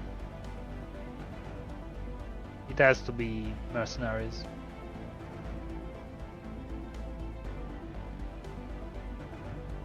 Oh, Satana has recruited mercenaries because Fire Kaiser is on his border. He just declocked his ships on his northern territory. How much does Fire Kaiser has?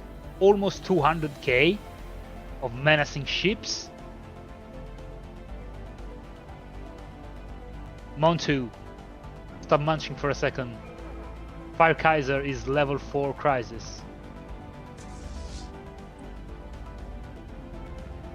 He has menacing cruisers. He's at 8k menace. Yeah, I'm following. Sorry, I am following. I'm eating cheese. So. Okay, Satan is in trouble. I mean, he has the whoa, Satana 340k? What the hell? Are those mercenaries on steroids? What the?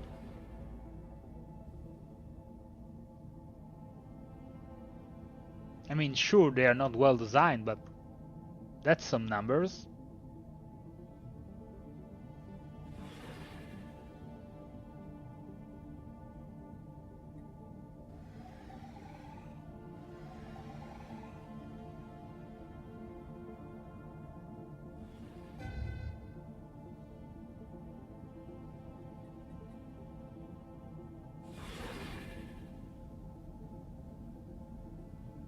Oh, big engage between Oregano and Tand in Tand territories. Pretty even.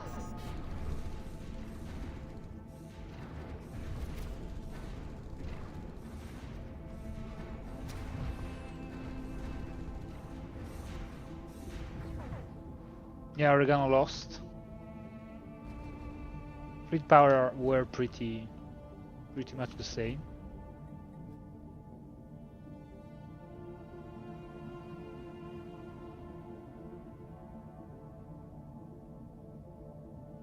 All those fleet are costing Satana 300 alloys per month, negatives.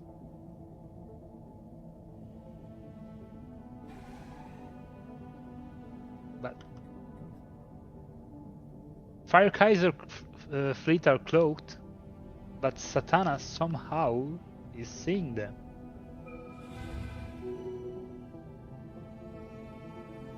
But I'm looking at yeah, from the Satana observer. point of That's view. just your observer. Engage! Yeah. They engaged.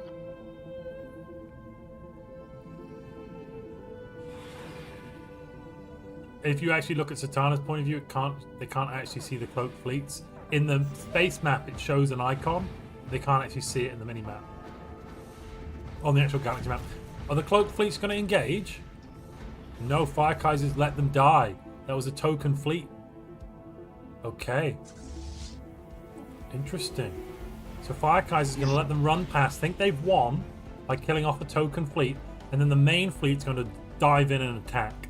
That is wild. Right. Another No, biscuit or two. I think he's gonna let the fleet go away and chasing him, and then the claw can ramp in his territory, just as he did on Phantom Whale.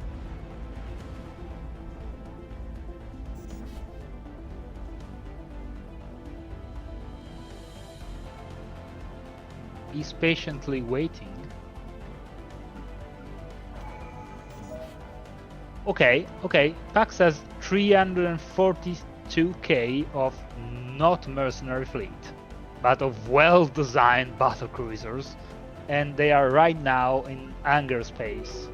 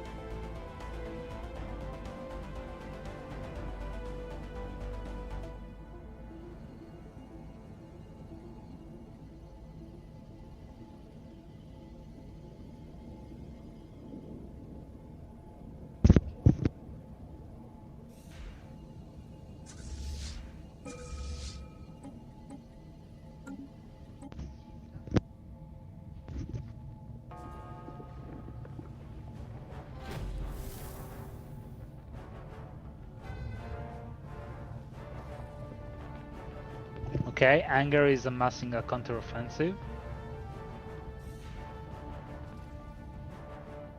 Holy, that's a big star bases in Procyon. 108k.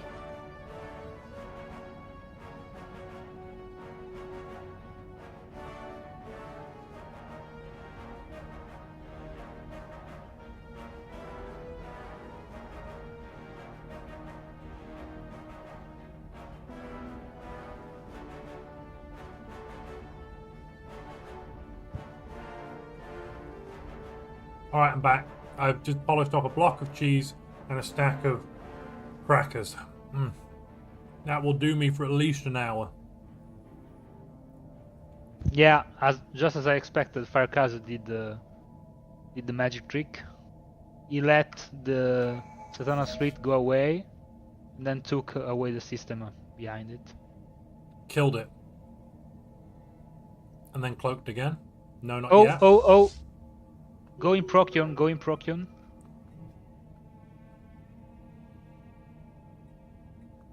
Anger systems. Big Oh, fleet Anger's coming. Procyon. Oh, Yeah. that Procyon, sorry. Yeah, that's the thing with all these soul starting system. A Oh, lot of it's systems annoying. with the It same is name. annoying, you're right.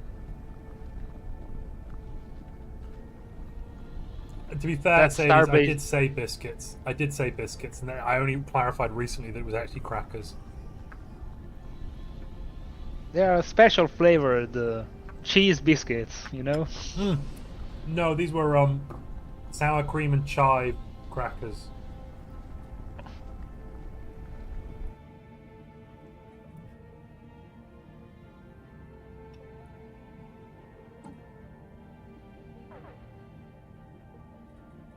Let's look at some of the councils. Not many high-level leaders on these councils, I must admit.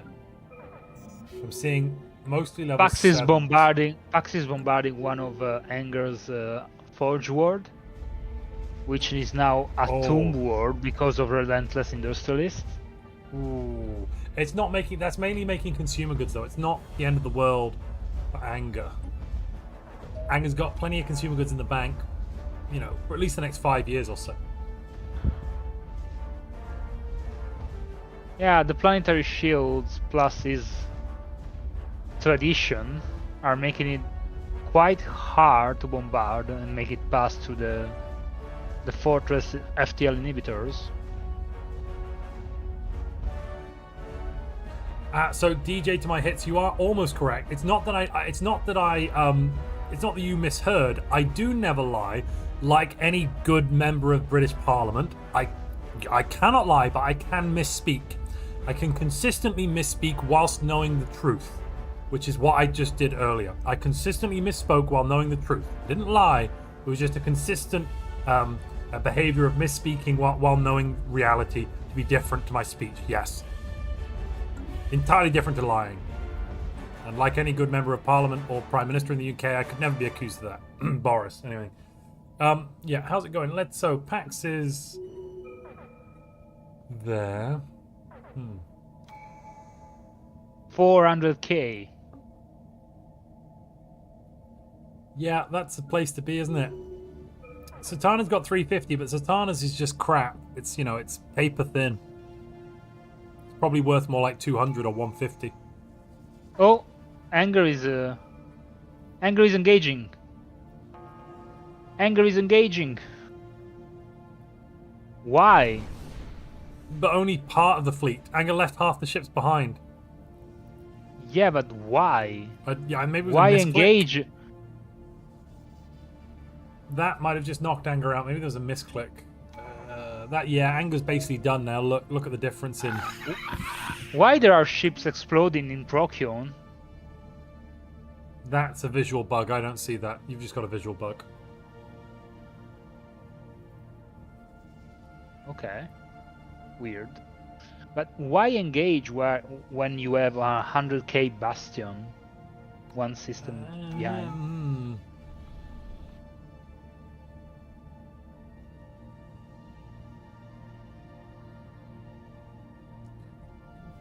Singularity complaining that he spent 8 years upgrading ships.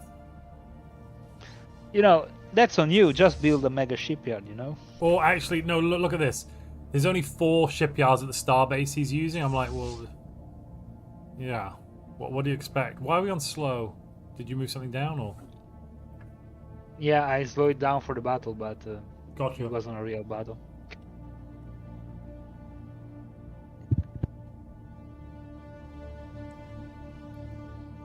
Savasama?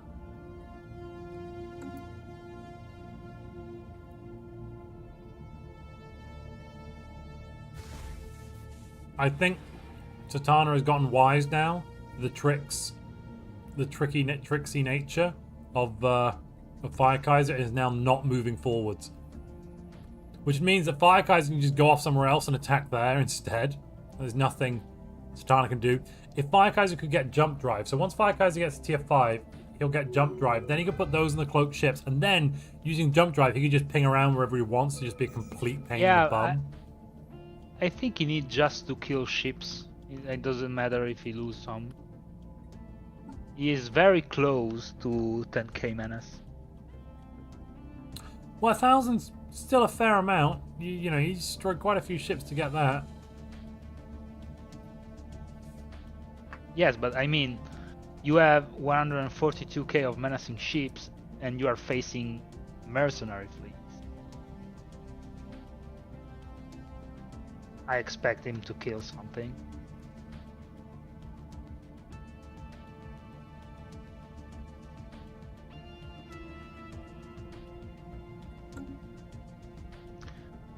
Don't you think all these alloys income look very inflated? Yeah, I mean, especially arc some of the bigger furnaces. players. Arc furnaces are not okay. Anger is making And- almost 2k alloys. Where is most of that coming from? Most of that's coming from jobs. Yeah, because it doesn't have a good system for the furnaces. No, but look how many alloys per pop. That's coming from one planet. He's making 20 alloys per pop. Well, yeah, that's No, sorry, synthetic 30, fertility. 30 alloys per pop. A That's base synthetic of fertility 6. plus relentless industrialist. 76% extra from buildings. Is that because not virtual? No, the modularity, isn't it? Yeah. From buildings is for relentless industrialist and identity repository. And democratic transference. Also that, yeah.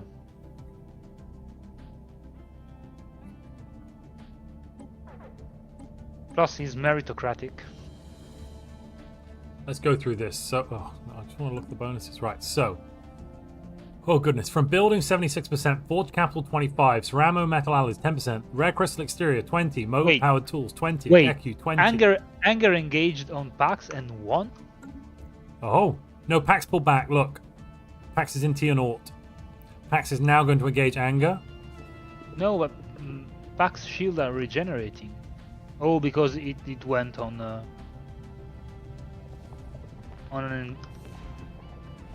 pulsar system.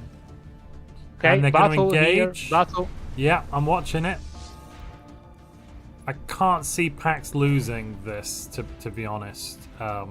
Yeah, that's a solid win for Pax here, who's not in first place anymore. Anger's currently in first place. Restoring an EQ, doing some bits and pieces has pushed Anger ahead. So Pax really needs to kill Anger right now. Anger just suicided another fleet. Late to the party. Weird. Didn't expect a player like him to do this mistake.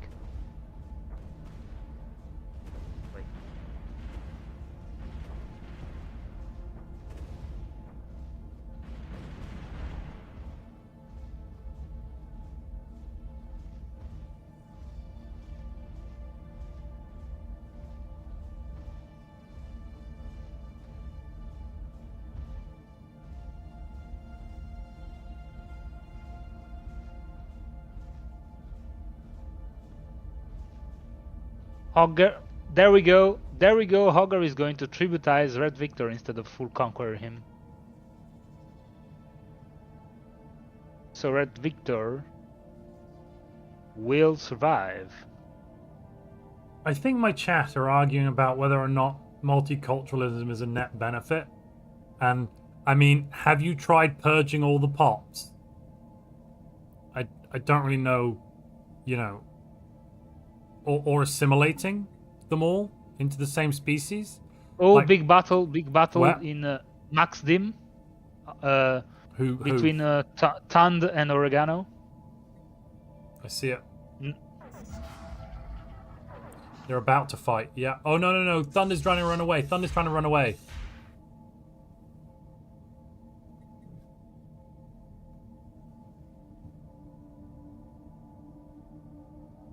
Oregano is making a massive amount of alloys now.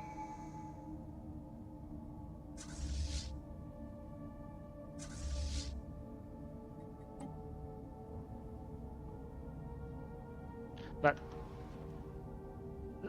look at that. Synthetic fertility, as synth ascended, restored equal monopolies, making more alloys than rogue servitors. Isn't it beautiful? Isn't it great to finally see that biologicals can become the best by simply becoming machines? It's amazing! Who knew, eh? All the bio need to do is just get rid of their weak flesh and ascend to the purity of the blessed machine. You were the chosen one! You were supposed to destroy the machine, not join them! If you're not with the machines, then you're the machine's enemy. Where are the clones? Why never one thinks about the clones? These days, the question is not where are the clones, but why are the clones? Everyone's always asking where are the clones, but no one asks how are the clones, you know?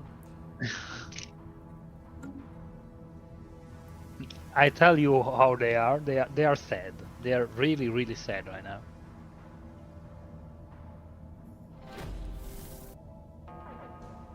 Only a synth deals in absolute, says Nighthawk74. That is beautiful. Oh, did we get the engagement? Yes, we got the engagement. Was it piecemeal? I think some of the ships got out. I think this is only half of Thun's fleet.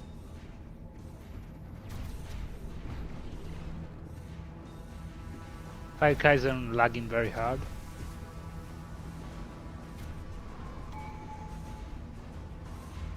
Fire Kaiser's not even in the battle.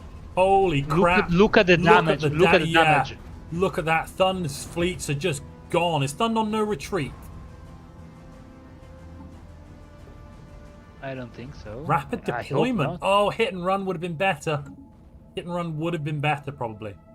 Thun says there was an attempt. Yes. Mistakes were made. Okay. Pax is back to bombarding the Tomb World Fortress of Anger. Anger is amassing fleets in Procyon.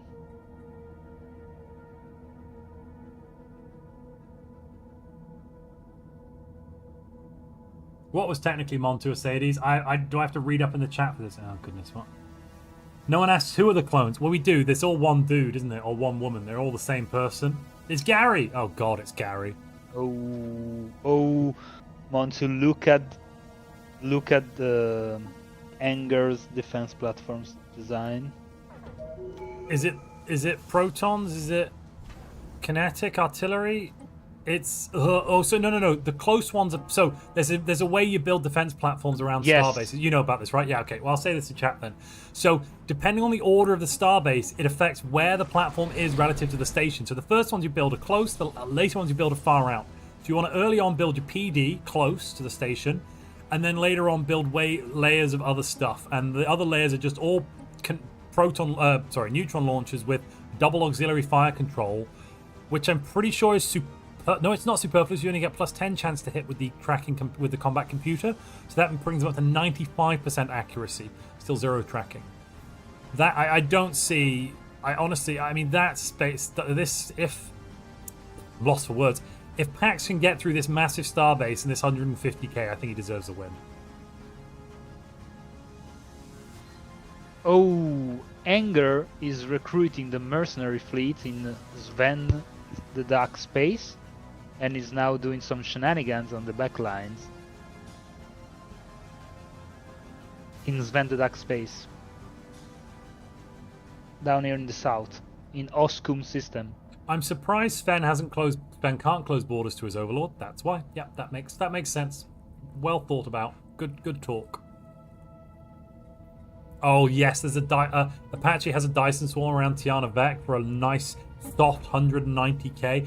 Have you seen the nonsense? Because now you can get like gas deposits, and I saw a Dyson swarm producing 200 alloys the other day because storm gave an alloy deposit on the star of like +3 or +6 or something, and then the Dyson swarm went in. Oh my god, it was just so stupid.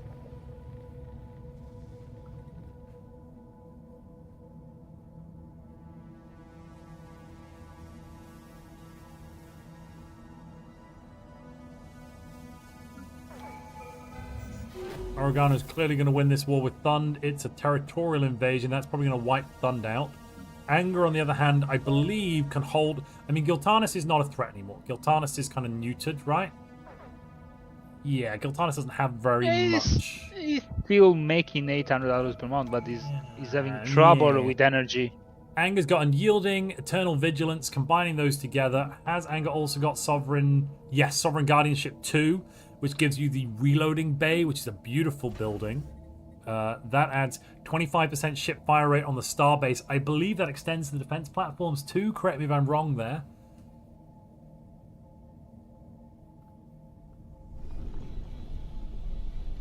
I can look it up. Ship fire 115%.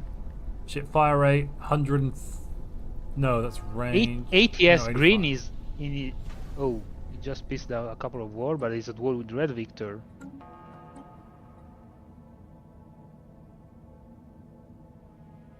He has 70.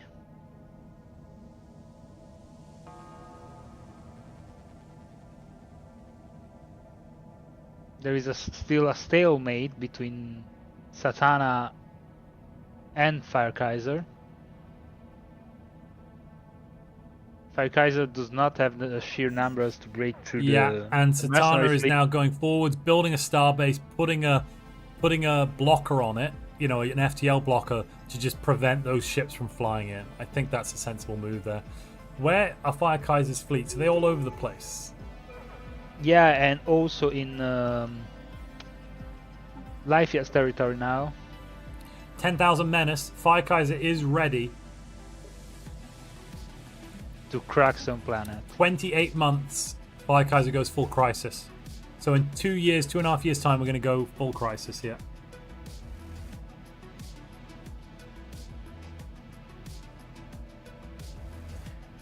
Will he survive till the end game, or as it always happens, everyone is start moving towards his capital to destroy the engine? I think that's what I think everyone will just move to his capital and kill him. They'll all be at war with him and they'll go, right, if we can't fight each other, then we'll kill you instead. Because once that war kicks off, you can't fight new wars. The point is, right now, the galaxy, almost all the galaxies at war. There are like only 3 players who are not at war. Leasefire, ironically, isn't at war. Kerner is not at war.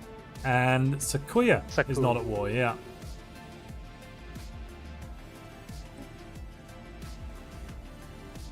Pax is having some financial trouble now. None of the vassals have rebelled, have they? Wait. Yes. Yes. Agent I is the vassals are rebelling. Under... The vassals have all rebelled. Pax is now facing a rebellion on all fronts. Oh. That is the issue right now. Pax has not completed cybernetic ascension. No, has and does have the assimilation. Yeah. Pax is already putting Potato Shag at bay. Yeah. Oh no, Pax's default standard is undesirable. Procyon! Pax engaged in Procyon. Anger. Yeah, with it.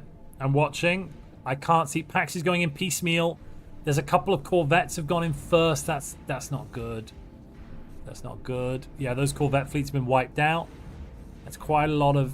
I mean, given how many wars Pax is in, losing that much nav cap right now is not helpful. I think Pax should peace out with anger and deal with the vassals. Just kill them all. I say kill them all! Whoa, look at all the dead stuff in here. The starbase... Maybe the starbase is... No, the starbase isn't winning. No way. Yeah, that starbase is just fallen. But it's taken... That took a lot. Unironically, right behind, Anger's just come in with 2 fleets. Pax can't win this. No way. They are battleship. Oh, and they're charging. Why are they charging? What do they have on them? They've got artillery combat computers, but they're charging. I want to see what the weapons are. Yeah, Pax look at that. Anger took it back. Retreated. Yeah, Pax had to retreat on that. I think Pax should call a peace with Anger. I don't think it's worth it. Given how many wars Pax is fighting right now, yeah. Agent I, meanwhile, became a Ascularium under Oregano. How did that happen? I don't know. Because Agent I was released, right? And now it's just coming. Yeah. Shadowing MDS. Are ion cannons bad on starbases, or did we ban them? Why does Singularity as a system? Singularity is moving on Firekaiser. Yeah, Firekaiser I see territory. that. Yeah, Singularity's cutting a big swath through that. So they're not banned. They're just not great. They take up so many slots you could otherwise devote to proper defense platforms. Their damage output's not so good. Defense platforms are better. They and can be here we go. Everyone stuck stuck in the crisis war. Yeah, as it just started. It already started. We had the heterophasic engine. Oh, no, the war's not started. But what? I'm confused. He already lost the system. Where's the capital? It's Cadia. No, it's theory. not. That's not the capital. He moved it. He moved his capital. It's Big Mine. Where? The capital is Big Mine in Alpha Centauri. He moved his capital. Okay. But even then, I don't think he's completed it yet. Yeah, no, still not. He's still not level 5. It's still got a few months left. It's just the Federation have gone to war with Fire Kaiser. Yeah, 10 months left. No, Fire Kaiser attacked the Federation, so it was at war with Satana. But Singularity is also a member of that Federation. Well, Singularity is in the Federation. Yeah. Yeah. Where are Fire Kaiser's fleets? Like, Fire Kaiser can't win this without a big army to back up a big fleet. Where are they? Okay, they're over there. They're over here. Oh my goodness, look at this fleet management screen. It's all like wands. Over here, where's that? Okay, yeah, these fleets are all over the place.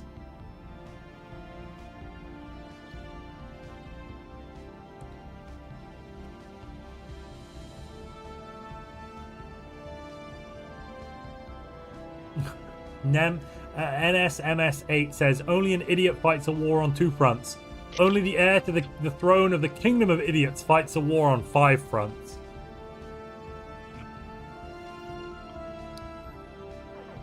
What, you know, I'm a linear spacer.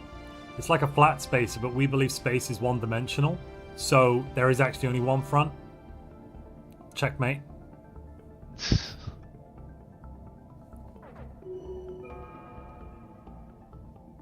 Didn't see that coming, did you, chat? Alrighty, so Cadia is gonna fall. Nope, it's not. Wait, not even a little wait bit. a second. What? How did that happen? Why? Oh, I see. Pax was declared crisis. I think. No? Why is the galaxy at war with Pax? Has Pax been declared the crisis in the galactic community? Yeah, crisis war. Shroom crisis war. If you pick like Lisfire.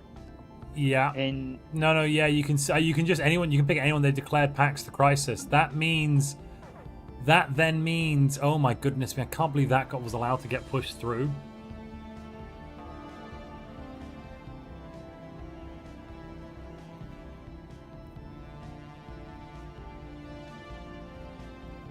less do they know that soon there will be 2.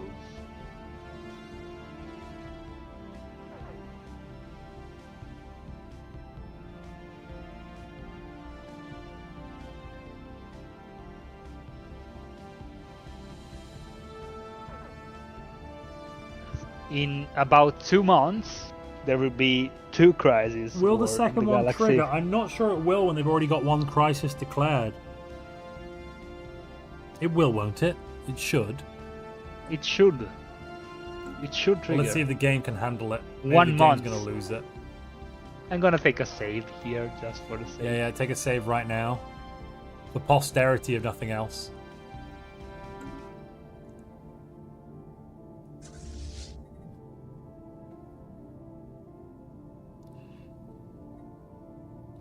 Singularity might get baited into attacking in Sirius. There's 2 cloak fleets and 1 regular fleet. But even then, I don't think those fleets are stronger than Singularities, so...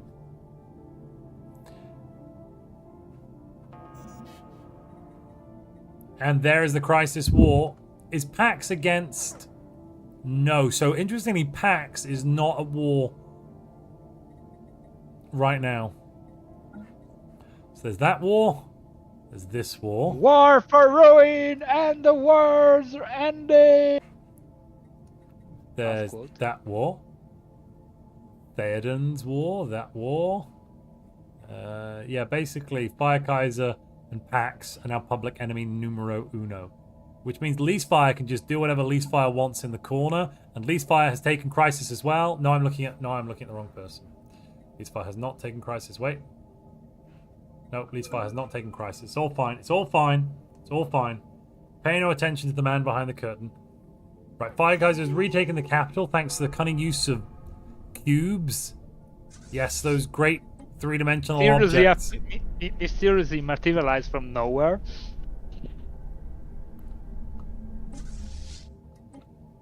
And now, the best bit is, he also gets dark matter reactors, jump drives, all of these juicy good things. Yes, yes, yes.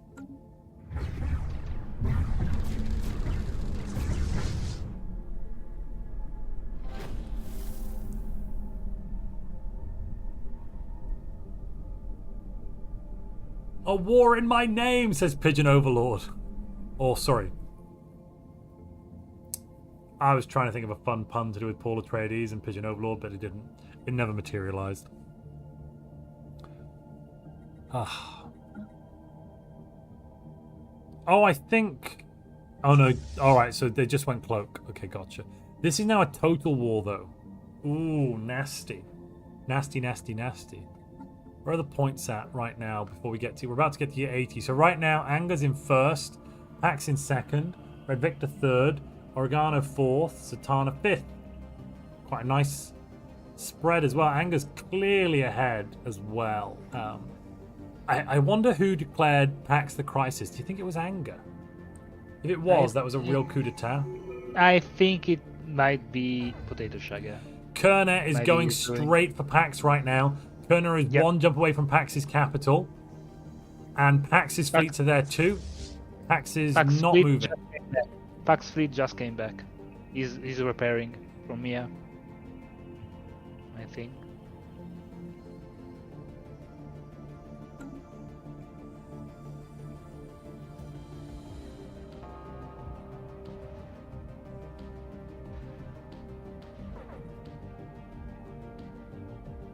Fire Kaiser pushed back Singularity. So no, what happened is when the war got declared, the joint war, the Federation war ended, and that kicked Singularity's fleets out of the space when the new war started because Singularity's fleets were in Fire Kaiser's space.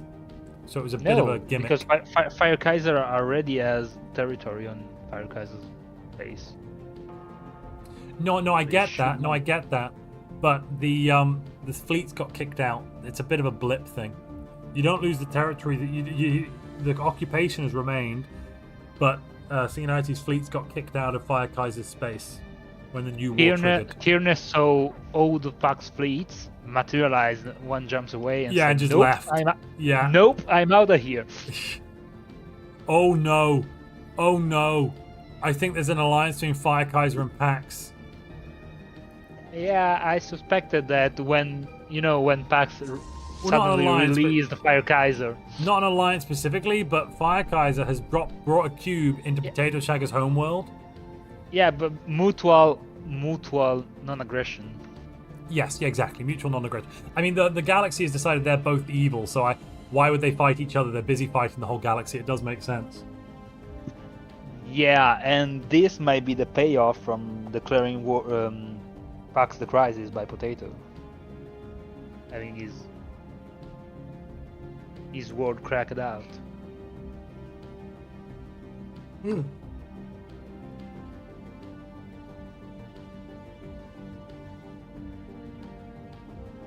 Like, you remember when I released you? Yeah, now go crack that word, please. I gave you your liberty so you could make the galaxy burn.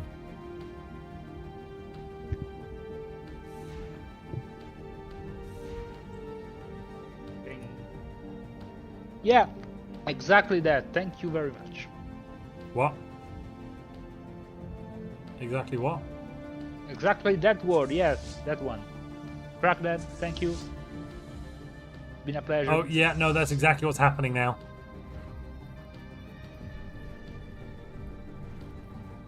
Pax gave back the star bases of... Oh no, Pax gave it back, which might have been a mistake. Because now the Star Eater has to chew through everything. Sirius is about to get blown up. Oh, Potato's getting killed now by a crisis mob. Poor Potato, he's just like, this game has just gone so badly. He didn't give it back. He didn't give it back. Potato surrendered. No, if Potato had surrendered, all his systems would be taken. Must have been a status quo. I think Potato left the galactic community. Yeah, Potato left the galactic community to end the war with Pax. Yeah, that's what. Oh, and that ends the war instantly. Yeah, got it. Because the Liberation War was ended, and then it became the Total War. Uh-oh, here we go. We're going to see the first population centers in Sirius get killed.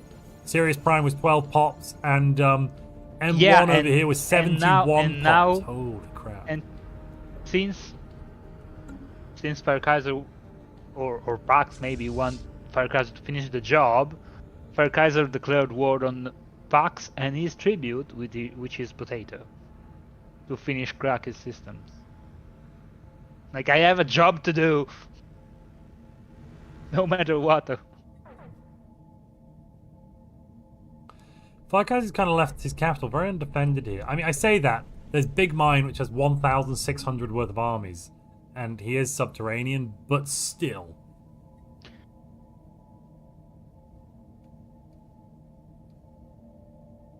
I think he should upgrade his fleets to jump drives, because now he could have jump drives and cloaking menacing ships, which is an insane combination.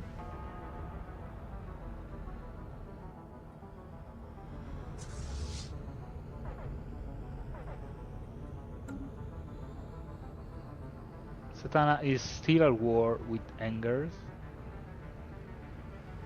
pumping out 1k per month.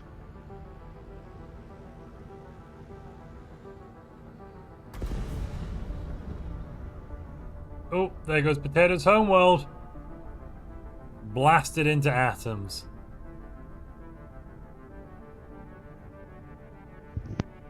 Well, it was nice knowing Potato. That's some rotten luck. Potato's been under the boot this whole game.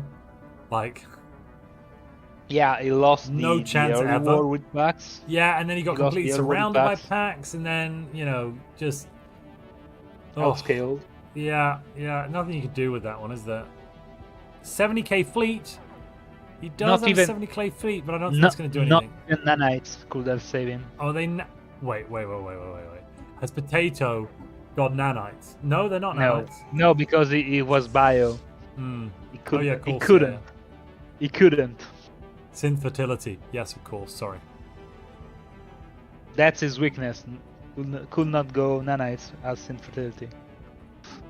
That's clearly his major flaw. If Potato was nanites right now, I'm 99% sure the Potato would still be a player. He would be one of the players of this game, just like he is.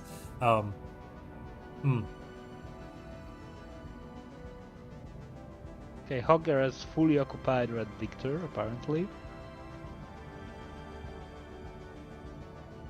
Yeah, how's the rest of the galaxy doing? ATS is now a tribute under Oregano. I tell you what, there's so much peace now. Due to these wars, there's so much peace in the galaxy. Oregano is at peace. How Oregano is at peace? Left the community? Definitely. No. Sometimes it goes wrong. When you're already at war with the crisis, it cancels the war but doesn't invite you to the new war. Sometimes it can be a bit temperamental. How can he not be at war with Pax since it was the first crisis war while he's still in the community? I know not. I have not answers for that which you have asked. Something Stellaris war mechanics. Something broken crap mechanic. Something. Yeah. Honestly, I mean, I'd really like a war system that was like EU4. I know it's such a big work to now overhaul it, but Sven the Duck is also at peace. Sven, though, was the vassal with Pax. Huh. But it's weird. Potato got stuck in, but Sven got removed. Huh. Yeah, let's have some Fs in the chat for Potato, ladies and gentlemen. I want to see a wall of Fs. If you're on your phone, go to your phone, a keyboard. If you're on your computer, go to your keyboard, go to the chat, and I want you to type an F, and I want a wall of Fs. A wall of Fs, darn it, for Potato. Because that's, yeah, there's Potato gone. What remains of Potato's space is nothing. Entirely wiped out by a cruel and unfeeling universe.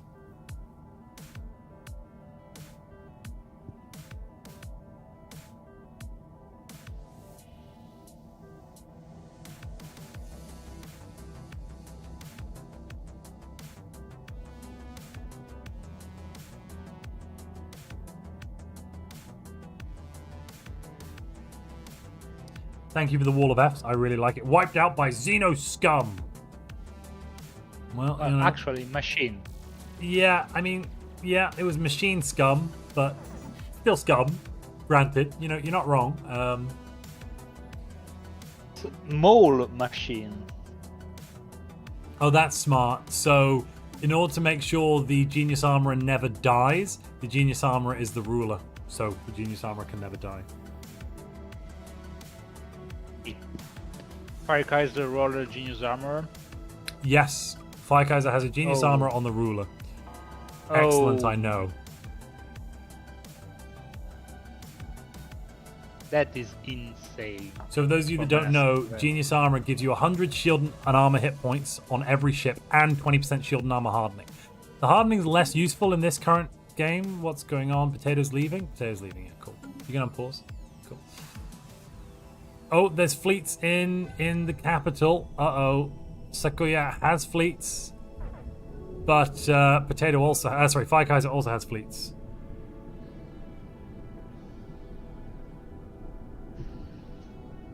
Sakuya just landed 10k armies, but Fire Kaiser has 17k defenders. Well, I think the 10k might do okay. That's yeah. There's They're not going to win, are they? I mean, if Fire Kaiser doesn't intervene here, what Sakuya can do is the trick to keep bombarding the planet, to not let the defense army regenerate. Yeah, and which he's doing. Pull the trigger, land it back, pull the trigger, land it back, pull it off, land it back. Dropping them down and picking them up again. Yeah, letting them heal in the meantime, while the defenses are not. The problem is can that work quite well. Guardian ship army are insane. Oh, Alexander's redeemed a hydrate, will do. Cheers.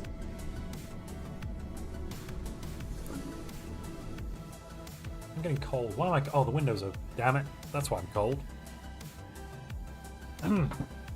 Excuse me, I'm just going to go and close the window.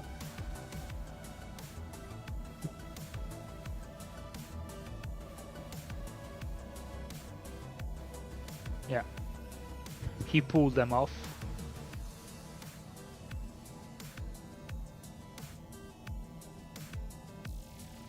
And I'm grabbing a big blanket. Oh, that'll solve my temperature problems. Amazing. Oh. Let's go! Is anyone doing Necro Thrall armies? No, they are not, because well, actually, you could actually swap into it right now. If you go Synth Fertility, I'm pretty sure you could then take you could still take Undead as a Synth Fertility Empire. Synthetic Fertility. Let me check. Is there something blocking? I don't understand. Why is Fire Kaiser not doing anything against Sakuya? Because there's only about 80k in his capital. Oh, you can't be Synthetic Fertility. You cannot have completed Synthetic Ascension, and you can't have Sovereign Guardianship. Gotcha. So yeah, no one can take it. It's impossible. It would also require like 4 or 5 Thrall worlds, which isn't the end of the world, but you know, no one's bothered really doing much Thrall worlding. Leasefire's got almost 400k right now. Tana sitting pretty at 500k. Well, how's Pax doing? Pax at 325. Pax's core space is fine. Having cut out the rot from the center of his empire, he's doing a lot better.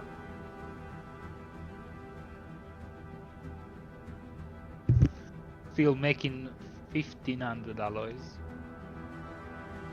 Which is a good number. It's a very comfortable number to make. As a hive, yes. Exactly. Let me move this over to Anger.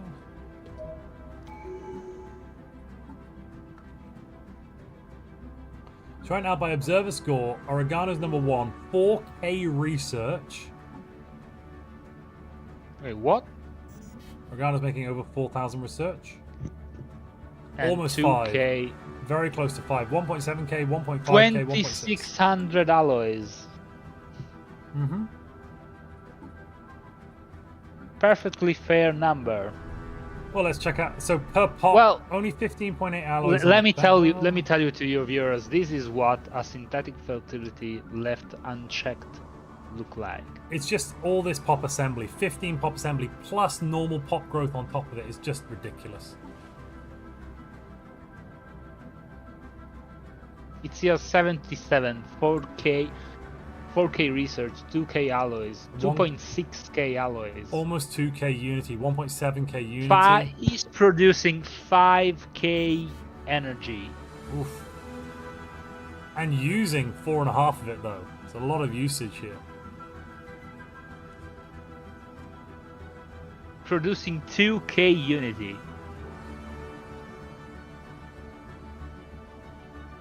Okay. You're okay. right. You're right. Morning Glory says it's funny how machines will outgrow a progenitor hive. It's all down to the identity repository. It's part of basically you can get lots of empire-wide buffs to your pop assembly. One of those is this identity. No, that's not it. The identity complex, sorry, which grants you empire-wide +2 pop assembly, and then your ruler gives you another one, so that's 3 base. And if you do different agendas, you can get even more on top of that. And you can get monoform, ecumenopolis, optimized growth, identity creation, progressive growth, so many stuff. 6 from pop jobs. There's 2 from the robot assembly complexes, 1 from the capital. In terms of jobs, so that's 3 jobs giving 2 apiece. Lovely, lovely, lovely.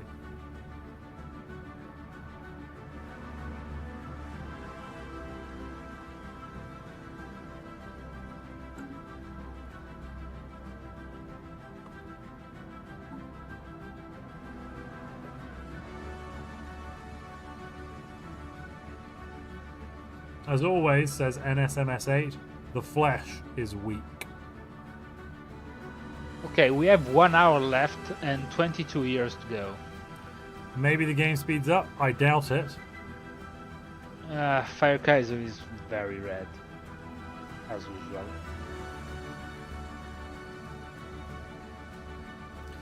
I think that we might, when we get, let's see how far we get in the next 15-20 minutes, or in the next 5-10 minutes. Actually, let me get my clock. I'm going to do a timer. Let me stopwatch it. 1 second. I'm going to time 1 year.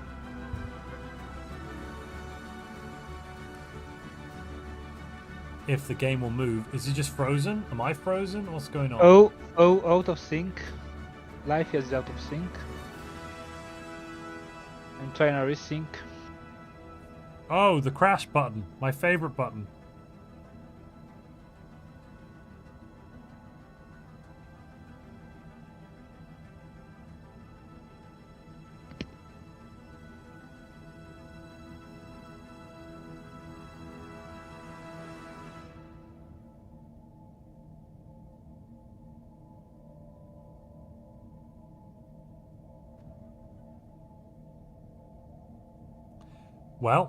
Well, this is good. I was going to say I'll time a minute. I'll time 1 year, see how long it takes.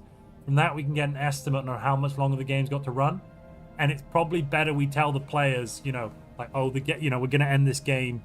I mean, if we're we not started, going to the final story. Pardon, go on.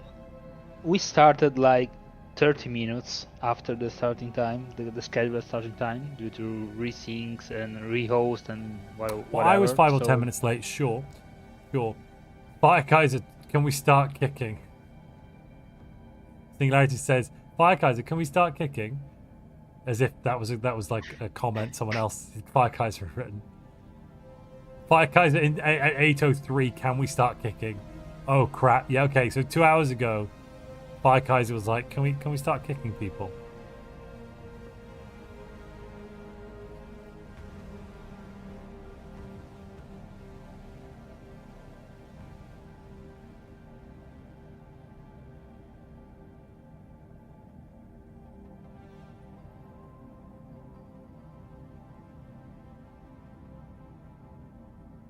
Are we all, is it done?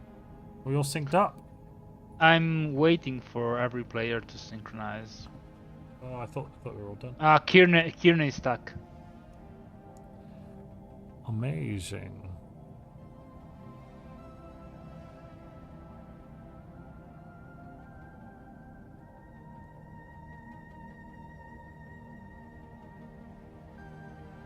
He's loading. So the 6 hours don't normally count. Not the 6 hours. In that 6 hours, usually once we first click the lobby, that's when I kind of start timers for these things. Okay. So, like when we started, which would probably be about 10 past, so I'd say it'd be 6 hours from then, no matter how many reloads and rehosts are done. Okay. It's not 6 hours of gameplay, it's just 6 hours. Because otherwise it goes on and on and on, and people get exhausted. So you just have to call an end to these things in the end.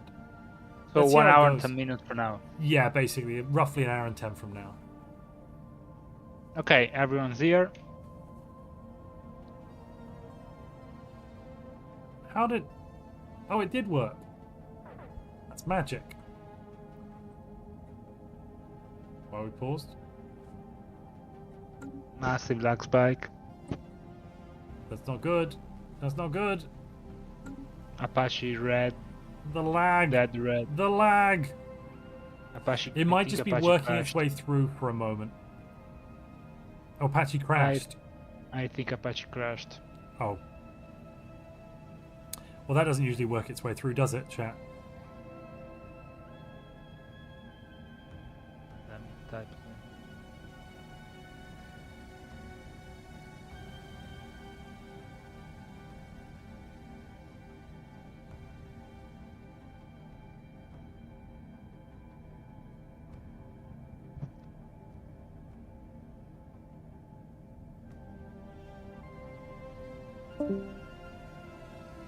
Okie dokie, we might be having a rehost. Montu plays, check the IO system.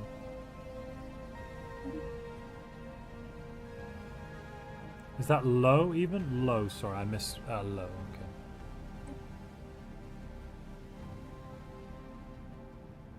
What's the problem?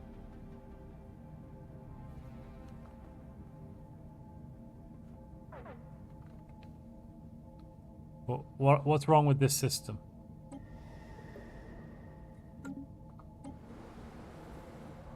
Oh, 3 planets.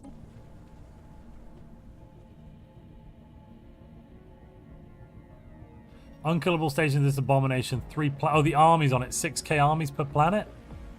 From 4 soldiers and 3 enforcers plus the system capital. I mean, yeah. Well, they would be 4k without there's some assault armies sprinkled in there as well. It'd be about 4.5k. Well, what's the problem? I don't get the problem, Amonga. It just looks like it's a 3 planet system. F's in the chat for the entire match, says Salmon. No. No, don't say that. I didn't say that. It's not true. It's impossible. The match is perfect.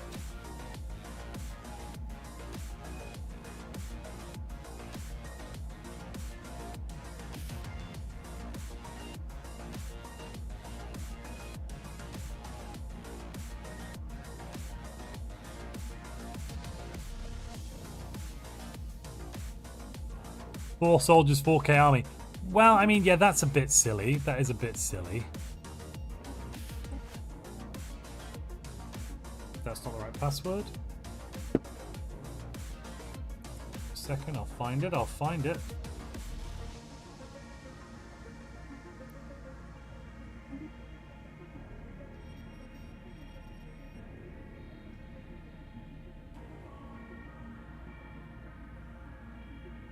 I think we're hot joining. I think it's happening, ladies and gentlemen. And also, station which kills like 500 naval cap easy. The station just had 10 was to 10k. What was crazy about the station? It just looked like it was a 10k station, right?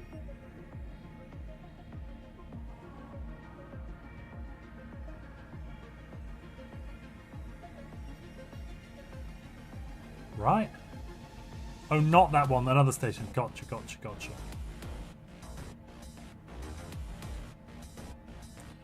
Do do do do do do do do do do do do.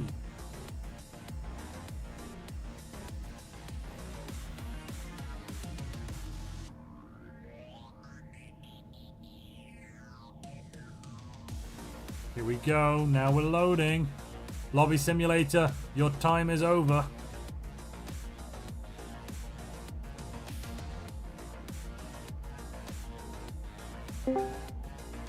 Okay. Okay, we did a rehost. Everyone is here. They are loading up.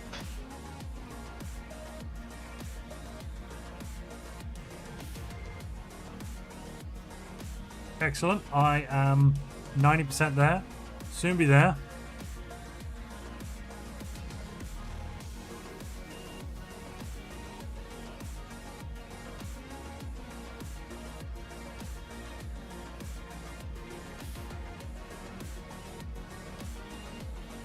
Here we go. Click some observer mode. And we're in.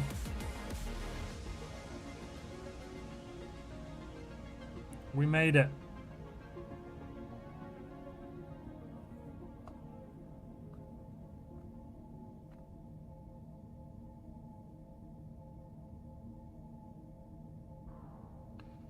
Ah, ready to roll. Okay. We've just got an hour or so left now. Yes. 1 hour and 5. Yeah, basically the best thing to do is when like with these kind of stream games, when Jörn and I decide to make a ruling on the time, like if we're not going to reach year 100, we like to let the players know, like in chat, go 1 hour warning now. Yep. So in 5 minutes, right? Just like 1 hour, 1 hour warning. Game will end in 1 hour or something. Whenever it is you've decided the exact time. It's just fairer that way, so people can plan and they know, so you don't like spring it on them and they're like, oh, the game's over. It's like, oh, okay. Oh. Wait. Why Red Victor has one system to the far east of the galaxy? The hell? Gateway's disabled. Traded it? Someone's traded it with him? Or does he have one fleet that he used? No, look. Construction ship and a scientist, maybe? And Red Victor's not at war with Fire Kaiser. And he's building a shipyard. He will colonize the planet and make a fortress to stay alive. Red Victor's over there like, I will not die. Do you hear me? Oh, is Monkey the monkey together strong. The homeworld's called the Thunderdome now. Lovely. Very thematic.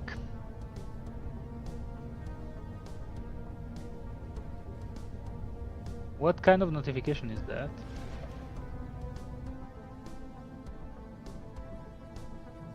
One notification. I was looking at ATS Empire and I have a very weird sound popped up. Don't know what it was. I don't know either. Pax is still doing okay on alloys. Nothing on oregano. Oregano is burning 2k alloys per month. Oh, there we go. Spending a little bit now. You gotta spend some to make some. Also making 300 consumer goods as well, just because, why not?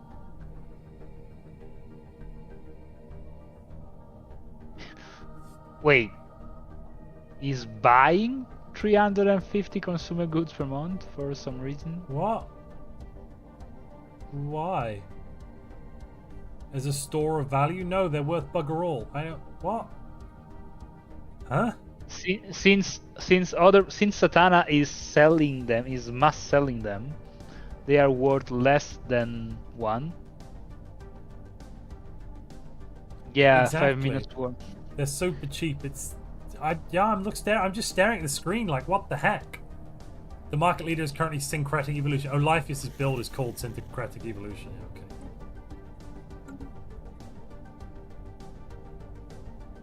Lifeus is doing relatively healthy too. This syncretic build hasn't been terrible.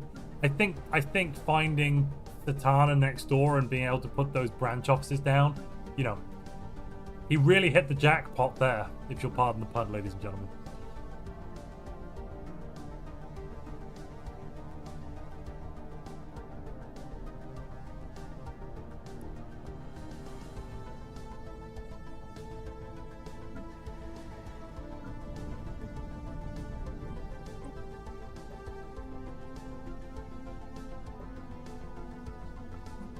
Fire Kaiser reclaimed back his capital system and his engine. Oh, that's not good for world peace. Peace was never an option. You can have peace when you're dead. Oh no, I'll give you peace. The peace of the grave.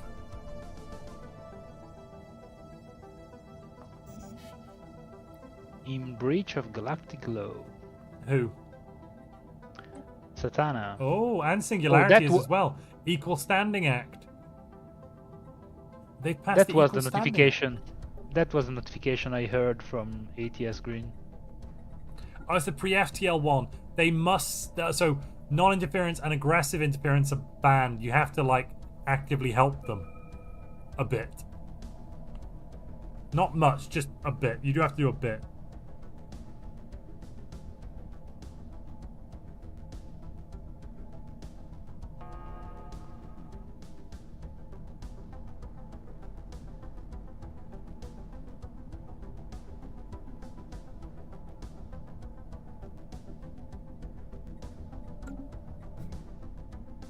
Oh, I'm struggling a little bit to keep my eyes open. Actually, my eyes are just getting a bit tired and sore. I was up at 5 a.m. today, 5:30. It's been a long day. That's rough. That's I rough. was moving. I had to get up early to do stuff with the van, moving house. Things happen. Peace or pieces, says NSMS8. Yeah, it's very true. Very true.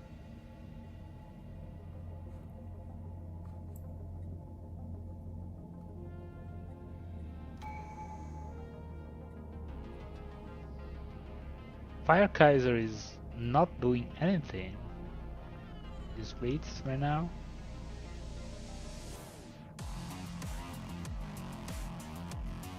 Pax also is standing still. Come on, Kieran- do something. Come on, do something. Kirna is amassing some fleets on his borders, but Just do it. Do something. Fire Kaiser. Pax, Fire Kaiser's Pax got has quite a big doubled navy his now. fleet. Look, 350k in the capital. yeah, he's expecting a lot of movement on his home system.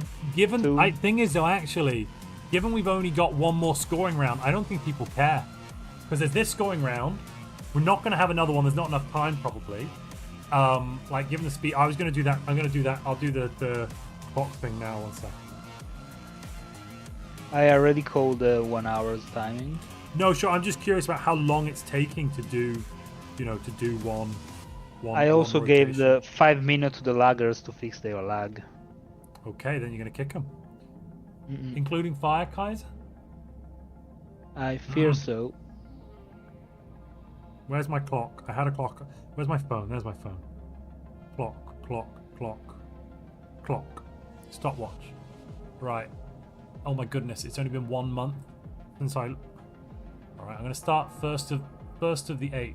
No, 8th of the 1st, so 1st of August. 3, 2, 1, go. So basically, if it takes more than 3 minutes, so the way Jörn and I do it, if it takes more than 3 minutes to do a year, and it's after year 30, we just start kicking people who are lagging. Otherwise, you don't get to the end often. The issue becomes, like, at this point in the game when it's very late, I'm not even sure it's... Like, we probably wouldn't kick anyone now because we'd be like, well, we've already, it's not going to finish. We'll just roll with whatever it is. Max, in fact, thank you very much for your tier 1 subscription. Thank you, thank you, thank you. Chris, welcome. Why has it been so long? To be fair, I haven't been doing many Stellaris Thursdays the last few weeks or Gaming Tuesdays, so we started those up again. So there should be more.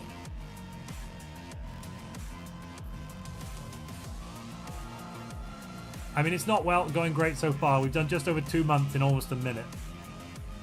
At this rate, we're at half speed. It looks like. Yeah. I What- think we should kick Fire Kaiser. I just want to let him score Let's the wait year till year 30. 80. Let him have some Yeah. score. Yeah. Given that it's not a monetary game, are you still going to let his score count?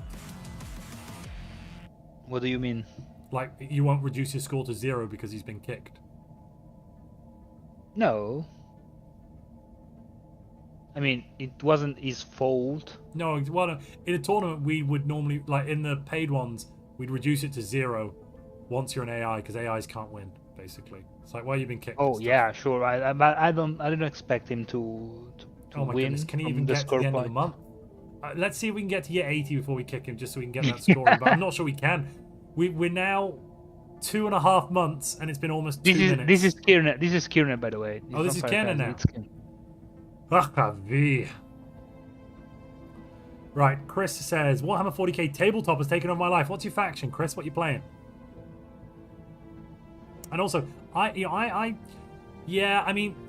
picked up Space Marine 2, and I definitely, after playing that a bit, I'm like, oh, I really want to get my Black Templar army out again. I want my miniatures are all a bit old. I've got the old Terminators in this. I didn't know you played 40k. Yeah. My first army was years and years ago was Space Marines, my very first 40k army when I was a teenager. My second army was Imperial Guard, and I am a die-hard Imperial Guard player. I've got like 20 Lehman Russ tanks somewhere, a couple of aircraft. Ironically, basically no artillery. I like running mechanized companies with no artillery. So Lehman Russ tanks, a bunch of chimeras, and then lots of infantry, 150, 200 infantry, something like that. And then my third army was I think Kernus crashed.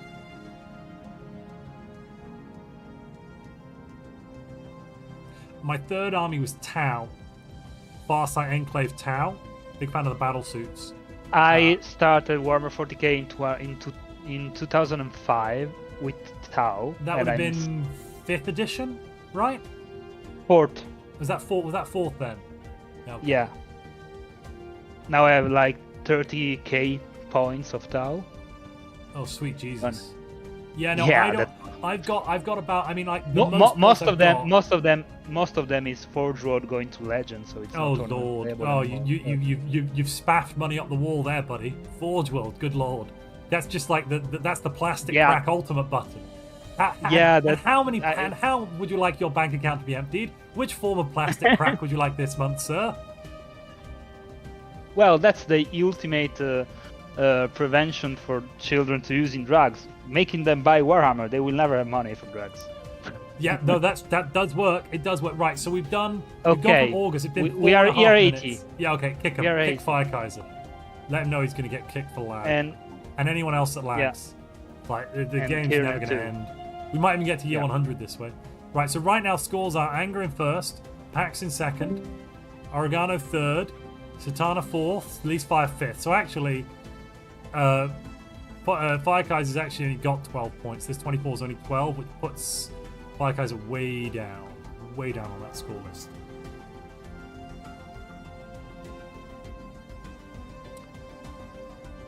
Oh no, Pax, don't lag. Don't do this to yourself. Oh wait, I thought you kicked. Oh, you haven't kicked Firekaiser yet. Oh, you're just going to tell him. You got to tell him. Gotcha. Yeah. So then I had Tau, and then that was my third army. I only really got up to about 2,000 points of Tau. And then I circled back again to Space Marines, but I didn't play Space Marines, I played Black Templars. And I didn't play any old Black Templars. I played 8th edition. Black Templars. And what I did, I had like 2 units of 10 Vanguard veterans with jump packs, a 10-man Terminator squad, Helbrecht, Chaplain, all in Terminator armor, Terminator Apothecary, Terminator Standard Bearer dude. Oh my goodness, it was beautiful. It was just this tactical Marine Terminator squad that would just lumber across the back. Well, turn 1, I'd attempt to charge with, or put the Vanguard veterans up in your face, and they all had 4 up invuln saves.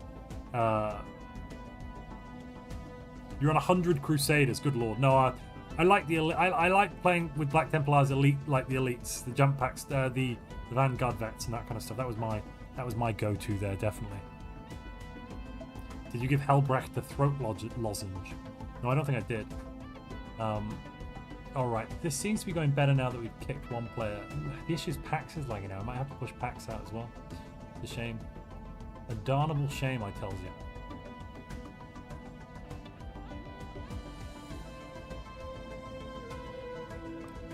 I played the Death Star strategy from early editions. Yes, in an edition where it wasn't optimal, but I really loved it.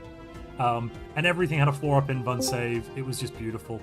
You know, except some of the Terminators didn't. They had double lightning claws, but all of the Vanguard vets had 2-up armor, 4-up invuln. The Terminators with the Storm Shields, 2-up armor, 4-up invuln, Storm Shields on everything. Oh, so beautiful.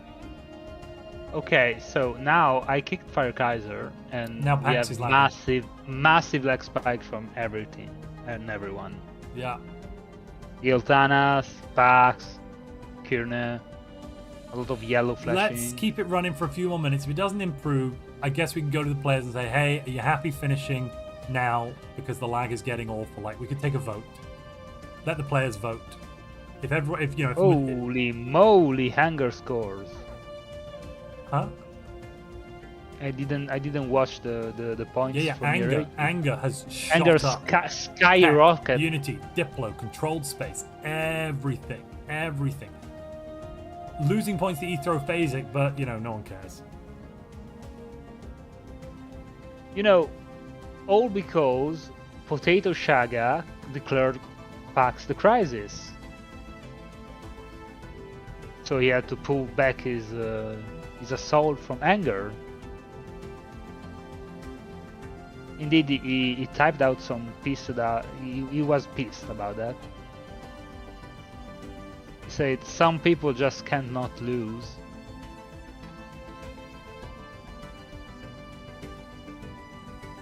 And I feel for it a bit. I mean, it can piss you off.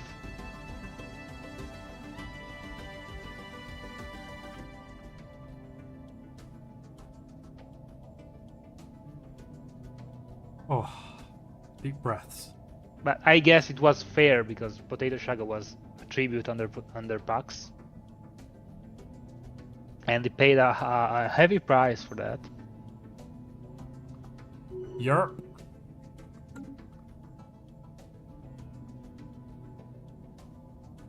Oh, is somebody left? No, that's a rebellion. Oh. Rebelled against the Catgirl vassal. What? Oh, Thun just had a massive rebellion fire off. Thun's not doing so good. Thun is not doing so good. It is not good in the hood. Tandas, just for until a moment ago, he had 53k alloys in the bank. Does Thun still have 53 alloys in the bank? Let's take a look. Yep, well, No, 45. Because he lost a starbase probably with the, you know, with the collection, with the storage capacity.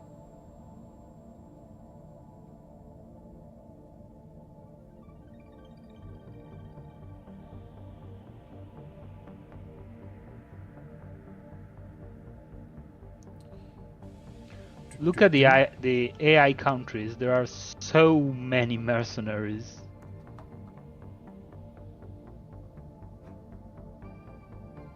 What? 12. No, a couple of those are player countries, aren't they? There's 1, 2, so 10. 10 mercs. 10 mercs is, and to be fair, in a galaxy this size, 10 mercs isn't that much. There's 1 for every 2 players we had at game start. No, that's not that wild. Yeah, but it wasn't that that spread as a gimmick for this the latest change. Players starting to realize it actually is a good stratagem. Sorry, what's a good... Oh, mercenaries. Yeah, early on especially. Later on, it really does fall off quite hard, doesn't it? I mean, it's cannon fodder. You can just throw mercenary fleets to absorb. Cannon fodder, though, in the end. Like, the energy you're paying for it can be economically crippling.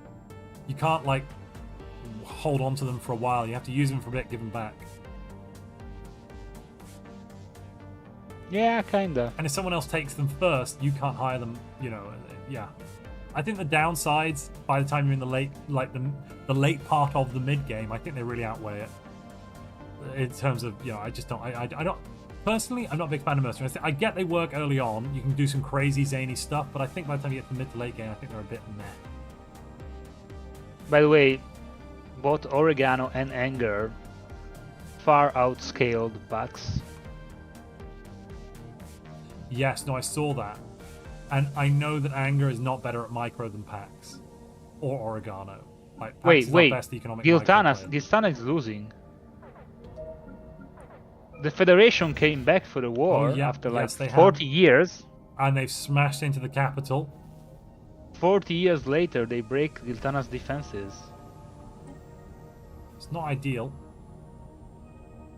Definitely. I have just seen how the Giltana is no fleet. Giltana is dead. I've just seen how the anchorages look on. Oh yeah, the capital. That's not even Giltanis' capital. Oh yeah, no, Giltanis owns it. Yeah, so I've just seen how the anchorages look on this orbital ring, and they're so beautiful on Giltanis' capital. Yeah, that's wow, that's lovely. It's gonna change. Oof, 10 out of 10. That's where it's at, ladies and gentlemen. That is where it's at.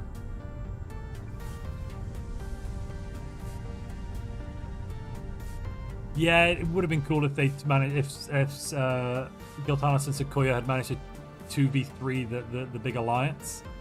They didn't quite pull it off, sadly, for them. And Sakuya is being attacked by Sven. Duck. Yeah, and Sven is almost full occupied. No, that's not true. Not full occupied. It's taken one wing.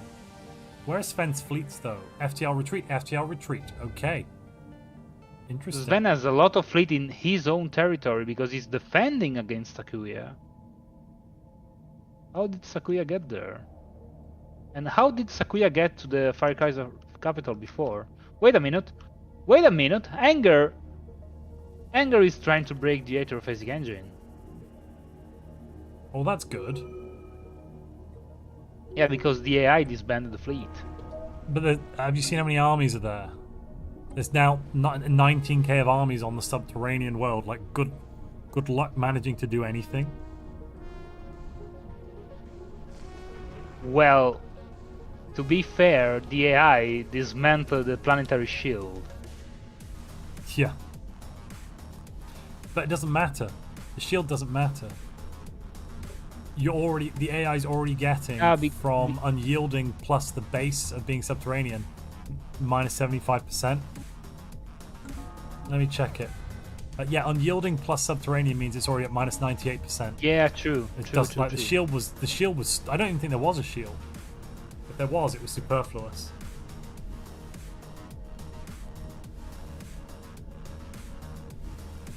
Least Fire Fleet are nearby too. Oh, 7k down, 7k up. Now, you know what would work? You could crack this world. Wait, no, give me a second. Nope, those are robots. Ignore me, they're robots. And now the Least Fire AI has come back. Amazing. Have a little go. Didn't Least manage Fire it. is not an AI. No, sorry, did I say Least Fire? I meant to say Fire Kaiser. Sorry. There's fire in the name. I muddled my names up.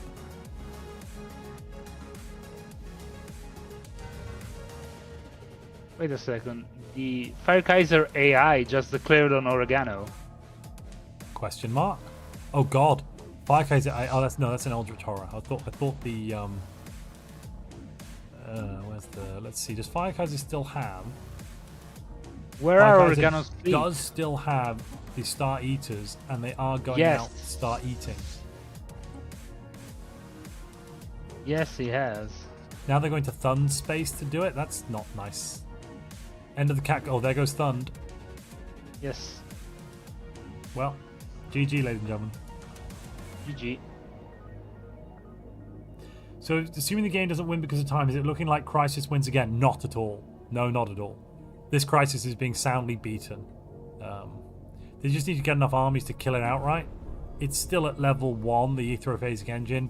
They're a long way away from getting enough dark matter. The AI is not going to pull that off. No. 7 Beers Dweller. Why are we paused? Pause lock because of Thunder We are paused leaving. locked. Yeah, that's fine. You can kick. Yeah.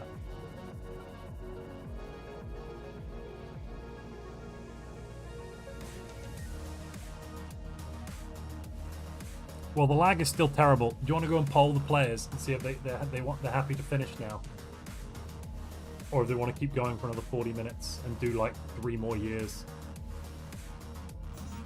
Yeah, I'm just going down. Yeah, pop down and like have a vote. I think the players should decide, but if they want to finish, then we shouldn't force them to keep going. You know. Okay. All right. I'll be right back.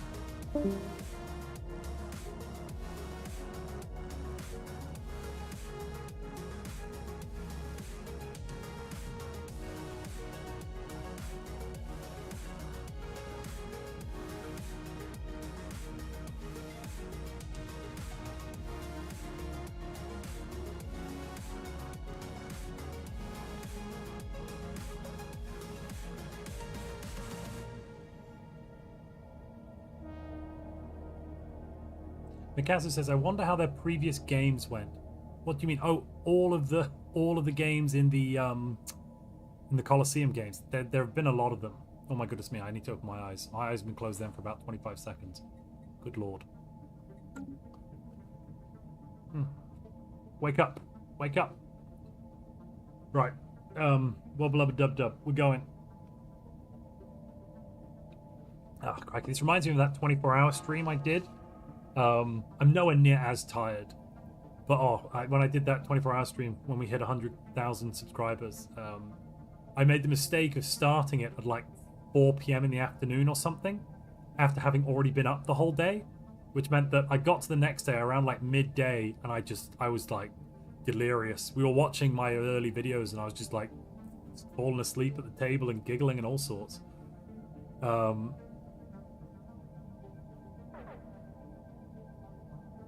So 7beers, often when someone takes Nemesis, they lose. We've only actually seen 2 Nemesis victories. Sleep deprivation be wildlock, yeah. There was a lot of sea shanty singing. Was there? Was that in the 24-hour stream? I don't remember that. I remember that not. To be fair, I don't remember much of that stream. I remember playing Star Wars Battlefront 2 at like 4 a.m.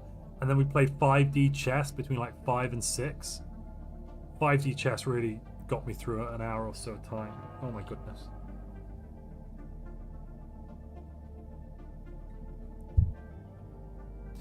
Whatever happens today, though, it has been really fun, and I'll thank MrBarbe when he comes back, but I do want to thank MrBarbe for organising these Colosseum games and inviting me to stream the final. I know it's a community game run on my own server, but, you know, it's nice to be invited to these things, and it's nice to be a part of them, to get to see them, and it was really great to share them with all of you lovely people today.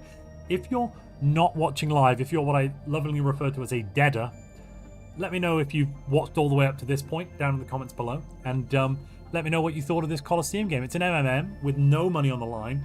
Would you like to see more games, more tournament games like this, which are not prize pool related? I mean, is that something you're interested in? Let me know. If you're live, you can also tell me right now, but also come back and put it in the comments. What do you mean 2? It was at least 3. Have there been 3? Momonga, I thought it was 2. Least Fire has blown the galaxy up twice. Has Fire Kaiser done it once? No, I don't think Fire Kaiser did it. Momonga, who are the 3? I thought it was only been 2. Oh, actually, no. Least Fire did it once in a Murder Fest and once in a regular game. And I think Fire Kaiser did it once in a regular game. I think you might be right. It might be 3. Yes, is good, says Scott Harris. And there goes a desync.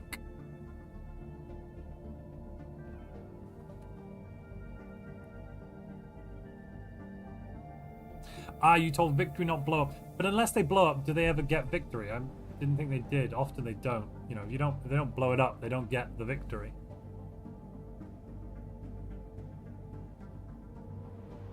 Because we often give out quite a hefty points reduction for taking Become the Crisis. So, you know, you need to blow the galaxy up pretty much, or get very late into it to be able to do well with it. Least Fire did it last time without blowing it up. I think you're right, actually, Momonga. Yeah, you are right. Yeah, Least Fire took Crisis but didn't blow it. You're right. No, you are. You are right. So I think there's been 3 blow-ups and an extra one where a person who took Crisis won. I'd like to see a noob tournament without min-maxing, says Mikasa. I mean, it would be quite slow, probably. But we could try that. It's hard to vet the players. Like, how can you select for newer players?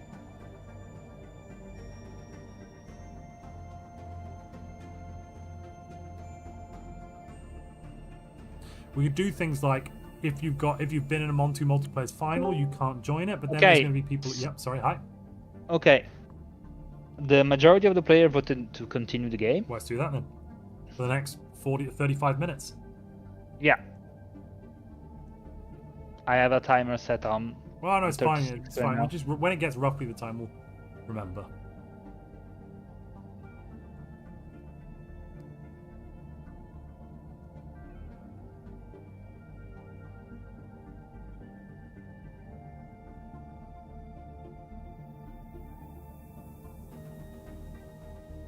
Of course, no old players will try to join it under different accounts. Sure, says Monga. Yeah, well, I mean, we could do it without a prize pool, and it would be pretty obvious if someone came in and wasn't a noob.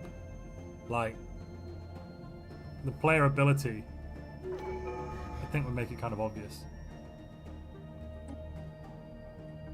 I mean, it's fair to say that the player that are playing here today are select and were invited because they were in the top spots of the Gladiator leaderboards, which is a leaderboard of player who continuously playing and join Colosseum lobby in the past months, even in the past years. Yeah, actually. Someone asked me if we could do a noob tournament, and I was just talking about. Someone was asking me if we could do noob tournament. I was like, well, how would we be able to like organize it? How would you select the players for that noob tournament? Because it'd be quite difficult to, you know, prevent people who aren't already quite good at the game from just joining. Exactly. Also, there are different skill level. Even if you're not a strong player, there are very different skill level players between like a mediocre player or above average player and a low skill player like a newbie. Without offense, I mean, there's levels. This game has a hard learning curve. Not just that. Stellaris is a game where the better you do early will be a cumulative advantage later. So what seems like a small advantage very early on will snowball into, you know, having 500,000 fleet power at year 70, as opposed to having only 50,000 fleet power at year 70. So the differences moment to moment can seem quite small, but that accumulates over time, and you end up, you know, with the very experienced players who can just scaffold up into crazy numbers. Okay, Red Victor is about to summon the mother of all the storms. The Nexus or the Shroud one? The Nexus. There we go. Should we take a look at the Nexus storm, ladies and gentlemen? I think we should. Is on Red Victor's capital. Yeah, you can only spawn it. Yeah, it's so annoying, and it's diabolical. You're getting so much devastation at the end of every month here. Plus 1.2 daily hull, armor, and shield regen are disabled for everything in the space. You get 60 points of damage per month. Yeah, emergency FTL damage risk plus 100%. You don't want to fight in this.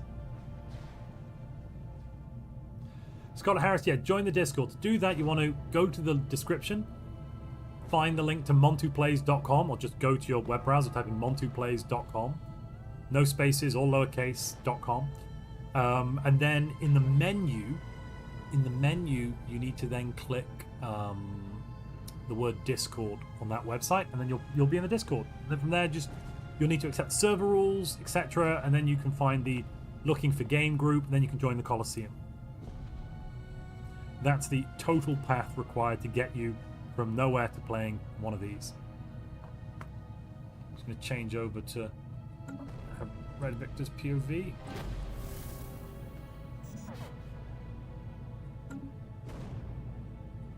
Holy moly, 21k worth of Xenomorph army just broke into the Fire Kaiser big mine. I just went to go to the galaxy map and I think my game crashed. It's frozen right now for me. Let's fire the synced. Oh, is that what it is? That's fine then. We'll have to resync again then, won't we? Whoops.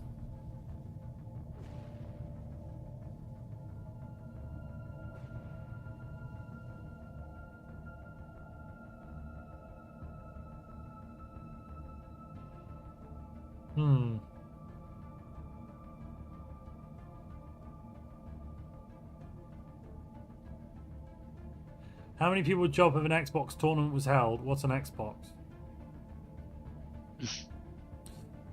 Yeah, no, to put sarcasm aside, there's lots of people that play on Xbox, but there's the Xbox multiplayer community is much smaller. There isn't really one. There's one on Discord at least. Isn't they also running on a previous version of the game? Yeah, like it's the running on the DLC version are from- not quite up to date? Yeah, so basically it's a different studio that makes it, and their production cycle is about 1 year behind the main Stellaris team. And what they do is they look at what the game is now, and then they make how the game is now over the next year. Which is good in some ways because it means like they don't have to go through all the patches and stuff. They can just deliver the finished balance, the final balance version to the Xbox. But it's always a year behind. Up to a year behind. Sometimes it'll be a little bit more. Yeah, I recall that because I started playing on PS4 like some years ago, and I was watching your videos and say, oh, my Stellaris doesn't look like that, and I noticed that it was a tiny different. And when I started learning the game through your videos, and when I switched to PC finally, because I was able to afford an high-end PC, I had to relearn the game from the basics because from what I was playing on PS4 and what PC players were playing, there was just the major rework to districts and cities and buildings, so it was a completely different game. It was like in patch 2.0, I think. I don't recall correctly. Maybe. That would have been around the 2.0 is just before Megacorp, right? Right? Yeah. And okay, I just got a pop-up. End of the Empire name imitator.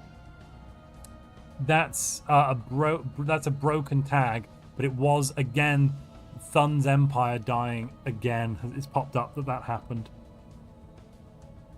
Huh. The tag's clearly broken now, though, for some reason. It said name imitator for me as well.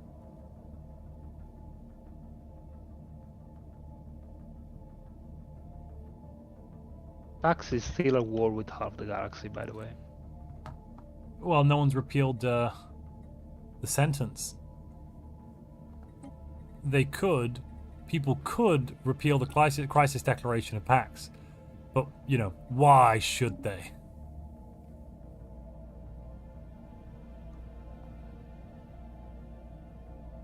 Oh, another desyncs. I tried to click on something and then did I do it? I feel like it wasn't my fault. No, it's Sven. The game is falling apart. Yeah, but it's fine. The players don't want to call it. 30 minutes remaining.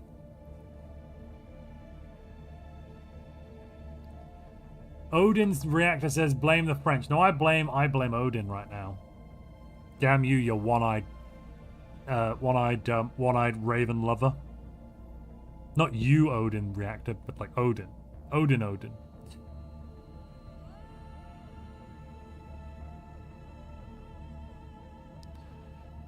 We'll have to resync again, then won't we? Whoops. If we talk back about cheese again and geolocations. I mean, we were talking about that a while ago. We could probably have a little...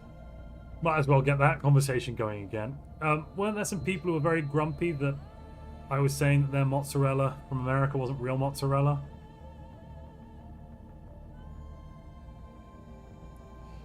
I don't recall. Blame it on the boogie. Ooh, you. Someone may argue that cheese is cheese, like Mr. Incredible's memes. Cheese is cheese. No, cheese isn't cheese. There's different types of cheeses. Like, I've tasted what Americans call cheddar, and that plastic is not cheddar. Good lord. No. It doesn't crumble. It doesn't smell right. It's just... Oh. She can't take any more of this, Captain, says Ghosty Fish on Twitch. Yeah, Stellaris is, riding the wave right now. There's a storm and it's being battered. And I'm American, can confirm not cheese. American cheddar is orange and waxy. Yeah, it's not cheddar. We have red Leicester in the UK, which is a bit like that, but it's less plastic. It is orange as well, but it's orange for different reasons. And as a Dutchman, I take great offense at cheese is cheese. Well, I mean, cheese is... fundamentally, the statement does... I mean, the statement kind of makes sense, but I think the point is that, like, one cheese is not the same as another cheese. Cheese is different. Even though cheese is different. So you are cheese racist? No. I observe the difference. I didn't say other cheeses were bad or worse or better. I just observed there are differences in cheeses. Not Yeah, that those cheeses are better than each other. I know. I'm messing with you, but I there know. are some cheeses that are better than others. So see who's the. Oh, how the turntables! Let's try to not to desync be again. fair, at least I don't eat cheese with maggots in. Oh, jeez, yeah. Some of people in my Some country, of your in one of the countrymen, they yeah. oh, good lord, that's you know it's good when the maggots are Some alive, right? some sheep cultivator in one of the island in my country. Yeah, they does that. They It is take illegal, good by the way. cheese and they It partially is illegal, digest by the way. It is illegal, by the way, but they still do it. what? To eat that cheese, it's illegal to make. Why? It's because it does not conform to European Health and regulations safety laws. Yeah, Oh, for God's sake! I mean, but since it's Okay. historically made, these old people say, we don't care, we still make it. Very very Italian response. hey, and then I've got my hand thrown up in the way. Sorry, I had my hand up. You can't see that. I had my thumb behind my fingers, and I was pointing upwards with a slight curve, and I was flicking it back and forth. Yeah. You get the Kinda. motion? Yeah, with it. Yeah. Yeah, I get the motion. Cool. Bambino stupido. Kinda. Almost nailed it. Oh, you didn't see the hand action. With the hand, you bloody nailed it. Right, what's going on? There's a big fight going on right now in Vikai's home system. Least fire's now turned up. I wouldn't call it a big fight, to be fair. There's... Oh, that's Pax. Yeah, Pax came to defend the Vikai's Electrophasic engine. No, he pulled out. I don't know what's going on there then. Huh. Oh. Wait a minute. Pax Ghosty is- Fish is saying the maggot cheese is only illegal to export, allegedly. It's not illegal to make it, just to export it out the country. Or sell it. Pax is asking if army does count in crisis system. What?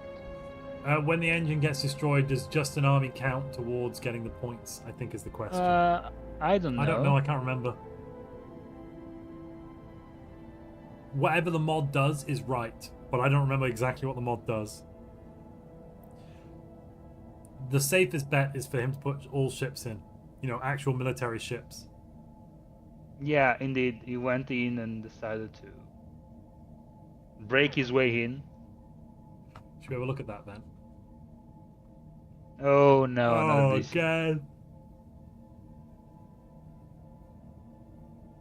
Well, 20 minutes to go. Maybe, no, even less. 18 minutes to go. 20 minutes to go.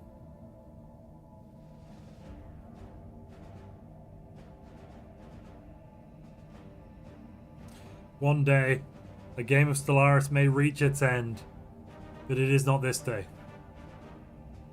Definitely not this day. A day may come when the desyncs don't actually kill us all the time.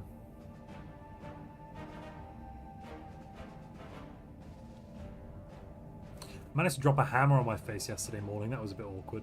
I was reaching up to clear out a cupboard, and I was just pulling at stuff, and I felt what felt like a bit of wood, and there was a steel mallet on the end of it, and it fell down on my face. I was very annoyed. I was mainly just initially I was really surprised. I was like, "What the heck just happened?" Red Victor just typed, "I need more desyncs, otherwise I would die." Amazing.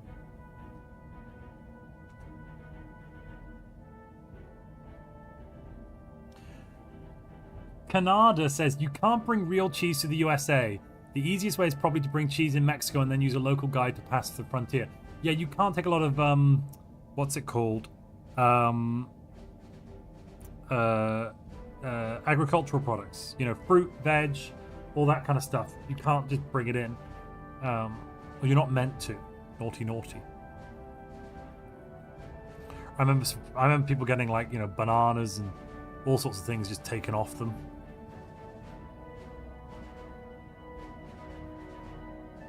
No unpasteurized cheese is allowed in the US. You guys don't get brie or camembert. Or gorgonzola. Yeah, gorgonzola's pasteurized, isn't it? Not sure actually. I think may they have said pasteurize it to something start wrong. with, and then they fill it up with fungus. The mold. Yeah, I might have said something terribly wrong indeed. But maybe I'm wrong. I'm not sure. Yeah, there's things which are probably easier to get in America than like brie. We have brie, says Triss. Yeah, but do you have brie or do you have like American-made brie? Because that's not the same thing. You can't just make your own version of it and call it the same thing and say it's that, because it's not. That'd be like if I cooked up something in a black sweet liquid, Okay. carbonated liquid in my home and said it's Coca-Cola and served it to you and oh, it's decent Yeah. already. What should we do? A rehost in 15 minutes. I think for we the should call games? it, to be honest. It's dead. Yeah. The game's dead. I'm gonna gather the. I'll jump down, I'll come with the you. player. You can tell everyone congratulations and who's won and that kind of stuff.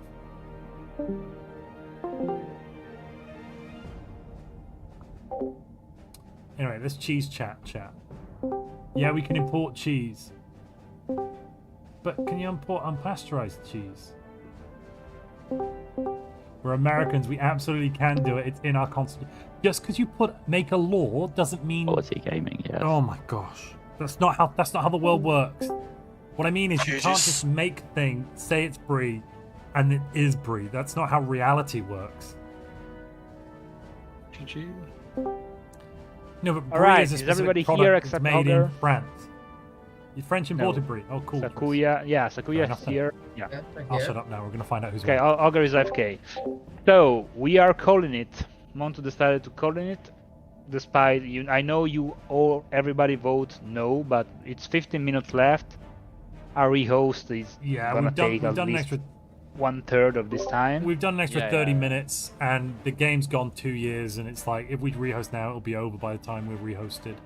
Yeah. It's too much now. So we are calling up, and we must say that the first Gladiator champion of the first season of the Colosseum is Anger. Congrats to him with his 19 whopping points. GG.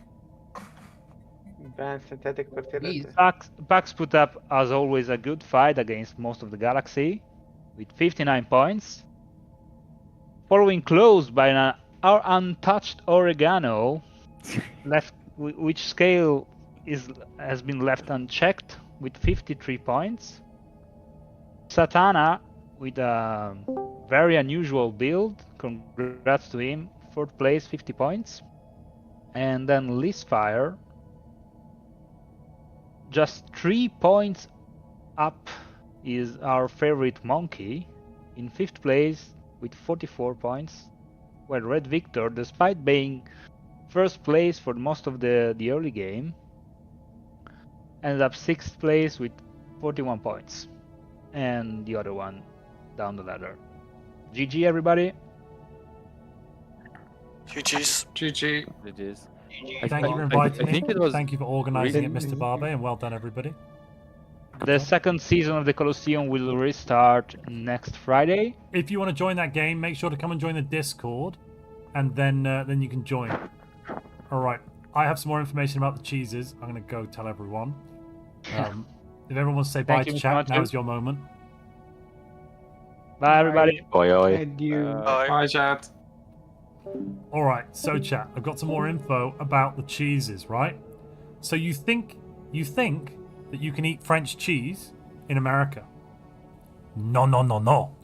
I've looked it up. All right, so in order to eat the cheese in America, you can only eat cheeses made with pasteurized milk. It's illegal to import or sell cheeses made with unpasteurized milk. If they are made with unpasteurized milk, then let me just get the thing up.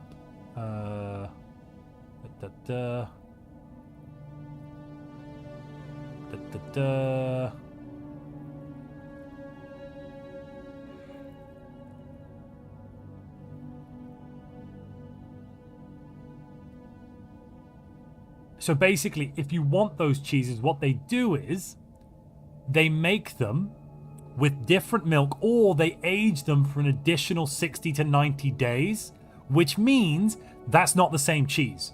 They have had to use different ingredients, and they've had to do a different process. You've got a cheese which is called the same, but it will taste different. The texture will be different. It is a different product. So no, you're not able to eat. I mean, you can eat something that's close to camembert. It's just not actual camembert, basically. You know.